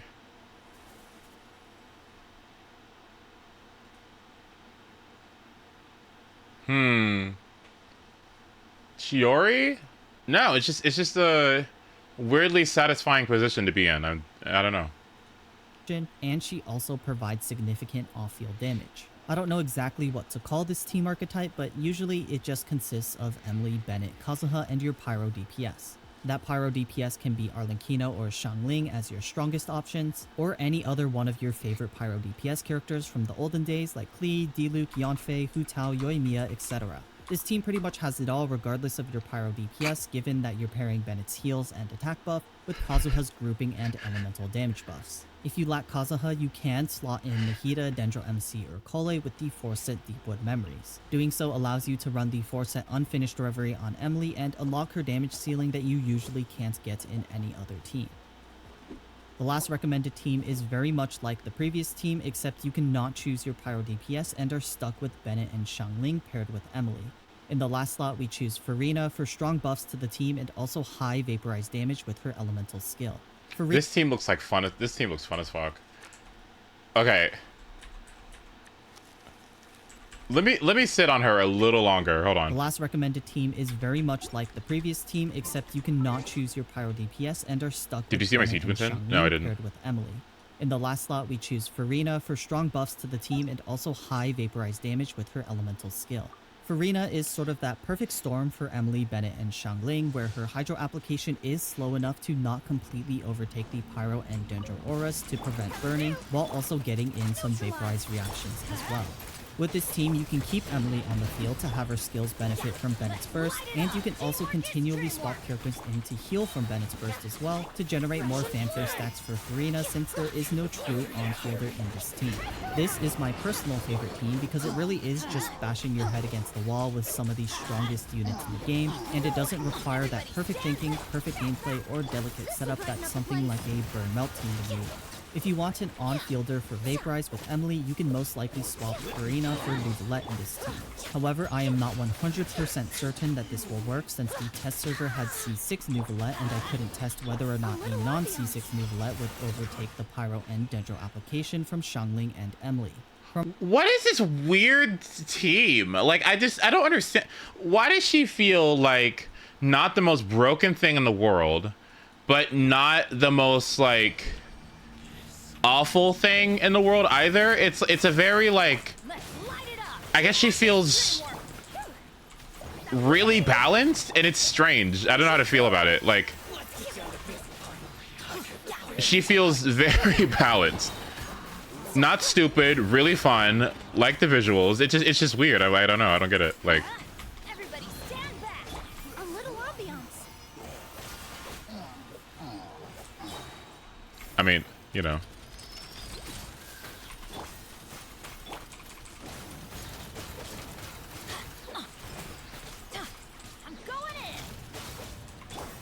Oops. Okay, I need to see something real quick. Okay. This will answer my question. Hang on.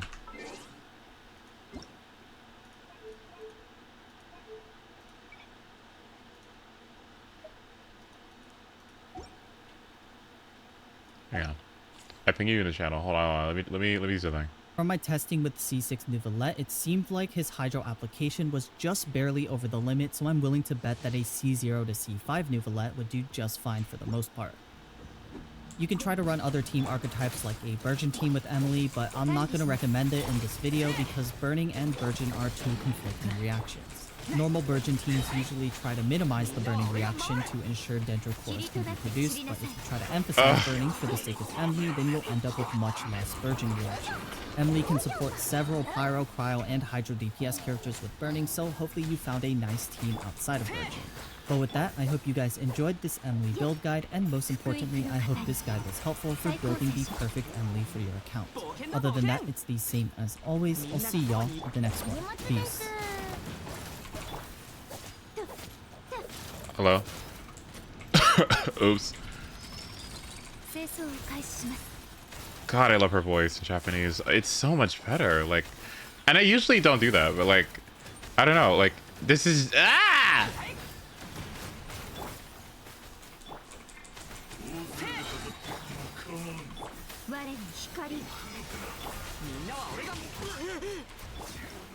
I just it's just different. It's just, I love it. I don't know. It's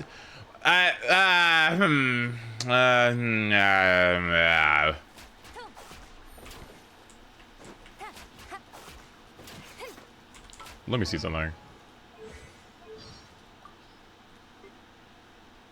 終わりね。撤収。糸よ、工作せよ。どの目が出るかしら。かかれ。捕まえた。痛がっちゃ嫌よ。急がなくてもいいのよ。財を得る方法ある。宝箱もジャを穴からおびき出すことができるのね。Definitely, it's lighter than I expected. Oh my god. こんにちは、旅人。私のことはイェランでいいわ。もしかしたら君は私の助けを必要とするかもしれない。それに私もちょうど君の持つ情報に興味があるの。だからこれからは仲良くお互い助け合いながらやっていきましょう。Okay, I like this too. Hey, it's good. JP Yanfei? Hold on, let me look. Let me listen. 私はエンヒ。リーユエ校の法律家の頂点に立つものだ。商事紛争、民事調停、刑事手続きとあらゆる分野に精通している。私が担当すれば解決できない案件などないぞ。私の連絡先はどこに書こうか。紙切れではすぐになくしてしまいそうだし、手に書けば消えてしまうかもしれない。お前の隣にいるちびっこの服がちょうど良さそうだ。ボン、燃えよ、下がれ。立縁、陰、炎食いの刑、短所鉄拳。これが臨時収入か。品質も抜群にいいものだ。私が価値を見積もろう。I was damn Yanfei. Okay, like damn. Okay. Farina. 何をぼーっと突っ立っているんだい。嬉しさのあまり言葉も出なくなったのかな。そう、この僕こそがフォンテーヌで知らぬ者はいない大スター、フリーナだ。スケジュールがびっしり埋まっている僕に会えるなんて。僕をたたえよ、光よ、君に捧げよう。開幕だ、世界を熱狂の渦に。光り輝くがいい。歌え、僕の名のもとに。 Yeah, this is fine. Yeah, I think I like her English voice better though, or I prefer it, I should say. Interesting.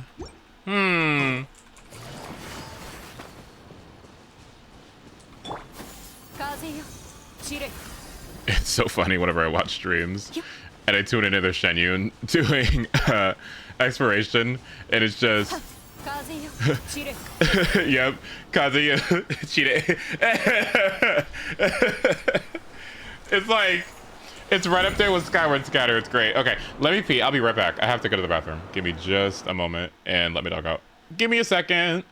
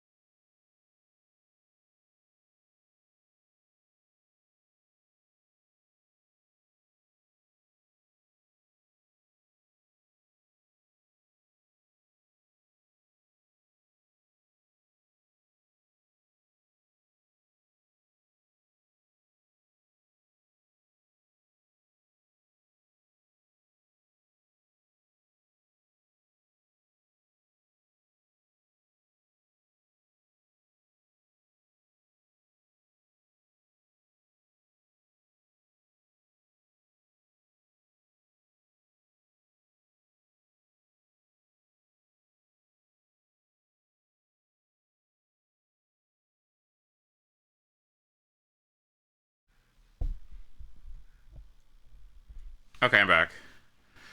Man, it feels nice. Like, all things considered. I got a 100 in my summer class. I was able to get YELAN. Tim Waltz is running as VP. Like, low-key, like, things are kind of eating right now. Like, high-key. Low-key, high-key? I don't know. March 7th is viable and good. I'm kind of, I don't know. Life is it's life a little bit right now. And the Smash tournament didn't go awful either. It's your summer. Yeah, like, it's so funny because it's just like, oh man, I just submitted my final. I'm ready for summer. And then it's like, baby, summer, baby, I got bad news. Yeah, summer is not happening. Summer, ooh. Isn't that kind of crazy that summer is more than halfway done? Oh, wow. Actually, that's great. Yeah, fuck this season. Now I think about it. Yeah. You know what? Let me go ahead and check ZZZ real quick, okay?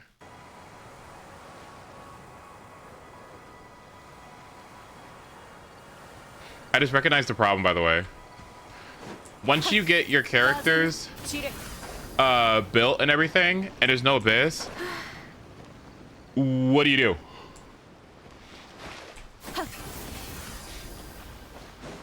Explore, right? That's the answer, right? Exploring is the answer? Quest. Okay. Play something else. Oh, okay, cool.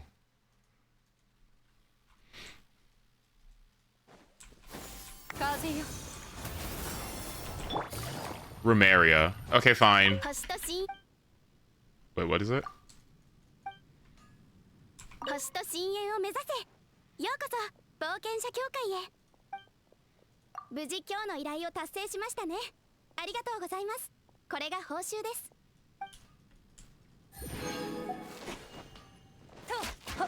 Okay, real quick. Let me go grab my ZZZ stuff real quick. Give me Is one YELAN moment. one of the most recommended limited characters to roll for any account? Yes. Am I gonna sit here and tell you that you have to pull for her? Absolutely not, since some people just want to save primos and hopefully have fun with some of the new and upcoming Notland characters. But for those who already have YELAN and want to fix her build and learn something new about her, or for those who just pulled YELAN in patch 4.8, there are 3 things that make YELAN both a star of the past and future proof.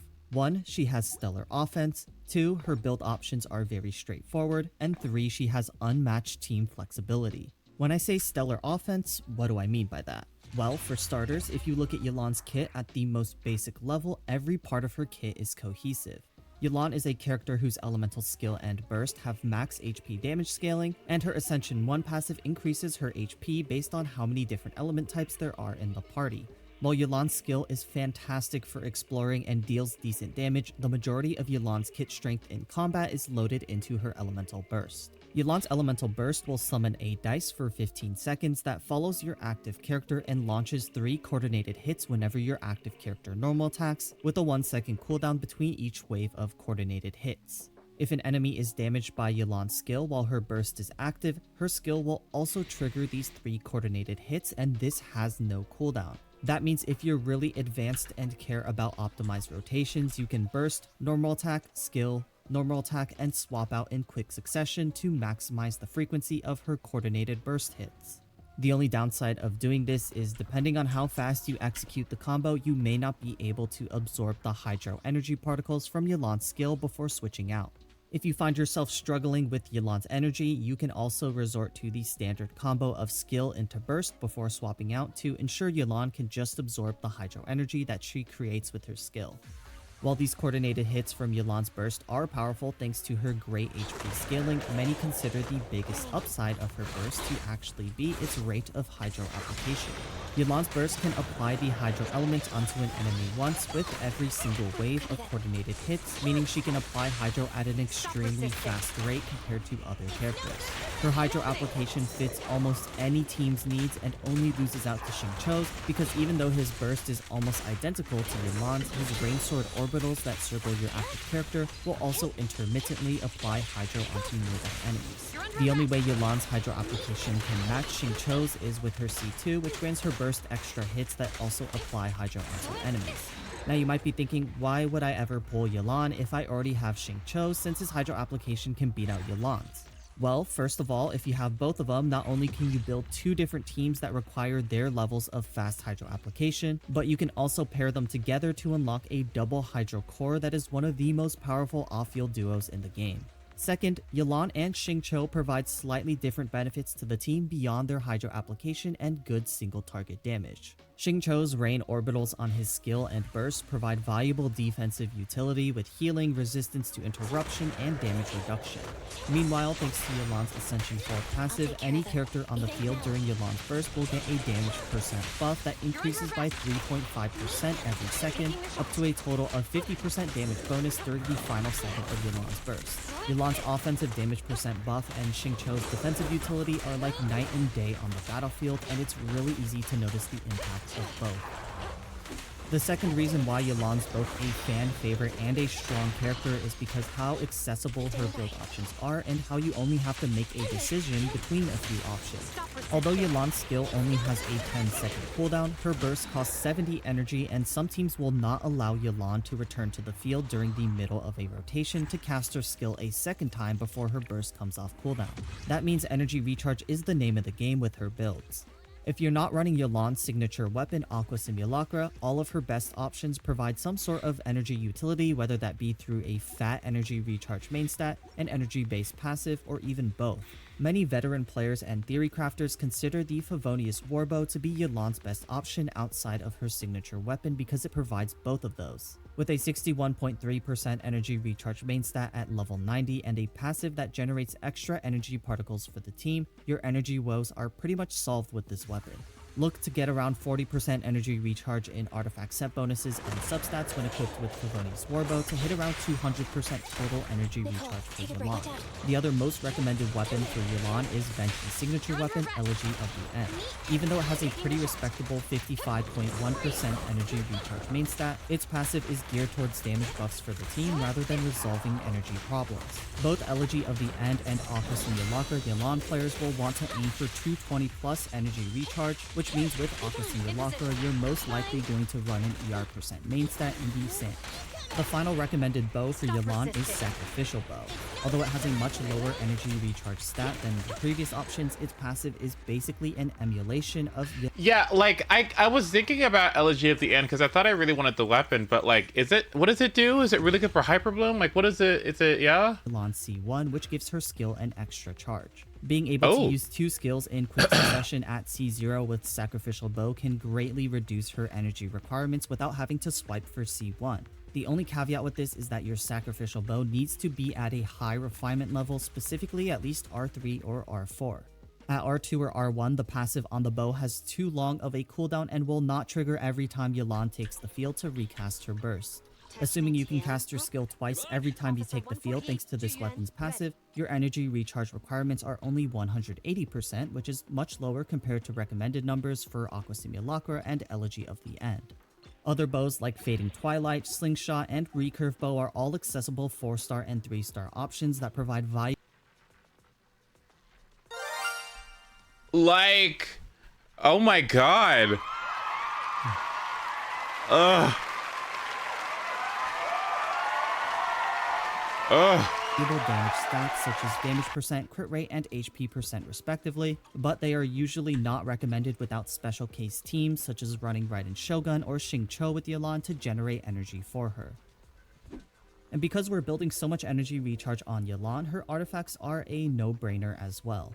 The 4-set Emblem of Severed Fate is a perfect fit for Yelan given most of her damage is from her burst, and this 4-set effect converts her energy recharge into burst damage bonus. If you're running any other set on Yelan, you can expect between a 15 to 25% damage loss. That's just how powerful the 4-set emblem is on Yelan.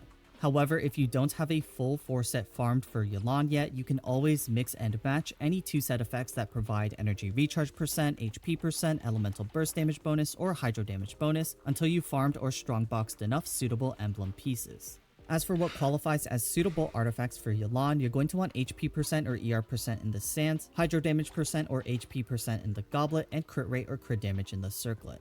As a rule of thumb, if you don't know where to start your build by looking at your sands. Energy-based weapons like Favonius Warbow, Sacrificial Bow, and sometimes even Elegy of the End are most likely the ones that you can get away with running HP percent in the sands.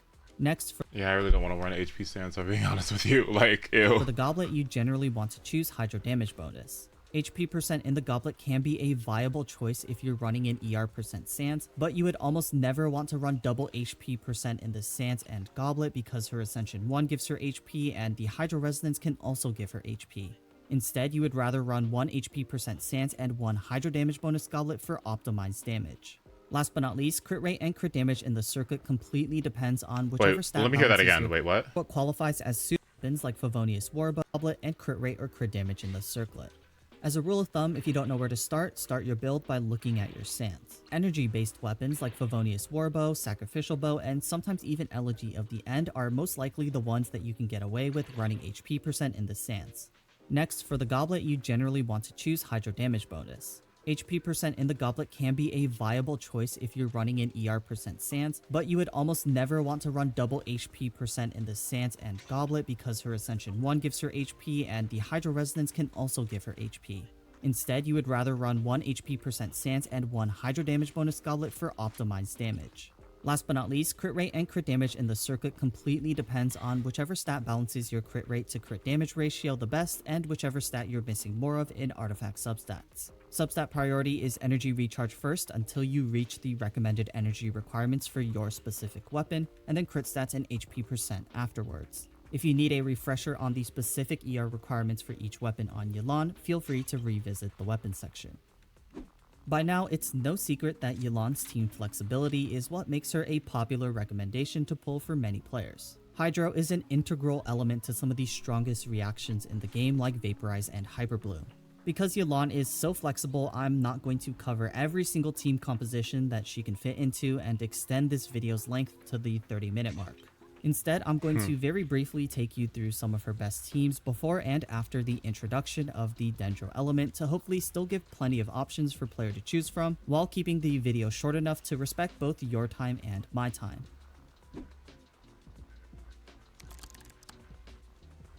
So that takes us back to YELAN's initial release date of May 31st, 2022 during patch 2.7. Back then, Dendro didn't exist as a playable element and vaporized teams ruled the battlefield.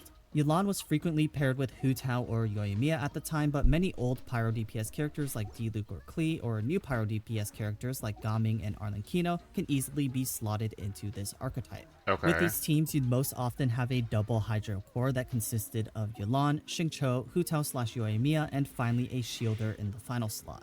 This double Hydro setup is specifically the most recommended Hu Tao setup because YELAN's solo Hydro application would be insufficient for Hu Tao in some cases, where she does the N2C animation cancels instead of the N1C animation cancels. The Shielder would most often be Zhongli, but could also be Diona, Layla, Toma, or C4 Yanfei as some non-5-star substitutes. If you're content with just having Xingqiu's damage reduction and small heals from his rain swords, then you can even replace the Shielder slot with Fischl, who was a very popular substitute, to create an Overload and Vaporize hybrid team commonly called Overvape. With characters not named Hu Tao, the Hydro application of YELAN and Xingqiu together can even be overkill in some situations, but the duo is so strong together with insane single target damage and reduced energy requirements that sometimes it doesn't even matter. If you're looking to create a vaporized team with YELAN as your single Hydro character, here are some examples. For Yoimiya and Arlenkino, they love shielders for uninterrupted normal. Why do you keep saying Arlenkino? Arlenkino, girl? Attacks, so usually the final slot remains the same while Xingqiu is replaced with a support like Bennett, Yunjin, or Kazuha. For Gaming, weaving in a normal attack for YELAN's burst between each plunge attack is more than enough to sustain his vaporized playstyle. Bennett is a staple third character for Gaming due to his large attack buff and energy generation for Gaming's burst, while an Anemo support like Kazuha, Sucrose, or Shen Yun can fill the last slot. And for the other team that doesn't utilize Dendro, we have the Raiden National team, which consists of Raiden Shogun, Xingqiu, Xiangling, and Bennett. This was a very popular archetype back during Raiden Shogun's release in the early Inazuma patches, not only because it was one of the highest DPS teams at the time, but also because it was easily accessible with just one required limited 5-star character. YELAN is not a strict upgrade to Xingqiu in this team, since Xingqiu's defensive utility is actually quite useful, and she's more of a side grade should you happen to have her. The two practically do the same thing with their burst because no delicate reaction combination is required in this team, so the two are pretty much interchangeable. Nothing else really needs to be said about this team aside from the fact that Raiden Shogun can ease the energy requirements of characters like Xiangling and YELAN, while the team dishes out a ton of raw burst damage, vaporize damage, and overload damage.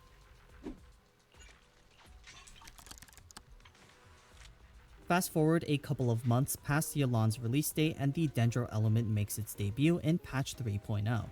While not every archetype that used Dendro that we have today immediately settled in, standard Hyperbloom and Burgeon teams were powerful from the get-go. For YELAN, a standard Hyperbloom or Burgeon team usually consisted of her, a Dendro applicator, and your full EM unit between Raiden Shogun, Kuki Shinobu, and Toma, who triggered their respective reactions off-field. Since YELAN is also an off-field unit, your Dendro application could be an on-field unit with characters like Alhaitham, Nahida, and Baiju, or off-field units with Yao Yao, Kole, and Dendro MC. In the final slot, you have a plethora of options because YELAN provides good enough Hydro application to be a solo Hydro character if she needs to, but also not too much Hydro application to the point where you'll never get other reactions like Quicken. Running a second Dendro character in the final slot out of any of the Dendro options mentioned previously is a great way to fill this slot without.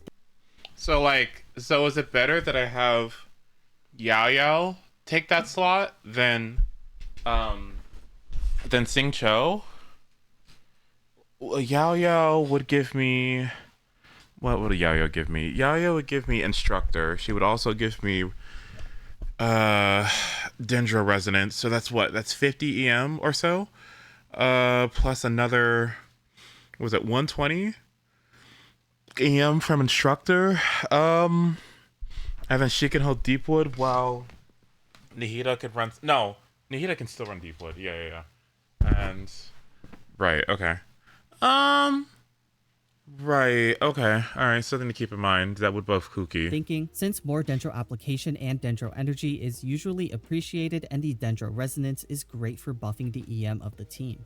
Running a cryo character in the final slot can also aid the team's bloom generation due to the way it's able to react with Hydro and Hyperbloom and Burgeon to keep the Dendro aura on enemies longer. Okay. Rosaria, Kaya, Diona, Layla, and Ganyu are all great off-field options for this role. Ooh, is that a good team? Diona with her C6 with Hyperbloom, since she gets 200 EM. That sounds good. Ooh. Ooh, that sounds interesting. Wow. Okay. 200 EM buff. That's pretty fun. Okay, wait. That sounds interesting as hell. Too bad I don't have her. And provide various buffs via their kits and builds. On the flip side, Eula or Freminet can be the DPS for this team and make good of the occasional superconduct reaction that happens between Electro and Cryo, since they are physical carries. Just be mindful that with some of these characters without a second crowd character, their energy requirements do skyrocket, so you're going to have to compensate for that in their builds. Ooh. But if none of these characters entice you, then Fischl again is another final character that I'd recommend running in this slot. Really? For Hyperbloom, Oz does not target Dendro cores with enemies in his presence, meaning he will not be stealing Hyperbloom reactions from your Kuki or Raiden. In Burgeon, reacting Electro with Pyro to create overload can reduce the amount of burning reactions that eat up your other elemental auras, and reacting Electro with Dendro can create the Quicken aura that also extends the Dendro aura on enemies for better Dendro core creation. Stop. Like, why aren't people talking about Xingqiu? Am I missing something? Why isn't Xingqiu an option here? Wait, what? Well, that's so interesting. What? Why not just double Hydro?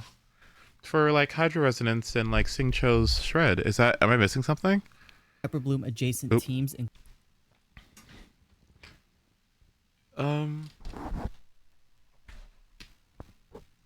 Quick Bloom, which is basically a team that emphasizes aggravate or spread reactions with an on-field Electro or Dendro DPS, but will occasionally create too much Hydro kills. Too much Hydro kills the Quicken aura. Oh, really? Really? Oh my goodness. Wait, really? What? Oh, I didn't know that. Oh, so would you just be like, oh my goodness. Would you just be like, would it be Taser instead? Oh, that kind of sucks. And thus Hyperbloom reactions with the addition of a single Hydro character like YELAN. If you want to run Cyno or Clorind as a carry with YELAN, pick any Dendro applicator listed on screen in the third slot and then a second Electro character for off-field damage and energy. If you want to run Alhaitham for Dendro DPS with YELAN, then it consumes Hydro. Oh,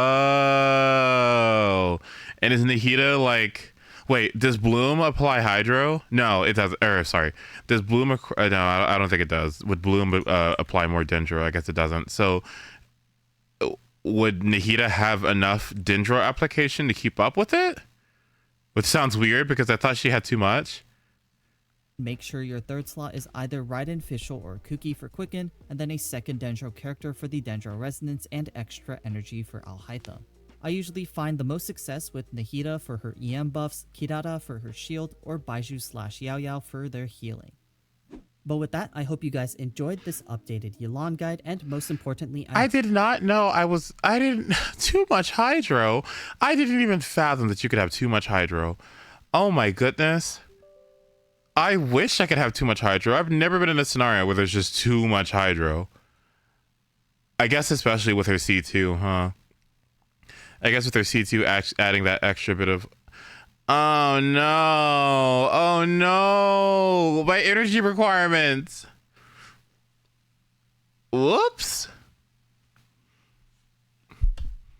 So a pure Hyperboom team works with double Hydro, but you'd want some personal damage from your Electro Dendro damage dealer. Nahida is BIS for Hyperbloom because of how much she applies, which isn't a weakness like it is an aggravate. Farina makes Quick Bloom really strong. Oh yeah, for that last team for Quick Bloom. I guess the problem is like, I actually don't know exactly specifically what team I should be using her on. I guess I'm assuming it should be the Hyperbloom team. I guess I could try the Gaming team too. Hydrate? I can definitely do that. Right, suffer for success. I know, right?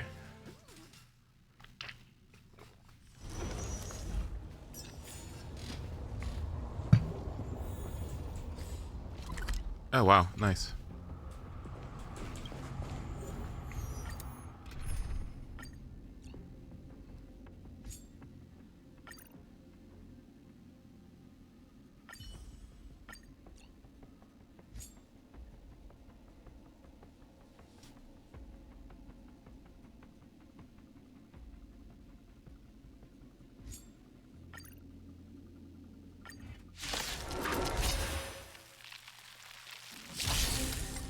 Take 10 of you.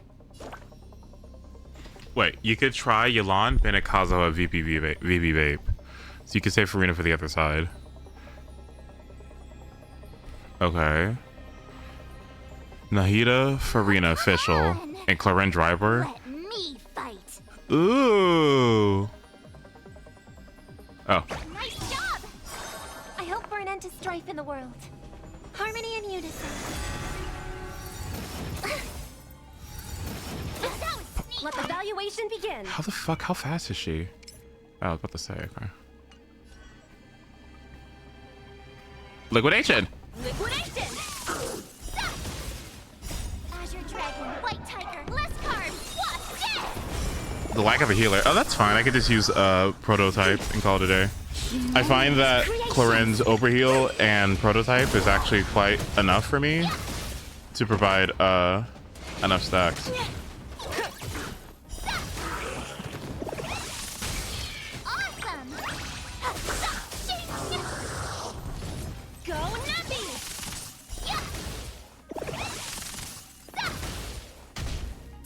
As one.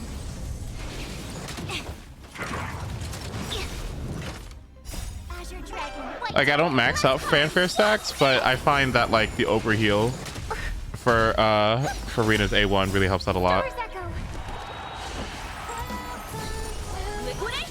Now that you have double hydro, you can try out version teams. Investing in victory means playing the long game. God, but that's another thing too.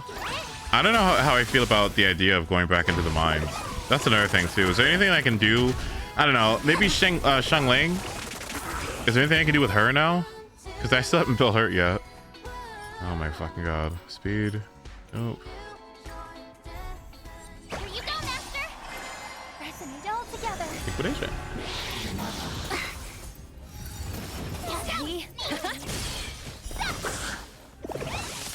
Converge and awaken. I actually do like Xiangling. Creations. I do think she's absolutely fucking hilarious. Azure Dragon, White Tiger, less cards. What's this?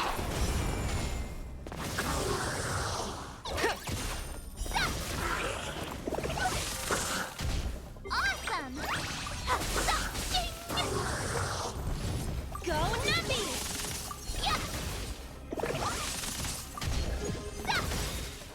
Azure Dragon, White Tiger, less cards. Yanfei for YELAN. Ooh.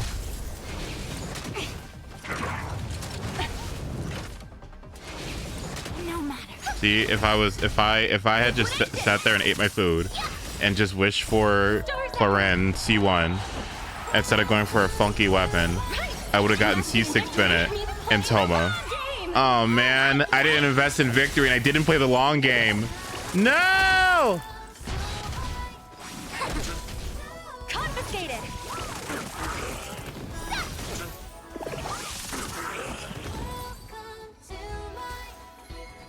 Okay, can I get some cowboy pieces, please? Nice job. Harmony and unison. No matter. Together as one. Human creations. Virgin Gaming. What, do I just build some EM on them or something? Azure Dragon, White Tiger, less cards.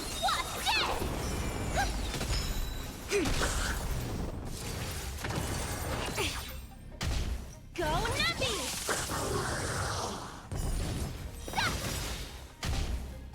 Stars Echo.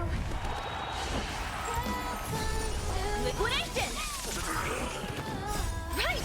Investing in victory means playing the long game.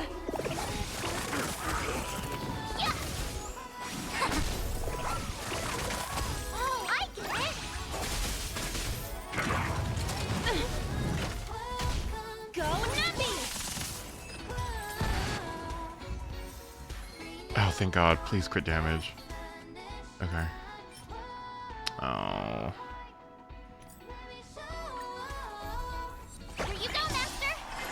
Resonate all together.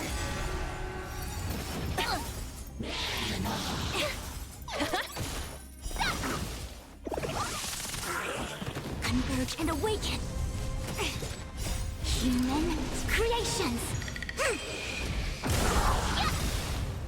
Azure Dragon, White Tiger, less cards. I've tried to build with my Yanfei and it was really fun. Kind of cheesy compared to Xiangling, but whatever. You know, everyone else has Xiangling fatigue. But she's still exceedingly fresh and new to me. Like, all I have to do, I think all I would need to do, like, okay. Take the fact that everyone plays her all the time or had to play her all the time out of the equation and everyone recommended her, right? But like to a new player, I mean, is she definitely worth the time? Like, is she, I don't know, in this day and age, is it still worth? Azure Dragon, White Tiger, less cards. What's this? Together as one. Human creations. Yeah, that was sneaky. Harmony and unison. She's all reliable for me. If I'm not using Raiden, I don't like Xiangling because I don't like having too much to micromanage her energy. But if you can do that, then she's great. How bad is her energy issues even when you have catch? Maybe Raiden fixes all the issues with their energy. Crit damage, effect res, defense percent, disappointments. Oh well. Here you go, Master. It's bad. Resonate all together. Stars echo. Without Bennett, she struggles. Is it really that bad? Oh my goodness. Maybe because she just doesn't generate a lot of pyro particles. Maybe that's what it is. Well, no, I mean, and I guess you usually end with her, right?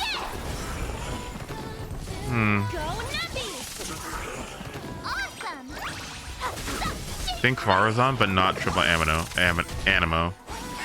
God, is it that bad? Oh my goodness. Liquidation.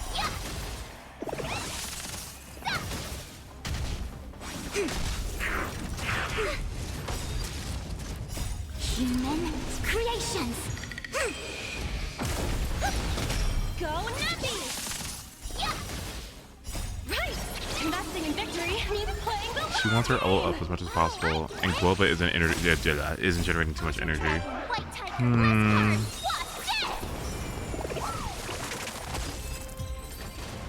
80 energy cost, but with like 3 particles over 6 seconds. Yeah. That's unexciting. Ugh, okay. It's very unexciting, actually. Reset!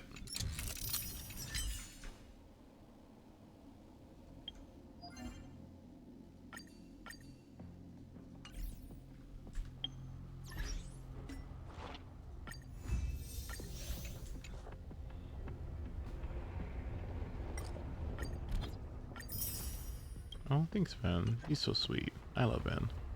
Okay. No login things. I just gotta go do Divergent Universe at some point. Grab this, I guess.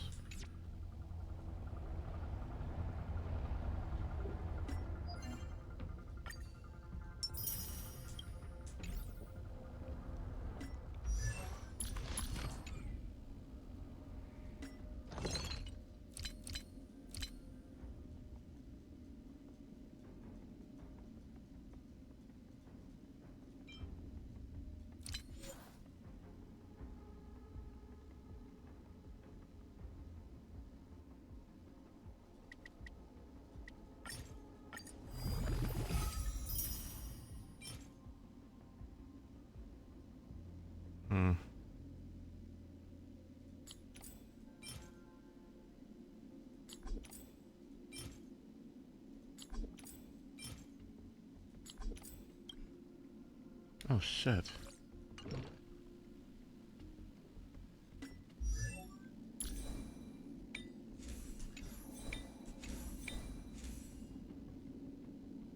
I'm probably not gonna get better than this, honestly. I should just cut my losses.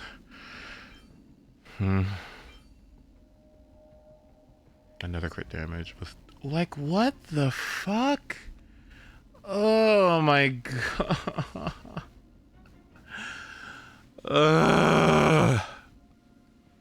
Okay, whatever. I can't really work with that, so I guess it's trash. Oh boy. Okay, trash. Dear Lord. I kind of want to try that one, but I can't. Attack percent. Definitely don't want this. Bye.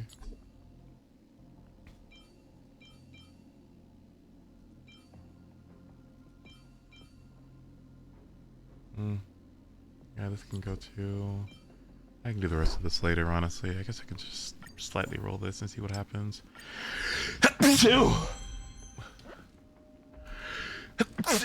No, don't want this one either. Ugh. Bless you. Oh, thank you. You're so sweet. Nope. I don't want any of these. I don't want any of it. None of it is good enough for March 7th, and I should have been rolling in speed boots. That's what I should have been looking for. Oopsie.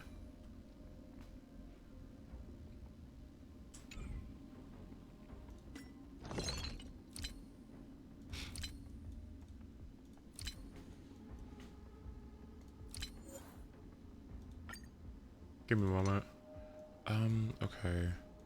So if it is, can I exclude? Okay.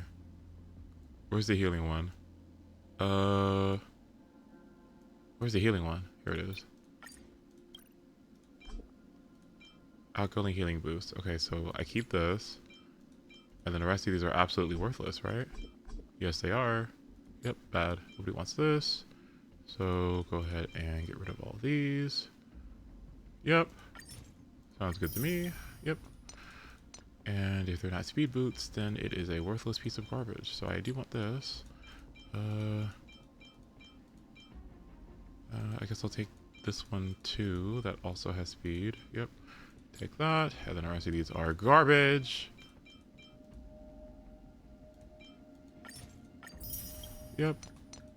Okay. What about these gloves? I can look through these later. Okay. And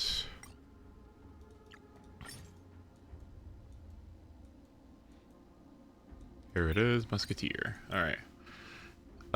If it's not crit rate or crit damage or attack percent, it's garbage. Throw it all away. Yep, goodbye.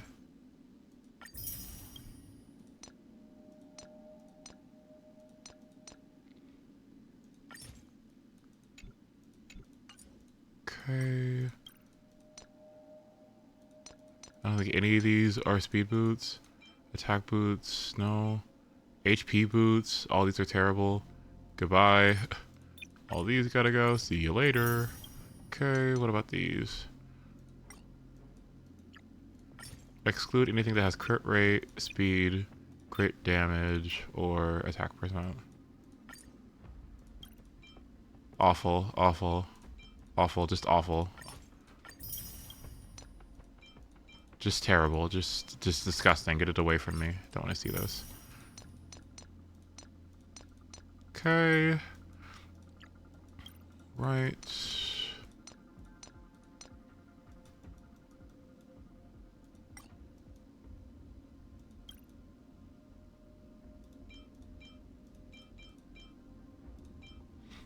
Wait, this is so good. Wait. Wait.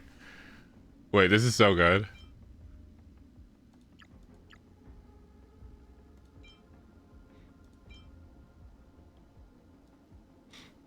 Wait, organizing them like this is actually amazing. What? Okay. Throw that away. Then we don't need that. Guess I could keep that because it's energy regen rope. Okay, even though nobody needs that, we'll never need it ever. I guess I could give that to Herta, maybe, if I was gonna farm it more, but whatever. Okay. Can let these go too. Break effect, nope. Here's one. Break effect, nope. Nope. Garbage. Okay. This all can go.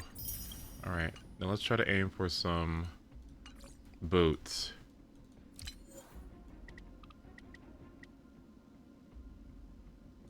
Speed shoes. Watch this. Black hole. Black hole. Black hole. Black hole. Black hole.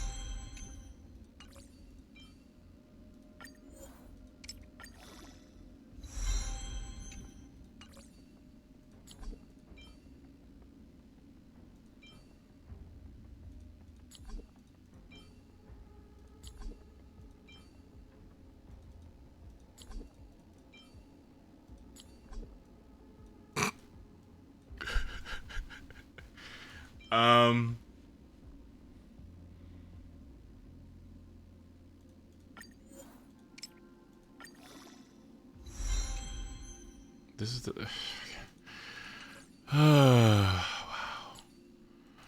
Oh boy. Oh boy, it's fine. It's fine. It's like it's my favorite character. It's gonna take forever. Okay. All right.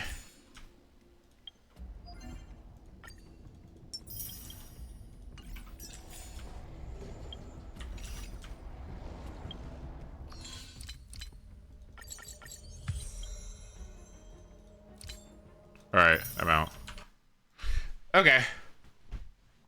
All right. Back to Genshin. No more of that. Okay.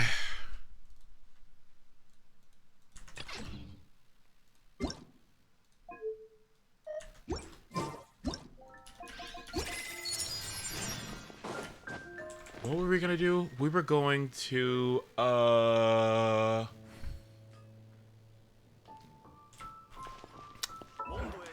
farm. That's what it was. Hang on. I don't know why I feel so weird today. I feel I got up late with like a headache. Oh, you know what it was? Have you ever like went to bed with like a really stuffy, like a really stuffy nose, like a really stuffy, you can't breathe, it's fucking awful, right? And then you wake up and it's like post all that and your nose is like really like sensitive and shitty and it feels like really bad. That's kind of what I went through yesterday. I could not sleep till like 3 p.m.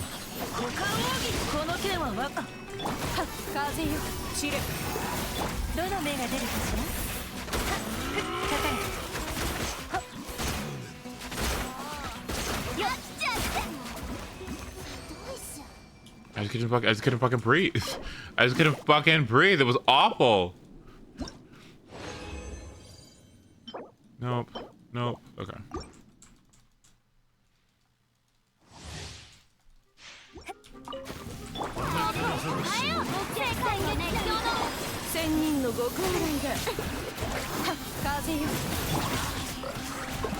Hello.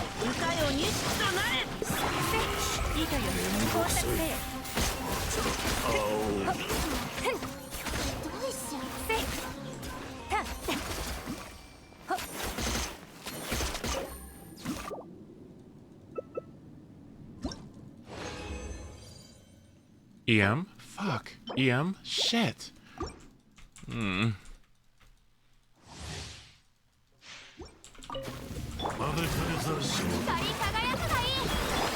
Okay, I got marker boost.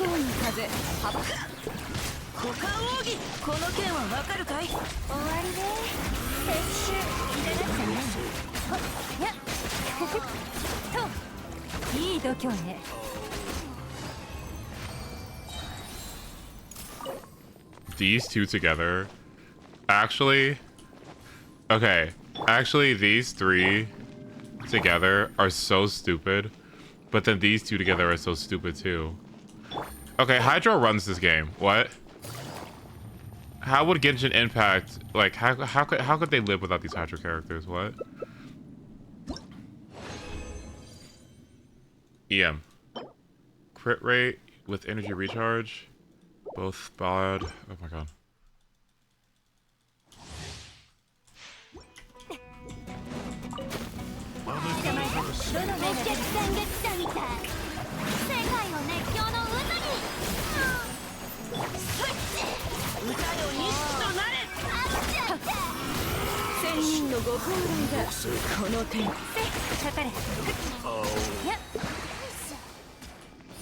Do y'all want to like, okay, oh my god. Do y'all want to,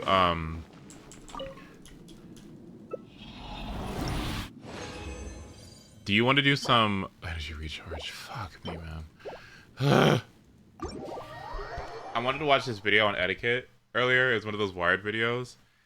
And then maybe I'm going to stop kind of early-ish tonight, which I know is 5 hours, I know. But, like, I still feel like, from yesterday, I feel, what's the word? Tender? From yesterday, like, my sinuses still feel tender. And I'm kind of out of it, right? Like, when I was excited earlier, it felt kind of Like I had a headache. So do you want to watch this video with me and like do some elite farming with me? While we watch this video together, and then we can like head out. Because that's what I want to do. Period.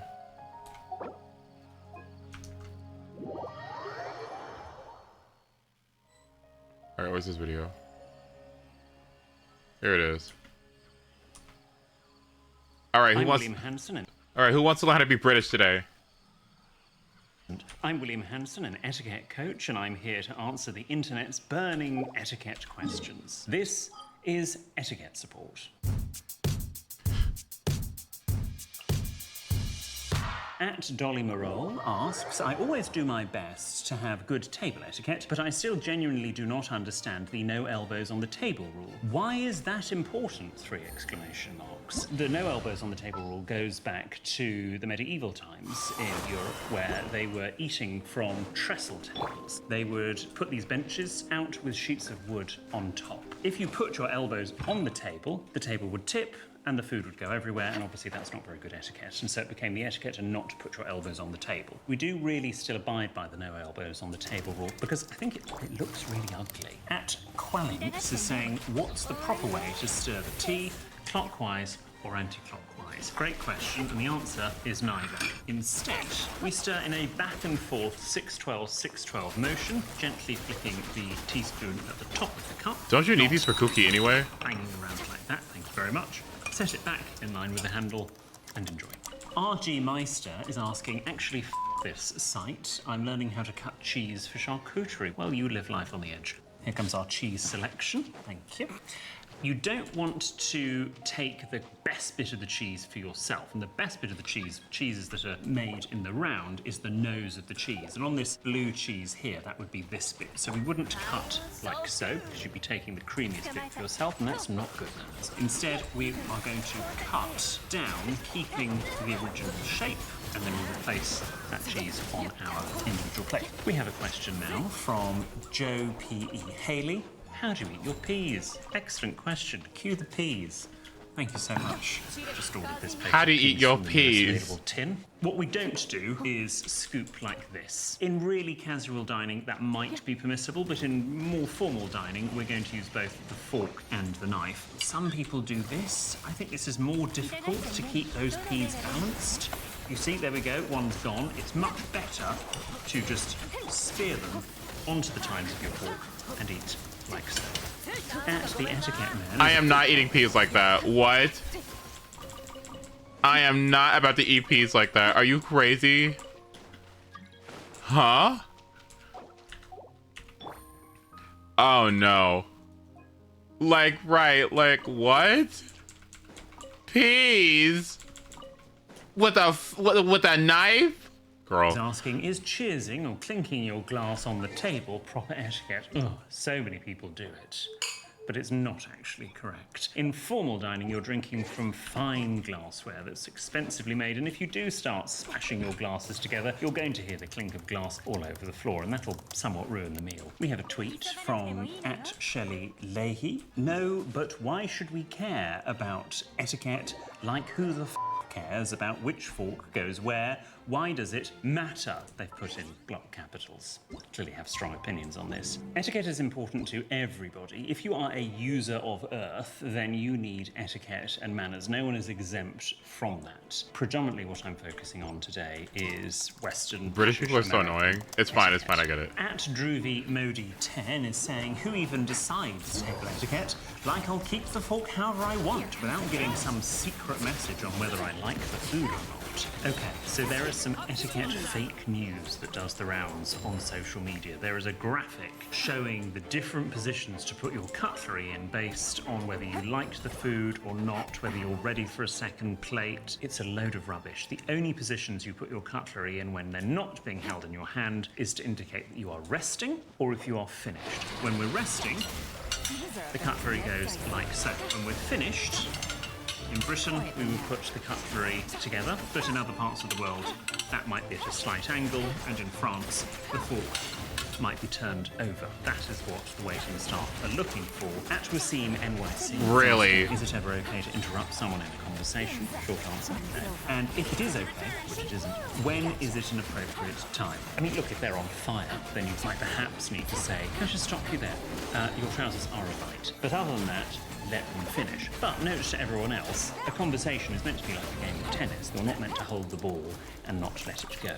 At Virgin Radio Toronto are asking, is it wrong to taste a bottle of wine at a restaurant and then send it back because you don't like it? Well, the restaurant are going to love you because you're going to be paying for the first bottle and the second bottle. The only reason, thank you, that you can send something back is because there is a problem with the wine because it is corked, and that's where there's been a problem in the storage process. And by the time you get the wine to about here, you will know that it is corked. It will stink. This is from B1. This is insane. How TF do you eat a big-ass burger in a non-grotesque way? That's an excellent question. Thank you. Now, this burger, this is huge. Nobody's got a mouth that big. So instead, you are going to deconstruct it first with a knife. Nobody's got a mouth that big. Hold on. Hold on. Hang on. Wait. Where's Puffy? Hold on. Fork. Take the top of the bun off, and then cut a bit, and then eat like so.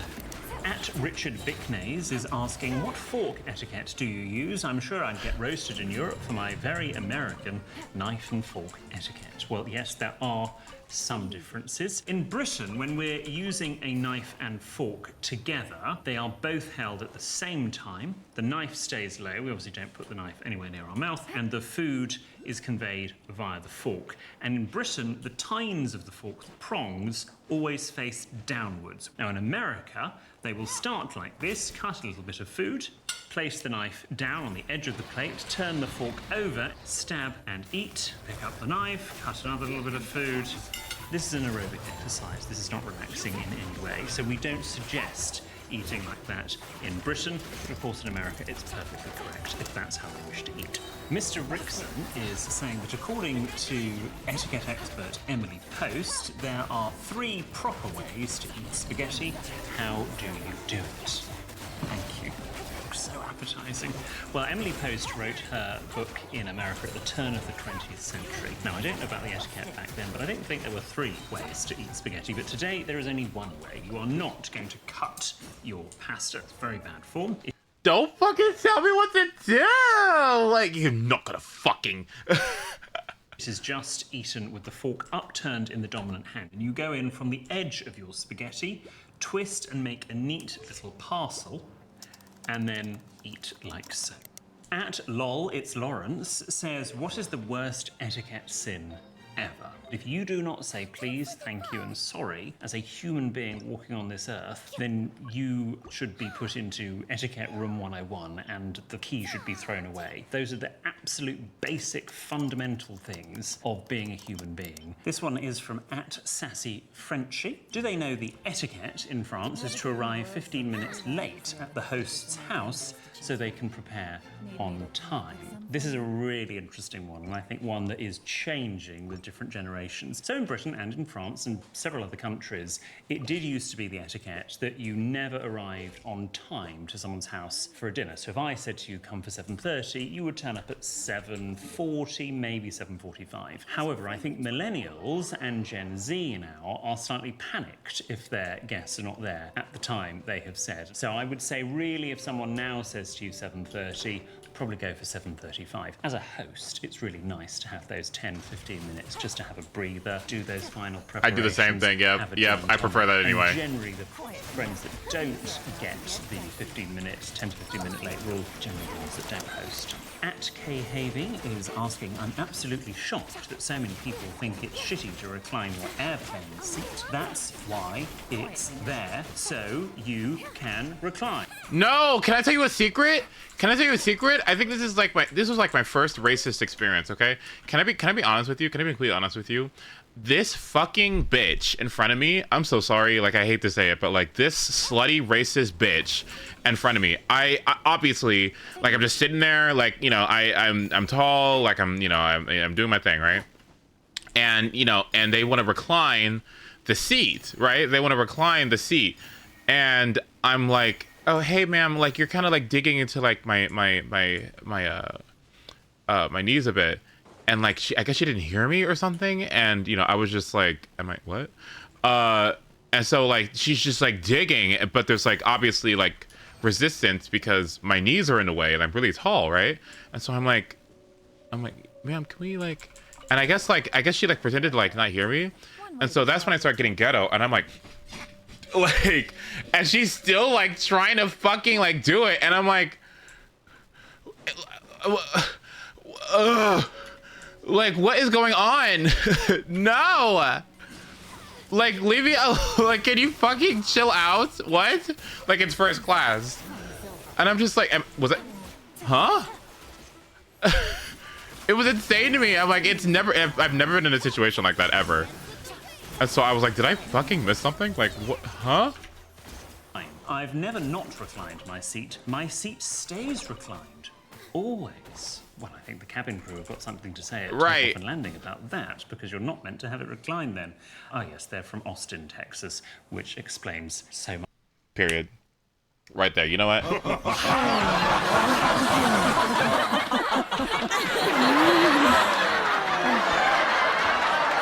It was the most like I was just like, what is going on?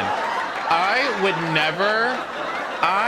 never, unless there was nobody sitting behind me, I would never recline my seat, because why the fuck would I do that? Okay, yeah, it sucks, right, that I can't do it, but if it was that important for me to do it, I would have gotten fucking first class, okay? Like what? To me, it's like a bus, you know what I mean? Like I'm not gonna do that. I'm not gonna do that to somebody. Like that's just too bad, because I don't want to be in somebody's personal space, because I wouldn't want that happening to me, and I wouldn't treat somebody that way. Unless it was like a baby or something, or like a 10-year-old who had very small knees, like that just wouldn't touch it. Like I would not be doing that. Maybe that's just like a fundamental difference of character, but I wouldn't do it. Like no way. Cabin crew have got something to say at takeoff and landing about that, because you're not meant to have it reclined then. Ah, yes, they're from Austin, Texas, which explains so much. I would suggest that if you are going to recline your seat, and you are right at KHB, if you want to recline your seat, you can, but don't do it during the meal service. Do make sure you just sort of slightly check behind you. It's a signal that you are going to do it, and you do it slowly. Don't do it violently. At Ms. Robot Butler says, help, this girl is telling me about horoscopes, and I've literally no interest in it. I don't know how to get out of this conversation. Try and pair them off with someone else. Say to them, oh, I've just seen someone over there I must go and chat to before they go. But have you met Anna? No, I'm going to introduce this person with Anna, and off you go. It's much nicer than just going, I've got to go, bye, and then walking off. That's me leaving when y'all start talking about Risley. Asking, it feels like unless I hunt down the waiter that we want the check or bill, we could be there for hours. Is this a thing? The way to get a waiter's attention is purely body language. We don't want any clicking, any clapping, or any flapping about. Instead, sort of sit back from the table, make yourself a little bit taller, and try and catch their eye as they go past. Keep the hand at the level of the eye, and then when they come over, please may have the bill. That's all you need to say. At Ed Azumi is asking, I need a crash course on how to properly address royals. Well, I'm going to take the British royal family. The king and queen are referred to as their majesty. For direct conversation, you would say your majesty, and then you would call the king sir thereafter, and Queen Camilla would be ma'am, and that's ma'ams and ham, not mamas and farm, and every other member of the royal family, if they have an HRH title, would be your royal highness, followed by sir or ma'am, according to their gender.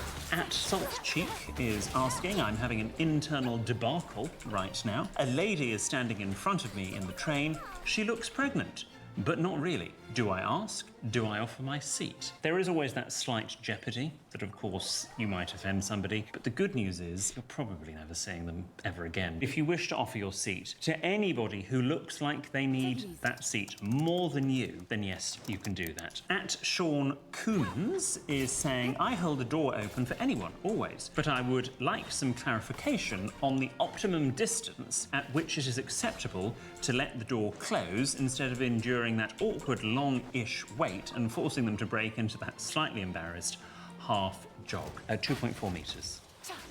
No, that's a joke. There's no correct distance for me to give you. It's just what feels right. But at least glance behind and check. At BJ1961 is asking, how do you get rid of house guests that overstay their welcome? I have various different tactics. First of all, I might say to them, have you got a very busy day tomorrow? Or I might say to people, can I get anyone anything else? Which again is another passive-aggressive piece of British etiquette to mean, please leave. If all of that fails, you can just flick the lights and hope they get the message like a nightclub. Well, those are all of the burning etiquette questions we've got time for today. Thank you very much indeed for watching Etiquette Support. Well, that wasn't as bad as I thought it was gonna be. I mean, that could have been a lot worse. Okay, well, the fork shit, I'm like, oh, ooh. Hello and welcome to a very special episode of whatever the show's called, where I'm ranking your strangest proclivities. We recently put out a call for your strangest, most bizarre, most depraved recipes that you can't believe you love, and we got thousands of responses. So, Kendall's been kind enough to make 25 of them for me, and I'm gonna try them, rank them, and see just what the hell's going on in that head of yours. Let's get started. This episode is sponsored by Trainwell. Trainwell combines the personalization and accountability of an in-person personal trainer with the flexibility of technology. After a call with Nate, my virtual trainer, he designed custom Nate's workouts. cute. Oh my god, wait. Ah, look at Nate. Hold on, wait. Fit my goals and schedule. With the Trainwell app, you can work out anytime, anywhere. Oh, yay! Consistently can Congrats, be Psycho. challenging with Nice. a schedule like mine, but with Trainwell, I have the flexibility to work out when it works out for me. The first 100 people to sign up with my Trainwell link get 14 days free, plus $25 off their first month. The link is in the video description. Okay. For your consideration, this is teriyaki spam, submitted by... Teriyaki spam. Teriyaki spam doesn't sound that bad. Yeah, I'm going to start you off with one that I think is going to be tasty. Okay, so what's in it? Or should I just eat it? Just eat it. Okay. Eat it. All right. You'll know. Okay, happy breakfast. That's a damn fine breakfast wrap, is what that is. I never had spam in a egg and cheese, presumably? Wrap? No, or just no egg? cheese. It's just egg, pepper, and onion, and the spam has been marinated in soy sauce, mirin, and garlic. I love it. It's perfect. I'm not a huge teriyaki fan, not a huge spam fan, big breakfast burritos fan. The three have come together into something completely palatable, downright tasty, even. This is great. This is great. I love this. I love this. I wouldn't eat more. I don't eat spam anymore, but yeah, that sounds good. No. Well, we're off to an extremely promising start. This is downright tasty. If I were to rank spam as a food product, I'd give it a 4. You've nudged it up into the 8 territories. We got an 8 on our hands here, folks. Wow. I do like it, Sam I am. I do like teriyaki spam. I do like it in a burrito. I do. All right, Babish. Nothing rhymes with burrito. Nothing. Not even Dr. Seuss can rhyme with burrito. What'd you say? With a mojito. Okay. We've got mac and beans, submitted by Dragon Puff. It's a box of regular Kraft mac and cheese dinner combined with a can of pork and beans. I mean, that doesn't sound half bad. Mac and cheese and pork and beans. No. It's as though the flavors somehow cancel each other out. It's like, this doesn't taste like mac and cheese, nor does it taste like pork and beans. I think maybe barbecue baked beans might work better, but I also have no desire to have beans in my pasta. It's just not doing it for me. Because this is not bad, it's not offensive, but it's also not good, I think that gives it a 5. This is the PBJ&P, submitted by Ben. Peanut butter jelly and what? What, pray tell, is the extra P? It's a PB&J sandwich, but you have a third piece of bread, and you put dill pickle slices and potato chips. That sounds like shit. Oh my god. Fun's over, people. So it's a triple-decker PB&J, wantonly mashing together sweet and savory like a child was on the wrong ADD medication. Woo! It's just like this. You taste pickles and chips, and then you taste PB&J, and then you taste pickles, and then you taste PB&J. It's like I'm eating 2 sandwiches like this, like back and forth. I'm going to have to rate this because it's not just food. 2. It's a little worse than that. I'll be very, very diplomatic and give it a 4. 4? Present to you Depression Kimchi Pickle Toast. Depression kimchi. Submitted by That's Blars. funny. So it's a grilled cheese, but open face, topped with Which one is it? pickles, Is it this kimchi, one? and drizzled Wait, with where is it? ketchup and spicy mayonnaise. Sounds pretty lit, if you ask me. Is that what they say? They say. Oh my God. Okay, Blars, this one's for you. I need something with a little bit of everything. Here we go, right here. Ooh. He I don't know. added that they specified that this is their ticket to happiness. Well, I'm very happy that it makes you happy. It's not doing it for me. If it were just kimchi, cheese, and spicy mayo, I'd probably be giving it like an 8. But with the pickles and the ketchup, it's really not doing it for me. But it's not disgusting, but it's also not something I want to keep eating, so I think it's a 4. Cure your depression however you like, with or without ketchup. Not for me to judge, even though I am sitting here judging. Anyway, I'm happy that this cures your depression. If you do have depression, try to seek out professional help, not necessarily just funky toasts. This is the pasta omelet submitted by Webs. So you take leftover pasta. The submitter likes puttanesca, but as you do not like puttanesca, I went with penne alla vodka. Oh. Then you soak it in seasoned eggs overnight in the refrigerator. Soak it in seasoned eggs. Seasoned and then you heat it up in a eggs. frying pan and cook it like a Spanish tortilla. Thank you, Webbs. I think this is actually going to be pretty chill.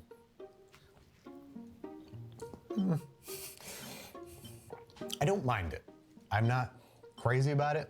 I wish it could be crispier, but I know that's not possible. We're talking about eggs here. You can't get eggs crispy, and if you did, they'd be gross. I almost wish we did. Gosh, the cadence of his voice, holy. Because that's what they suggested. But as it is, I think I gotta give it a 5. I don't want any more of it. I don't want any less of it. I am the same for having had tried it. Solid 5. This is Poor Man's Pad Thai, as submitted by X Katybug. It is a toasted slice of white bread, topped with peanut butter, chili crisp, and optionally, tagine. I mean, it's got the pad thai flavors in there, kinda. Where's the tamarind? Where's the shrimp? But no, I mean, that's why we call it Poor Man's Pad Thai. Let's try it out. I like it. It wants for something. An acid actually would be great. Maybe like squeeze a lime or something, just like pad thai. Well, why is it red? Why is there red on it? What's happening? What is Don't worry this? about that. Don't worry about that. Just like real pad thai, a little squeeze of lime. Let's see what happens. I'm impressed. With a squeeze of lime, I'm still reticent to give it an 8. It bumped it up to like a 7.5. But as is, 7. Like that's a really serviceable, enjoyable snack. It does deliver on some of the flavors. Not quite, but like is very interesting in its own right. That's a 7. I like it. Let's take a look. This is Gator wine. submitted by Ghost Nowhere. Gator wine. Gator wine? Guess what it is? Gatorade and wine. It's specifically equal parts light blue Gatorade. Light blue Gatorade? And red wine, cheap, under $12, which was difficult to find, to be honest. Wine prices. That's because Barefoot used to be able to, they paid you to take it, and it's cold. I froze the glass. Well, I mean, I should do this proper. I'm trying to swirl it to get them legs. What kind of legs we working with here? Legs. No discernible legs. Just varicose veins. Well, this is exactly what I need right now. Some electrolytes, some booze. You could have it while you're working out. You could have it while you're giving birth. You could have it at a funeral. You could do belly shots here. This is the most versatile drink I've ever I was only at heard. 5 pity. Oh shit. Genshin said, please come back.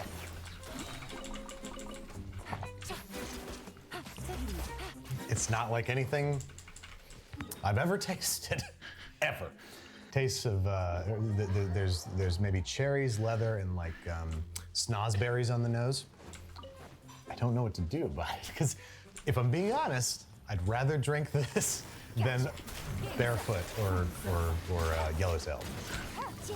Barefoot is kind of fucking nasty, actually. Or does that make me cool? I don't know. I drink that on the rocks.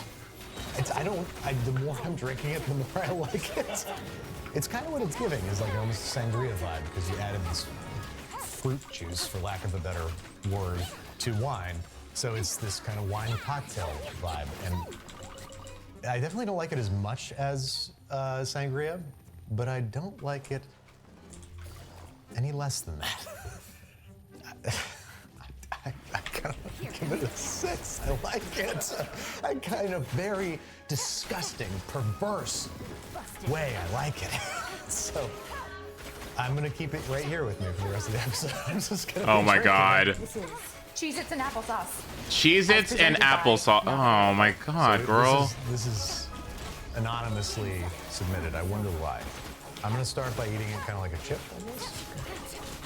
Say good? You sound like a Sith or something. Good.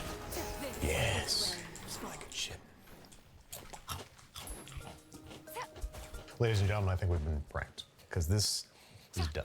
I taste Cheez-It, then I taste applesauce, then I taste Cheez-It, then I taste applesauce. These flavors are incompatible. This is gross. I'm gonna give it You want a small fun fact really about? Yeah, what? I love both these things. I love applesauce, I love Cheez-Its. Not meant to be together. Sorry? Question mark? Why do I feel bad? Well, if you thought the last one was a prank, you might think the same about this one. This is the Oreo Wish, as submitted by Shanley and Jello. Thanks, Stanley. Bread bun on the bottom, a small amount of jelly, grape preferably on it. Slice of ham, slice of cheese on top of jelly. 4 Oreos centered on the sandwich, 1 bread bun on top. It tastes surprisingly good, in parentheses, I'm sorry. You guys are dicks. I hope that they didn't actually mean this and I'm now being so mean about their favorite snack, but also this is not, you're unwell. You could run HP food, crit food, and hydro damage potion.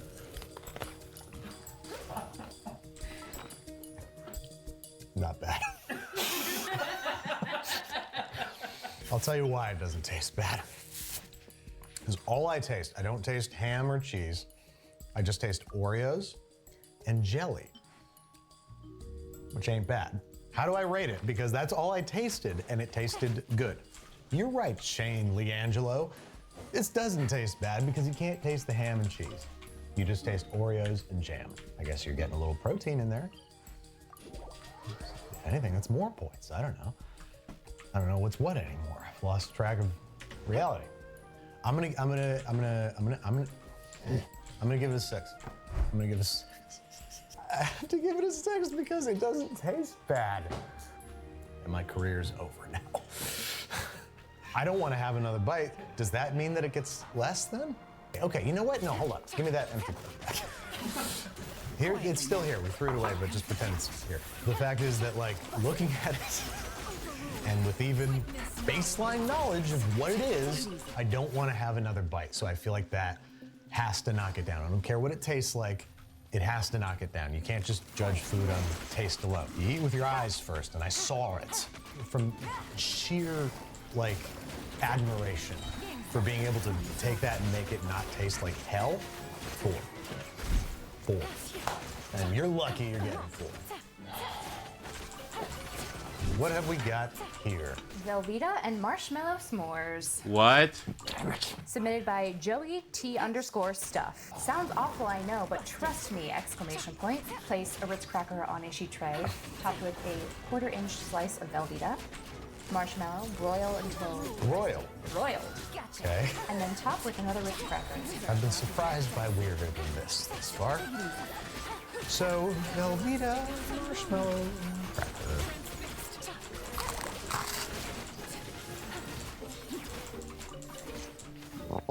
No, no, no. You don't get to start sweet and end savory. It doesn't go that way. Oh no, and the Velveeta, and now I taste Velveeta and marshmallow at the same time, and it is not pretty. I don't care for this at all. It's not as horrible as I was expecting it to be, but it's also not very good at all. I'm gonna give these a 3. 3 for thee, but not for me. Not when I've got my gator wine. These are salt chocolate grapes, as suggested by Dusty Lie Can Rock. Well, they're Dusty like Hand Rock. Oh wait, they're frozen Nope. grapes? Like Hand Rock. Can Rock. Well, they're terribly charming to look at. Oh wait, they're frozen Nope. grapes? They're just grapes. And salted, no less. Salted, which is a key component as it is in the title of the dish. Be careful as the sticks are pokey. Very pokey. Oh Ooh, shit. You're right, they're very pokey.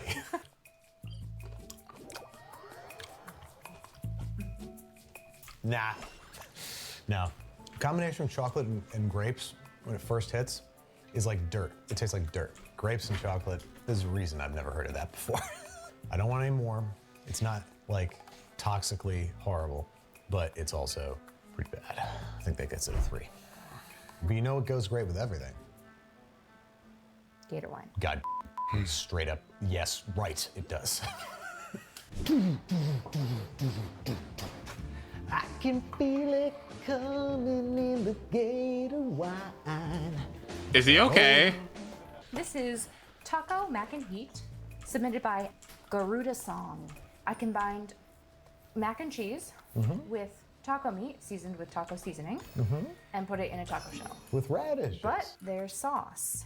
There's sauce. There's sauce, which is ranch, and they specified smokin' Ed's Reaper Squeezin' XXX. But from what I can tell online, Smokin' Ed's has been renamed as Pucker Butt Pepper Company. The Pucker Butt Pepper Company. Of Pucker course. Butt That's gonna Pepper become Company. of me today. I'm gonna die of diarrhea. You can take the radish off if you don't like the radish. Try that. The radish is not what I'm concerned about. You put the radishes on there? That's how I dress my taco. They said dress however you like. And I did.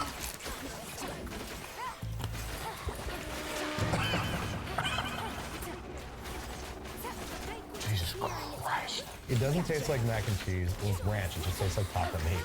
And it's really spicy. It is so hot. Gator wine. Oh, shit. Oh, what can't you fix? Yeah, no, I'm gonna bump the. Sorry, Gator wine's. The more Gator wine I have, the higher the score gets. Gator wine's a 7. Just saved me from this fucking nightmare. I truly don't like this. It's way too. Oh my god. Way too spicy. This sucks. It's a 2. I don't like it. And it's gonna make my butt pucker. I can feel it. Can I get a camera? Here, can you? No! Can you, if I just. Stop! Down, down, cause the Gator wine and sugar we're going down drunk. This is Cottage Cheap's Not Official, submitted by Ainsley Autumn, but also me. Wait, this smells like vinegar. So on your left side are regular potato chips, as Ainsley Autumn specified.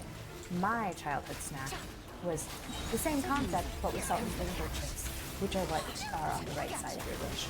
So for the record, ladies and gentlemen, I hate cottage cheese. All right, I'm gonna start with the regular chips, I suppose. We love a good sort of curdled looking dip, you know?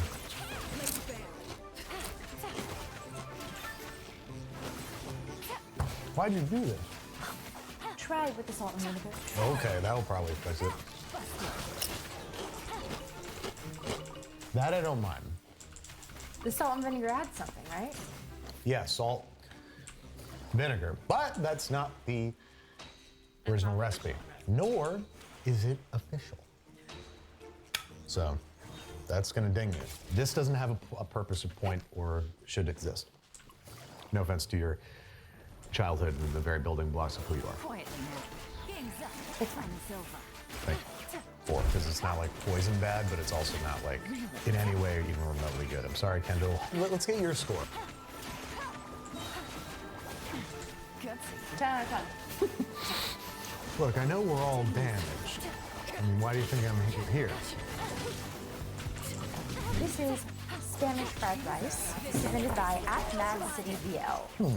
Now, they did request that this be made with boxed Mexican rice, but I regrettably got Spanish rice because I got confused. That is regrettable. It's called Spanish fried rice. I regret that you've done this. So it's fried rice. Fried rice with onion and chorizo and egg. Is there cheese?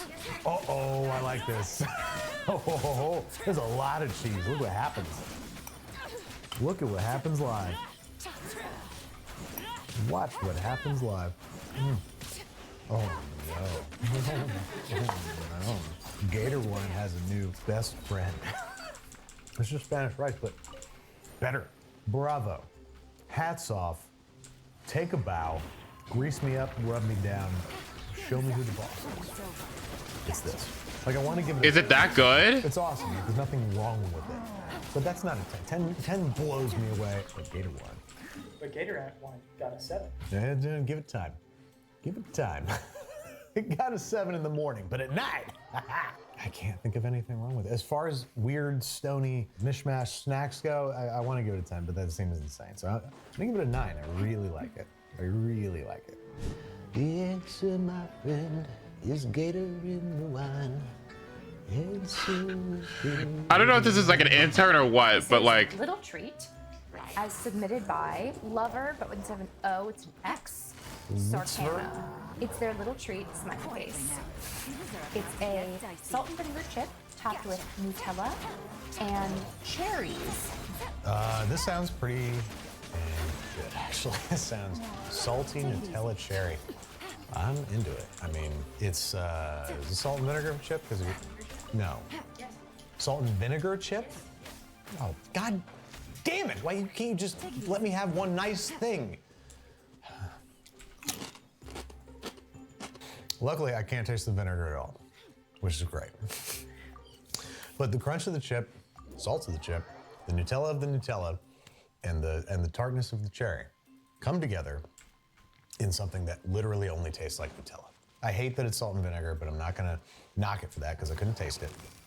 Even though I did that with Oreo ham sandwich. Whatever. I put the object in my mouth and it felt and tasted good, and it looks, if a bit silly, nice. I want another one. Even though I'm full, I feel sick, I'm drunk as shit off Gatorade. I'm gonna give it a 7. 8. I'm gonna give it an 8. I love Nutella so much. Oh, I guess it goes good with Gatorade. Not yet. Oh my God. Fix me a couple more rotund glasses. See what kind of score it gets. Oh, look at that. You could fall over with legs like that. And it was not your fault but mine. Yeah, I was drinking Gator wine. Is he okay? Did up this time, didn't I, my dear? This is corn. It's submitted by Jack. Corn. What is that smell? It is garam masala, dried dill, red pepper flakes, salt, Ooh. and sugar. Because this Oh, wait, that sounds good. is sweet by Jack. What? This is corn. It's submitted by Jack. What is that smell? It is garam masala, dried dill, red pepper flakes, salt, and a little bit of sugar because this is sweet. Sweet garam masala corn called popcorn.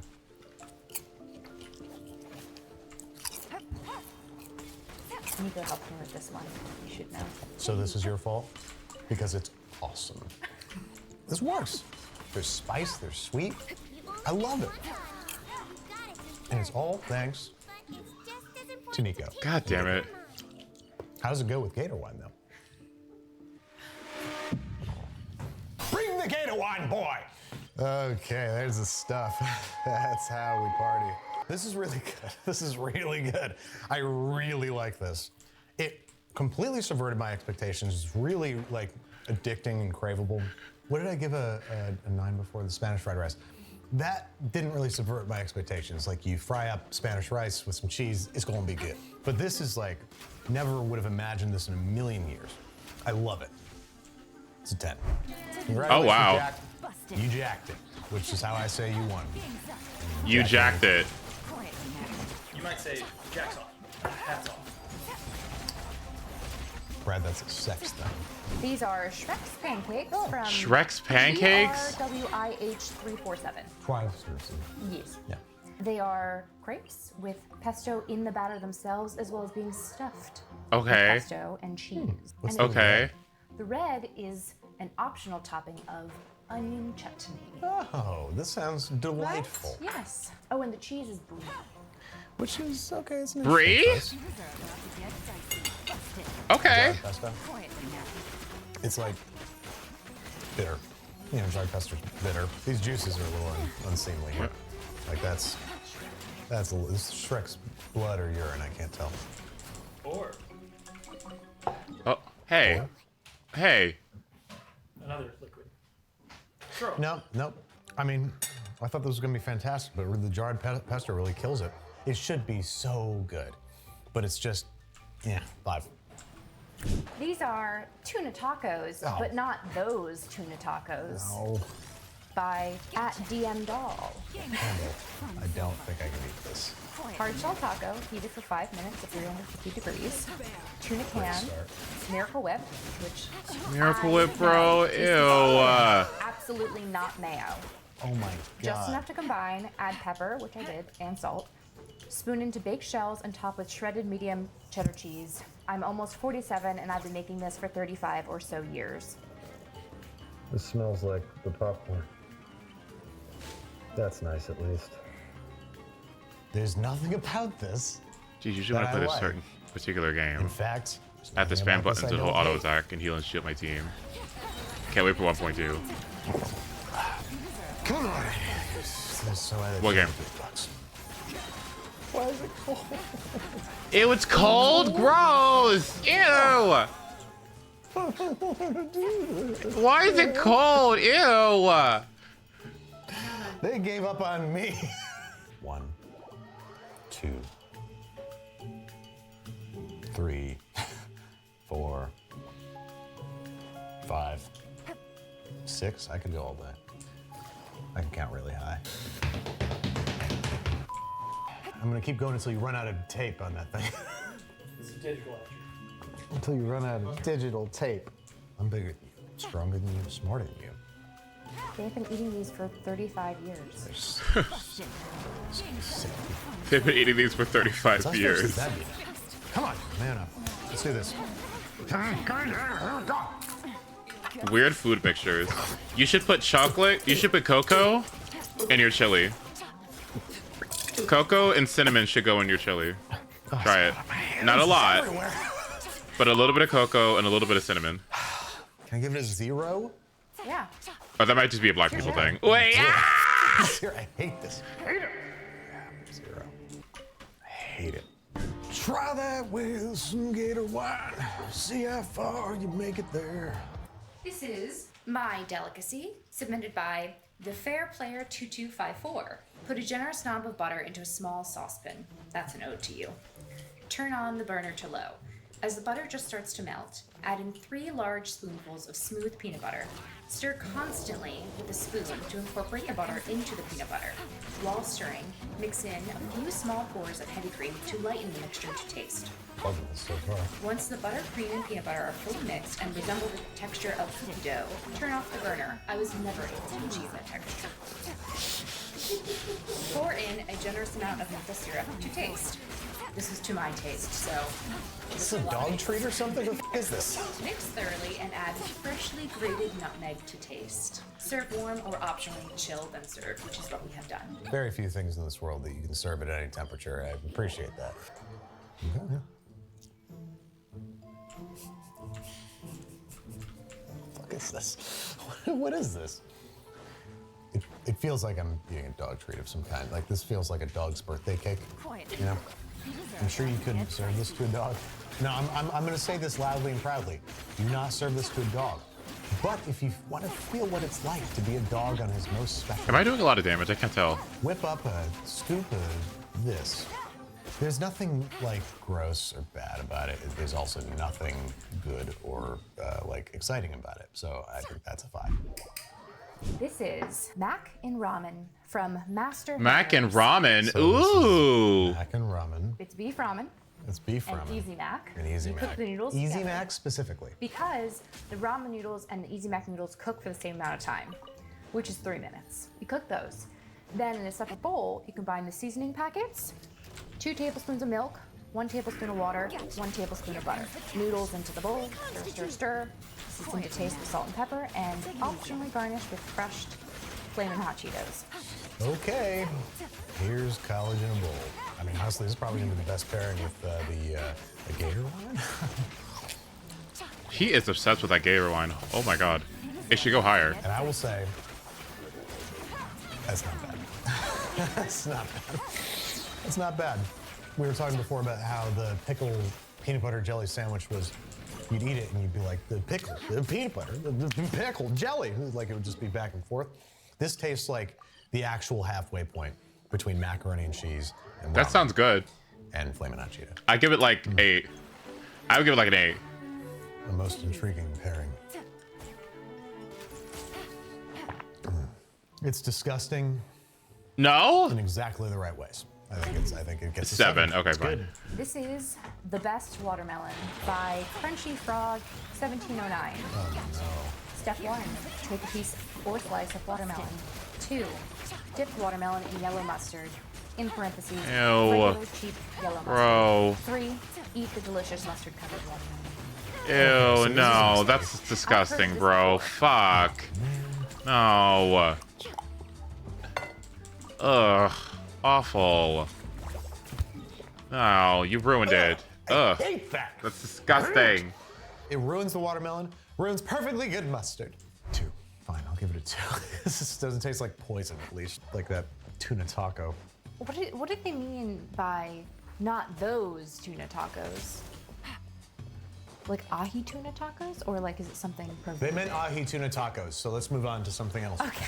Just when I shook my hand, Gator wine was already said.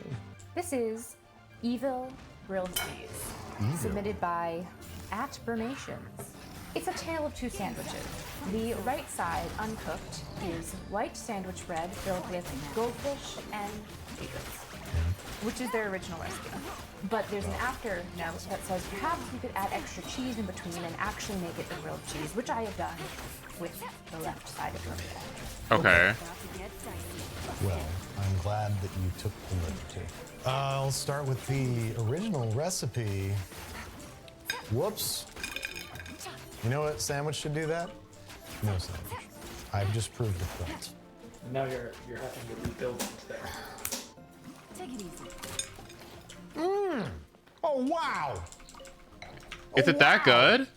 That was dumb. Kind of cheese. Cheddar. Yeah. I thought I'd play off the Cheez-It, you know? That's good. That's good. Oh, wait, wait, the way she, wait, oh my God, wait. She literally Sabrina Bryan it. Hold on, wait. The cheese. Cheddar. Yeah. I thought I'd play off the Cheez-It, you know? That's good. That's good. Ow! You can taste the, like, you know, Cheez-It and Goldfish. They have distinct. This is it? Are we snacky at the right flavors, spot? and you can taste them amongst It should the be, grilled right? cheese flavors. Plus, there's an added crunch. Oh yeah. I'm gonna go ahead and give this a 1, and this a 7. For your penultimate delicacy, I present to you the Snickle, The Snickle. submitted by Diet Coke Tin. It is a halved and hollowed out pickle filled with a Snickers bar, held together by rubber bands. The rubber bands are Important, yes. important and non-edible. Correct. Were I to eat this entire thing, I'd eat down to this point, remove the sort of straps, and insert the rest of it in my person. Or eat around them. Or eat around them. Okay. I'm pushing the Snickers bars out a little bit by inserting my finger in here, pressing. Oh, I got a little bit of pickle juice coming down here, but look at the sunrise. I just want to make sure I get a good amount of both. This isn't good. If the rain washes away the transits, it's gonna set us back a long way. Interesting. I like how there is a essence of pickle, but at the heart of it is a Snickers bar. Love that you guys have fun in the comments and that you have a good time. It's important to me that everyone has a good time. Are you having a good time? Not even a little. Should I actually write this? Because It's a Snickle. You it's must. a Snickle? Okay, well the Snickle gets a 0. And I was raised in a vehemently anti-Snickle household, and this would not fly. Not in my daddy's house. Not in my daddy's house. No. No, the rubber bands. Gilly. What about the rubber band? Sweet Gator wine. Back to work. What is this? What is that, teeth? Cheesecake. Why does it look like teeth? Last run. They're Cheetah Puffs with vanilla frosting, served like hors d'oeuvres. Enjoy. Are there quotations around that? None at all. You know, Audience, what do you think I'm gonna say about these things? Guys, this is bad. Brad, the guys aren't listening. This is bad. It's Frosty on Cheeto Puffs, guys. I mean, come on. I mean, Bye, what am I to bitch. do? Oh. You got there. Oh. Thank God. Because I ran out of Gator wine.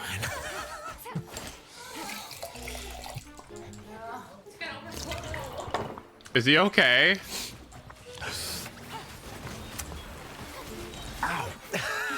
Okay, what was I doing? Reviewing these Cheetos with frosting on them? They mostly just taste like vanilla frosting. I barely even taste the Cheeto.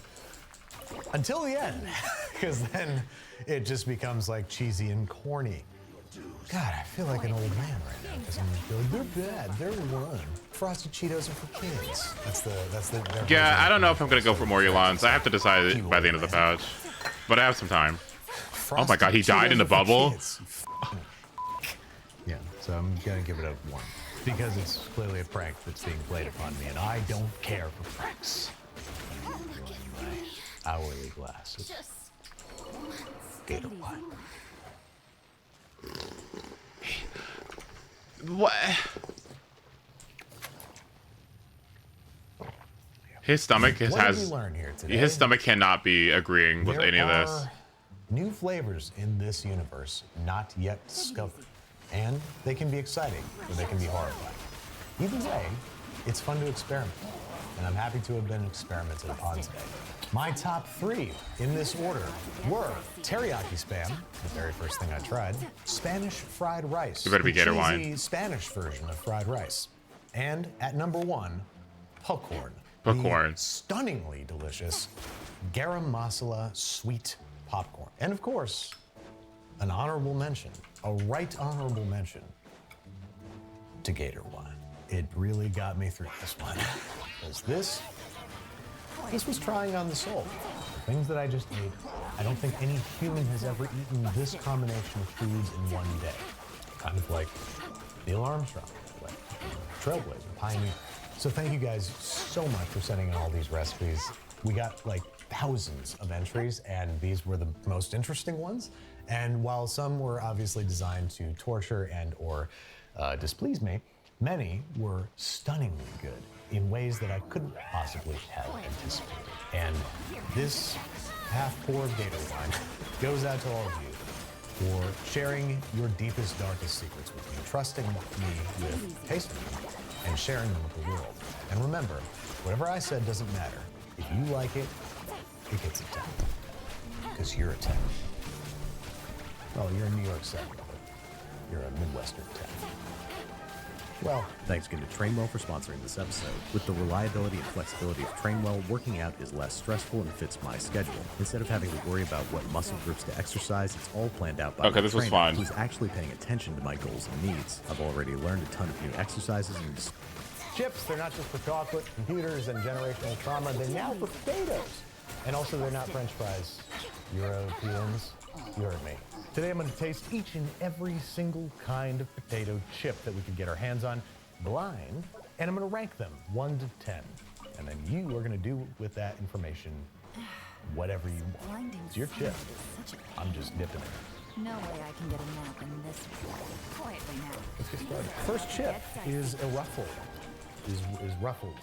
This doesn't look like ruffles, if I'm being honest, because it looks very thick and heavy. So let's try that. Definitely a kettle chip. High-end, medium to high-end kettle chip. You know what I'm talking about. Probably like a Cape Cod kind of zone. I don't know what Ruffles are doing in the kettle chip format. I don't know if they're adding to the conversation, but it's a conversation worth having. This is the first one. I got to establish my rating system because this affects all the ratings to come. 7. 7. Is it bad that I try to like part of this is like trying to guess what the ratings are gonna be? It's trying to guess. Like, I don't know why that's so fun. Like what they're gonna rate it as. It's 7. Don't say 6. Don't be a bitch. These are higher than average. They're not. Don't be a pussy. Don't do it. So I feel like these are a 7. They're a I knew it. Yes. factory standard. They're all factory standard. They're a solid kettle chip. so little things to say about chips. I thought vanilla ice cream was going to be hard. This is going to be a real. Boulder Canyon, a brand that I've not heard of until just right. Oh my God. It's cooked in Oh my. avocado oil. You could have fooled me. I'm going to try to guess what oil is fried in now. That's the only other dimension that I can add to this. What kind of oil is fried in, whether it was sea salt or just salt? Yep, these are 7. Good job, Boulder. These chips are Did anybody else see that? Then I'd say an average chip. Also, I don't know about you guys, but I'm a folder. Ooh. Double fold over all the way across the sky. They taste artisanal. I think I get like a peanut oil vibe off of them. I'm gonna try to guess the fat. It's not gonna work. They're a little thin. I like kettle chips to be very thick and crispy, but I do like the flavor.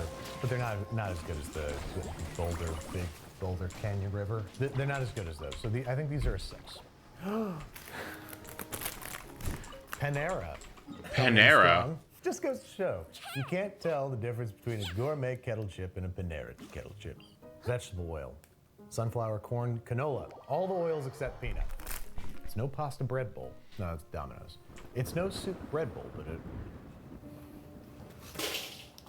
Chip bowl. Okay, now we have some chips that are slightly lighter in color. They're covered in potato peel detritus, is what I would call it, because they have the potato skin still on the chip. You pay extra for that. What the hell? I think it's rancid oil. I'm serious. I think that the oil that they fried this in had turned. I'm gonna try one more just to make sure I didn't get a bad chip. Now that tasted really good. Mixed bag, literally. It gets you a 4. There's an explanation for me? It's an open bag of chips. Don't throw them to me. Just hold them out. Hold them out like a normal person. Just hold it still. Classic sea salt Joe chips. Indie chip companies, they all have a story. It's a very long story. Joe's retro style chips are cooked the old-fangled way in a very, very hot cooking kettle. We carefully cook one batch of Joe's chips at a time. So they are cooked small batch, which presumably means that I got a chip from a different batch that was bad. So I want to clarify, I want to say that that good chip that I had was a solid 7, if not an 8. It had a great flavor to it. The bad chip was not very good at all. So I'm going to bump it up to a 5 because that feels more fair. I'll show you quality assurance. Right in the bowl. A bit plainier, jamier looking chip. If those aren't classic Lay's, I'll shave my head. Get it? Those are classic Lay's, I guarantee it. Could be something else. I'm no better for having eaten these chips, but I'm no... All right. I think that's it. I'm good. I'm done. I think a 6-hour stream is probably good enough while I have a fucking headache. Oh my God. I'm gonna see if my sinuses can relax tomorrow. Tomorrow's Pokemon, by the way. Well, maybe I can do one more 10 pull. I mean, you know, what could happen? What's the worst that could happen, right?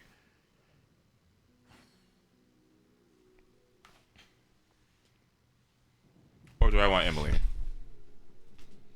Do it on Emily? Well...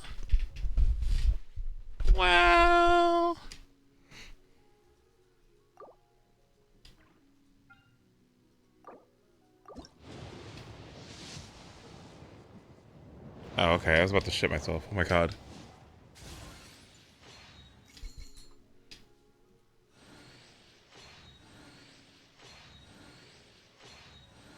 Razor. Oh, thank God. Woo!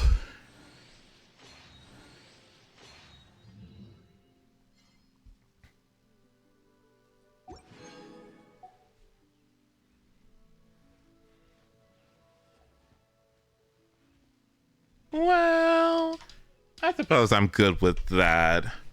Quite a successful stream today, huh? Navigating the world is a whole lot easier with a few different identities to choose from. Need me to come up with some for you? That's insane. What? 1. Let's see. So that's 4. 9. That's 10. What?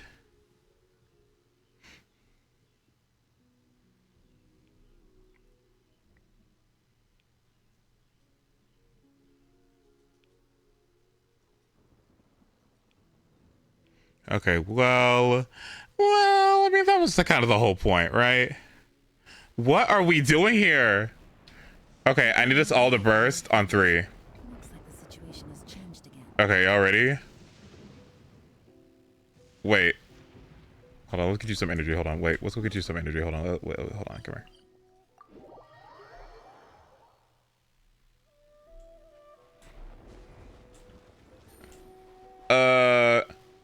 Where are the enemies?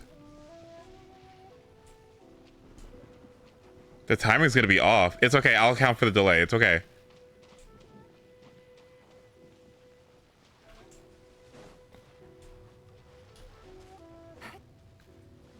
Where are the goddamn enemies? What?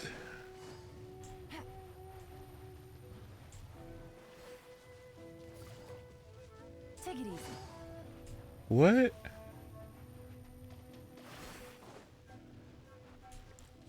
Time it to a firework. Wait, can we do that? Busted. Lucky day. Gotcha.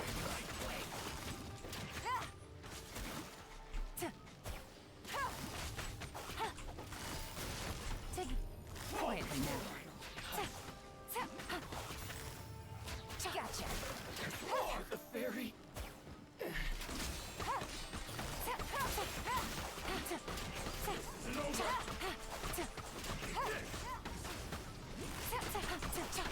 Gotcha. Busted. Gotcha. Why me, bitch? What? Quietly now. Take it easy. Okay, do this firework thing so I know the timing, because I don't know, I've never seen this timing before.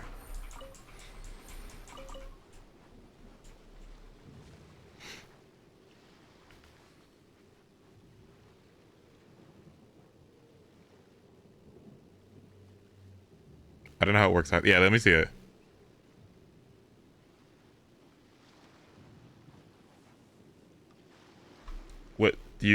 What does it do?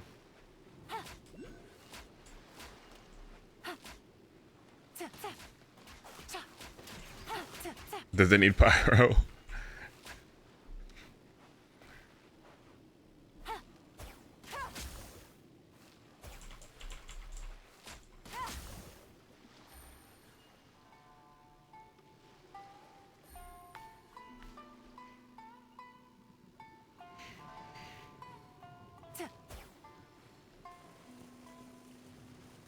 Wait, what happened?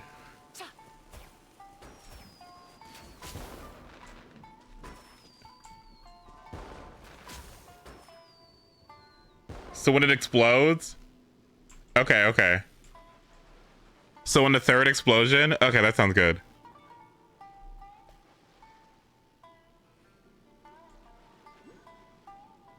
All right, let's do it. Yeah. All right, do it again, do it again, do it again. Navigating the world is a whole lot easier with a few different identities to choose from. Need me to come up with some for you?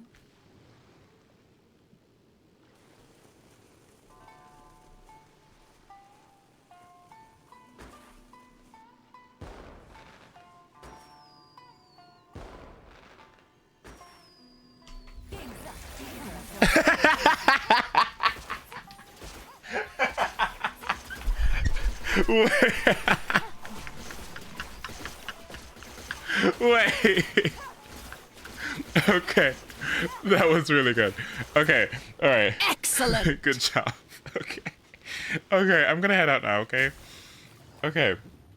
Thanks for joining me tonight, y'all. That was quite an excellent stream, all things considered. Sorry my head hurt. I'll try to make sure that doesn't happen tomorrow, okay? Come back for Pokemon, okay? Sound good? All right, are we in agreement? All right. I'll do some more building of Kuki and see if I can find some actual EM pieces, okay? I love you guys, and thanks for all the support getting me this far. I appreciate it. I probably wouldn't have been able to get their C2 if it wasn't for your discipline and advice and stuff, so thank you. All right, good night, everybody. Have a good